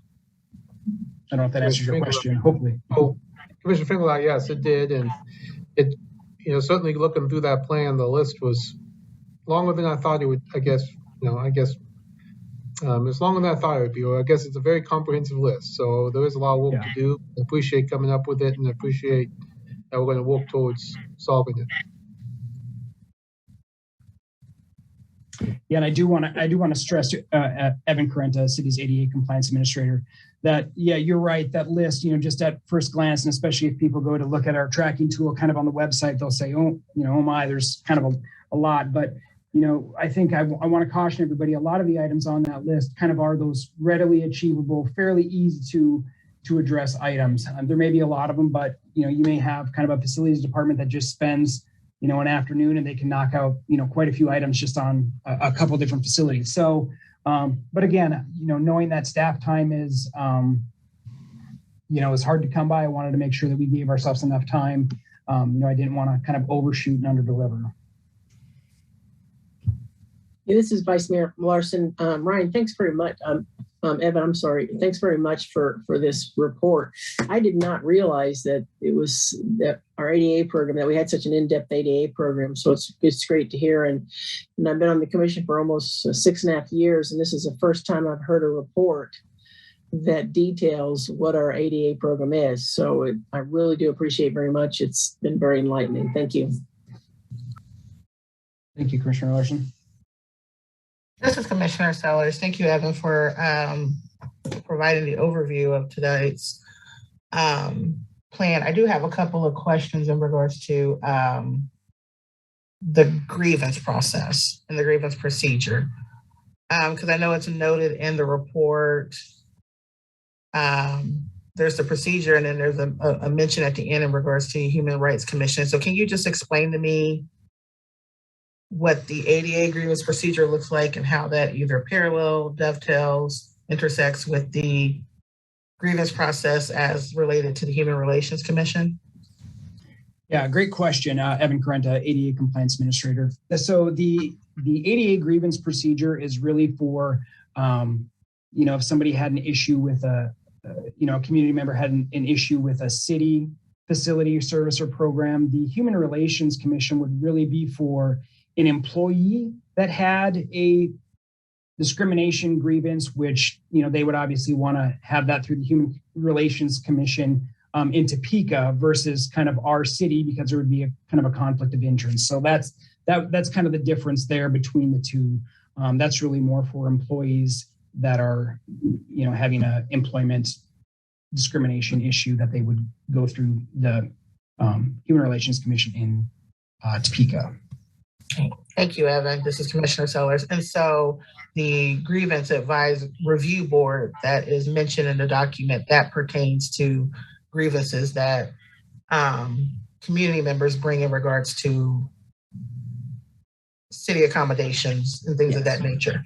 Yeah, Evan Correnta, City ADA Compliance Administrator. Yeah, and you know, in a perfect world, I would, you know, knock on wood, we've had the grievance procedure up on the website now for a couple of years, and we haven't had a formal grievance. You know, I would hope that, you know, people could just reach out to me directly and we could talk through any accommodation items before it got to the grievance procedure. The grievance procedure is really if, you know, we made an accommodation or changed the way that we provided a service and the individual still had a grievance or didn't think that we met kind of, you know, the needs or things that they were looking to achieve, so they could actually kind of take it kind of one step higher in the process. But, you know, luckily we haven't got to that point yet, but that's kind of the intent behind that. Thank you. Again, this is Commissioner Sellers. And so, Evan, to that point, do we have, and this is my own ignorance and just, you know, projecting my own privilege as far as ableism and whatnot, do we have signage anywhere, whether it's a sticker or something that says if you have concerns about ADA concerns, access, accessibility, whatnot, to go to this website, scan this QR code or something like that? Yeah, Evan Correnta, ADA Compliance Administrator. Yeah, great question. You know, as you noticed in one of the recommendations that I had for, you know, kind of the services that we provide was kind of adding additional ADA notices into lobby areas. And that's really, you know, a lot of times you'll see kind of ADA notices or anti-discrimination notices on kind of those 7-in-1 employment posters that you'll see kind of, you know, back for employment areas. But yes, we do have the ADA notice on the city's website, and a lot of the communications that we put out, you know, talks about, you know, how to request, you know, alternate aids or different ways to accommodate communication needs. But again, that is kind of one of the recommendations that I have for our services, making sure that ADA notice is kind of in all of our, you know, public spaces, the information that we put out, you know, that, hey, if you need, you know, an accommodation request or you have, you know, you want something in a different format, please feel free to reach out to my office. And there's actually kind of a procedure, how to request aids. You know, obviously, you know, if you're looking for something to be brailled, you know, the sooner the better, because to turn around something to be brailled, you know, in the next couple hours is going to be difficult, because anything like that would be contracted out. But again, you know, we want to be as accommodating as we can, given the, you know, whatever the situation may be. So there is kind of a procedure on our website as well on kind of how soon to ask for different accommodation needs for different ways of communication. Thank you, Evan. And last, this is Commissioner Sellers. I just want to say again, thank you for putting this together. This is no small feat. And, you know, when looking at equity, inclusion, and diversity work, you want to look at how you operationalize on a basis of people, policy, program, and pedagogy. And I am looking through the document and taking some time to look through look through the pieces. I feel like this touches on that and creates that operationalization that we're looking for. So thank you for this work, and thank you for putting together and doing the collaborative work within city staff to do it. I appreciate this. Thank you. Commissioner, Go ahead. I was just going to jump in. Commissioner Littlejohn, Evan, great to see you again, and I'm happy to see the evolution of this. I think I first saw you with Parks and Rec, Yes. and I know that there are quite a few facilities from Parks and Rec and buildings and spots on Parks and Rec on there. So I'm glad to see that relationship is great. I just had one quick question, and outstanding work. What have you been able to track any sort of responses you've been getting to the city's accessibility portal? You know, to be honest, we haven't really had a whole lot of comments that have come in through the accessibility portal. Just a little background, I guess, kind of on me. I've been in the disability field now for you know, about 14 plus years, and worked at a disability resource and rights outfit before joining the city. So a lot of the individuals I already had kind of a good relationship with in the organizations I already had. So they contact me directly and and will give me feedback. So so not so much on the portal, but hopefully this presentation too kind of helps highlight that, hey, if people have comments or concerns or any questions, I'm always happy to kind of talk about my experience or, meet you where you are and figure out kind of, what are you seeing? What are areas that we could do to improve? I think that's one of the main things too. We're not only looking at kind of meeting minimum ADA requirements, but, are we looking at best practices and things that we can do to kind of, be a really inclusive community that people look towards and say, hey, I really want to be like Lawrence, or look at the cool things that Lawrence is doing. So that's kind of the vision that I have. And I think that everybody on our ADA team has too. And it's been a good process so far. And yes, you're the Parks, when you were on the Parks and Rec board, I think that was the first board that I ever presented to at the city. So I was very nervous. So thank you for being my guinea pig. Absolutely. I tried. You did a great job, and you're continuing to. So I'm really happy to see the results, and I look forward to, the progress we can make on this. So thank you again, Evan. I appreciate it. Thank you again. Mayor Shipley, I did want to kind of make a little bit of a connection with some questions already asked by Commissioner Sellers. Your accountability portal, the ADA grievance form, something that I get complaints about a lot is people who maybe have a temporary impediment, like they break a leg or they had a heart attack and now they're trying to walk in their neighborhood more or something like that. And they notice, as you can imagine, things they've never noticed before. So a concern I had since this first time I learned there was an accessibility portal, they might use the C-Click fix and that it may go to MSO but not come to you. Can you talk to me about how we're if we're synergizing those things well so that you're getting that kind of information? Evan Carenta, ADA Compliance Administrator. Yeah, I think that city leaders were very smart and purposely put me in MSO. So I'm kind of a known commodity. So if an issue like that were to come across on C-Click Fix, they would probably just walk across the hall and tell me to take a look at that if there was an ADA item. But you're right. I mean, I think that as we look at ADA and accessibility issues in our community, a lot of times the first time that people really start to think about it is when they've had something happen to them, right? Or they have a family member, or maybe they have knee surgery, and now they're like, wow, it's really difficult getting around in a wheelchair or with crutches, or door pressure, the weight of a door really does matter.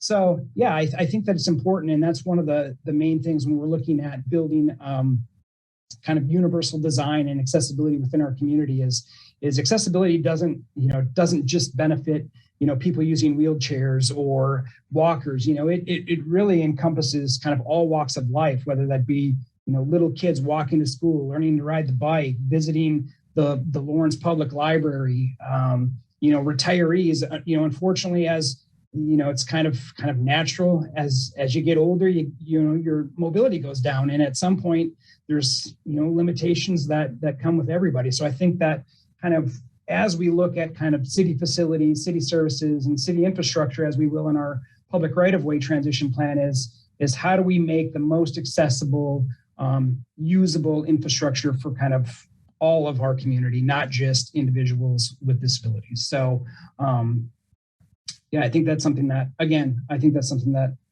hopefully the whole community will buy into. Thanks very much. I appreciate that. I did want to just take a moment to, as I often do, compliment Parks and Rec. In my experience, one of my kids does have kind of a limitation, and I didn't realize how much Parks and Rec does, not just in their equipment, but even in their classes. Once they know that there's some additional help that you need, that is available. And that's pretty incredible. I don't know what it's like in other communities, but I was astounded to learn really how committed they are to making those services available. So I always want to give that compliment. And you also reminded me of something, since we're on the topic, about, I hate to say the S word, but sidewalks, which is that we also need to watch what's happening at the state level. I'm learning from my new teammate, Commissioner Sellers. There's some legislation that's somehow carrying along that would allow delivery vehicles on our sidewalks. So I hope that you're paying attention. Oh yeah, it made it through Senate somehow. So Amazon, for example, they could have a vehicle that does delivery and they would utilize our sidewalks more or less as a highway. I have very serious concerns about that for pedestrians and people like my children who have accessibility issues. So I hope we're all watching that. Any other questions before we make sure there's no public comment?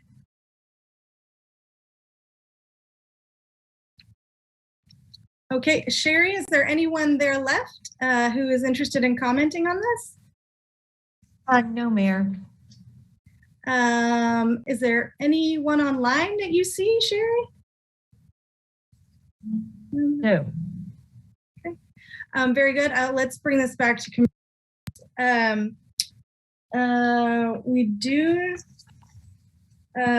need to accept this. Any further discussion?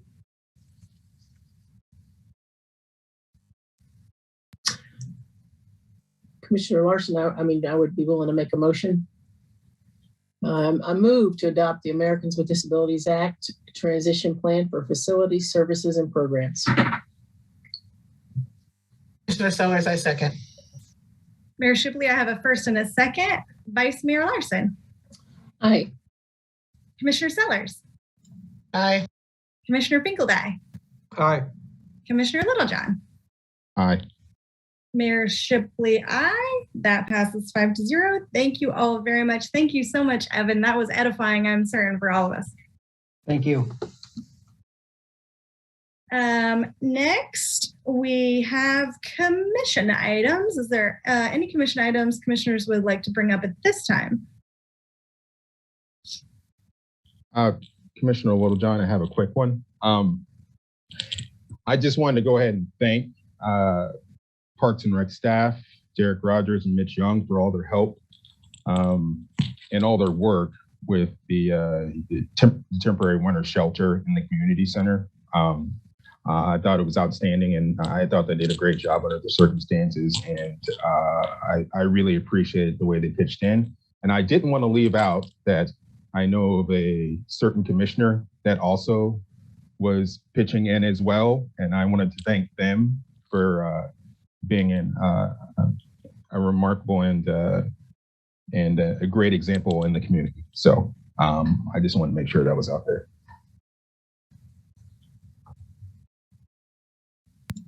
Commissioner Finkeldye, second that motion. I mean, thanks for that, and for the volunteers. You know, there's a lot of long-term volunteers, a lot of people who spend a lot of time working there alongside our folks, and so appreciate them as well. Thank you. Any further commissioner items? All righty, that brings us to the city manager's report, which is full of stuff. What you got, Craig? Good evening again, City Manager Craig Owens.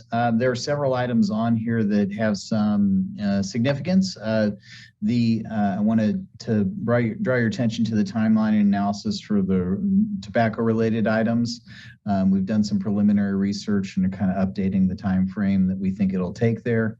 If you have kind of a different direction, that would be good to know, but otherwise you'll be seeing it back in here in a few months when we can conduct a little bit more research.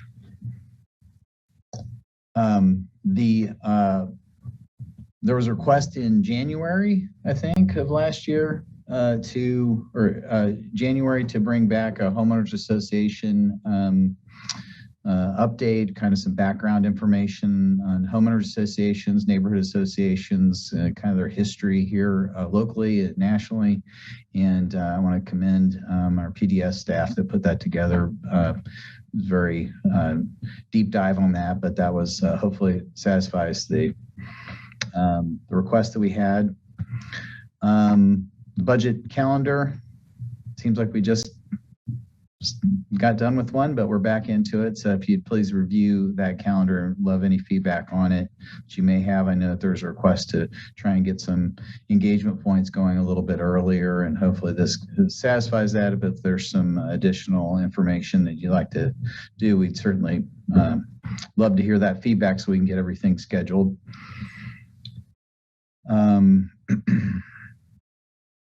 The other one I'll draw your attention to is a lot of great work by a number of team members led by Diane Stoddard on putting a lot of different grants together quickly and getting them to the state. There's more opportunities with the federal government ahead, but there was a pretty tight deadline to try and get those things in. I know a lot of other public and private partners in the community are also doing a lot of work to try and submit grant applications. So we've been supportive of that as well. With all of that, I'll answer any questions you may have. Commissioner Finkel, I just had you didn't even highlight my favorite one on the list, which is changing the temporary permits from ordinances to resolutions, so we don't have 2 readings and we don't have the cost of publication. I've been involved with some, I didn't know that was possible, but I've been involved with some nonprofits over the time that you're racing the clock to try to get those 2 readings in and get it published in time. And so appreciate Sherry bringing that up. I think that's seems small, but it's a big deal to, I'm sure, not only our staff, but as well as to the people who are requesting it. So thanks for that as well.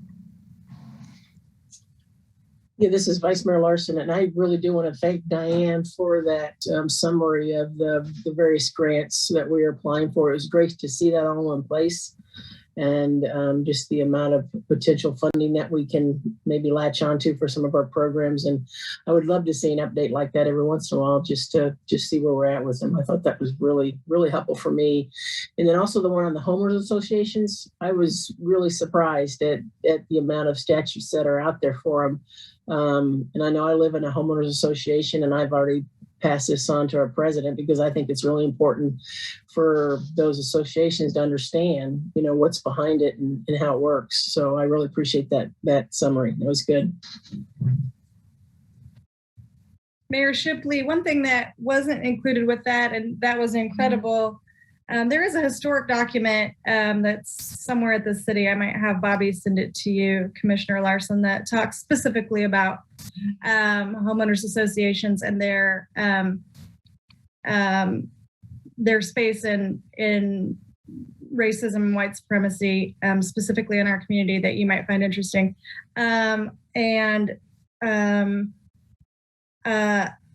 I was also interested to learn, I have read a lot about them, but I do occasionally get calls from people in the community who don't understand them. And I was surprised to learn that they're difficult to dissolve. I found that to be a very, I kind of thought, well, once they go away, then they go away. But no, that's not the situation. I've had people call me and tell me that after living somewhere 12 years, they were suddenly contacted to say they owed back dues. So those are the kinds of things that can happen with those situations. So I hope we all think very hard about whether we try to discourage their use, and certainly in negative situations. Vice Mayor Larson, I might just add to that, Mayor, that when you're talking about the some of the negative aspects of it, our homeowners association, I've been living in this neighborhood for over 20 years, and it came to light that our covenants actually had racist language in it, and we obviously, once we figured that out, we had it removed by a vote. But it's definitely in there. There was very strong racist language within our own covenants, which was to me, I was shocked. So like I said, we were able to get it removed, but it's definitely in there. This is Commissioner Sellers. I had a couple of points to make on a few of the city manager report items. I know in the report from Ms. Garcia in regards to the TRL language, I know seeing the July deadline kind of sunk my heart a little bit. Just based on just my own calculation, I was hoping we could kind of get that a little bit sooner. I don't know if that was just a reconciliation between conversations between Live Well and the groups and Ms. Garcia. But I did want to note there in her following items, item number 5, whether to include hookah as a prohibited item or practice. We did discuss that in the meeting, but it wasn't in regards to hookah. It was the language said e-cigarettes and e-hookahs. E-hookahs are not the same as traditional hookahs. And so I don't know if that's a point of clarification, something to note, but I did see that, and I wanted to ensure that we weren't looking at adding hookahs per se to this discussion, because the language talked about e-hookahs, which are totally different and have nothing to do with the traditional hookahs. So I saw that, and just I know for a fact that when that came up, there were a couple of commissioners that had paused for that, and I did interject and say that e-hookah is not the same as a hookah. So I just want to ensure we're not addressing that in any follow-up reports, because there's no need to, because that wasn't part of the discovery piece for this. In regards to the HOA and restrictive covenances, I to the mayor's point, I know the report that was put together by Avery and Jeff, very exhaustive, and is a good educational tool for those who are not familiar. And I do appreciate the work that was taken into that. At the point at the end that says, yes, this would be a heavy lift, and we really don't have any policy or position on how to operationalize this. And whether it is the will of, or at least the thoughts and consideration of the commission to look at to see what that would look like, or to at least charge one of our commissions to look into that if that's something that we want to take the step. I know that Vice Mayor Larson discussed how her homeowners association did that personally, and did that with links themselves. Is it something that we want to look at? I don't know. But I thought it would be, this falls under, in my opinion, it falls under the purview of our Human Relations Commission. And this could be something that this group, if they wanted to take on that task, or if we wanted to charge them with taking on the task of how other municipalities have addressed this, and in partnership with their counties, or just on their own, or with their homeowner associations. I think that that's something to be considered. So, and then last but certainly not least, I was waiting for this report, and in regards to the submissions to state funding in regards to BASE and for Spark. I think I've talked Craig to death on this with great advocacy, and I'm excited to see that our projects, our shovel-ready projects, are being added to the discussion, and that we have community partners who are adding their shovel-ready projects to these discussions, because again, this is our opportunity to get a piece of $800 million in money. And so I know it's not a big pot, but it is a pot of money that could do some real impactful things and move us strategically on several of our master plans. So thank you, Diane. Thank you, staff. Thank you, Craig, on these reports. And that's all I have. Mayor Shipley, any further comments from Commission?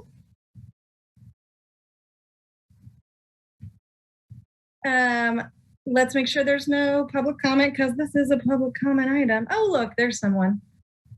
I actually can see everyone now. Michael Allman. Yes, Mayor Shipley, thank you. I am back again. Michael Allman, 1311 Prairie Avenue. And I'm pretty excited about the Homeowners Association report. I've been watching the future agenda items for a while, waiting for this. So I think it's a really big deal. And it's very well done, as far as I can tell.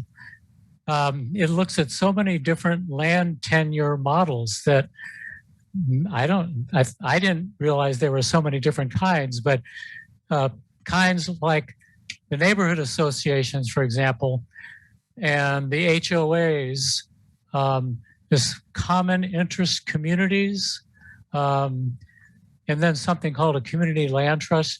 Those are ones where the property owner owns the house as well as the land, whereas in co-housing projects or condominiums or the community housing trust that Tenants to Homeowners has, the homeowner owns the structure, but not the land.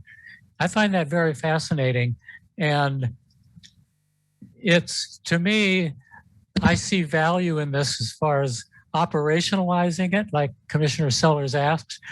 I see implications for affordable housing in that if we are indeed going to be able to spread affordable housing around town, there are homeowners associations with restrictions, particularly like for double density, for example, but maybe in other ways. And also I'm working with the Sustainability Advisory Board and one of their committees developing natural landscaping ordinance. And some of the talk was to have natural landscaping required in new developments to some percent of the property. That may be totally off limits for a homeowners association. So as far as land use goes, what the city wants to accomplish and what might be out there for deed restrictions that would be obstructions to that, that might be something that I think would be worth looking into to, I don't know how it would be operationalized, but those are some of the implications that I see in this. So I really appreciate this. And I was wondering what the request was to bring this forth and what the real intent is going forward to make use of this. So thank you for the planning staff and the commission both and the city manager and all. I think it's a great report. Thank you. Do you see anyone else, Sherry, for public comment on this item? No, I don't, Mayor. Thank you. Then that brings us to the calendar. Any items commissioners need to discuss for our calendar?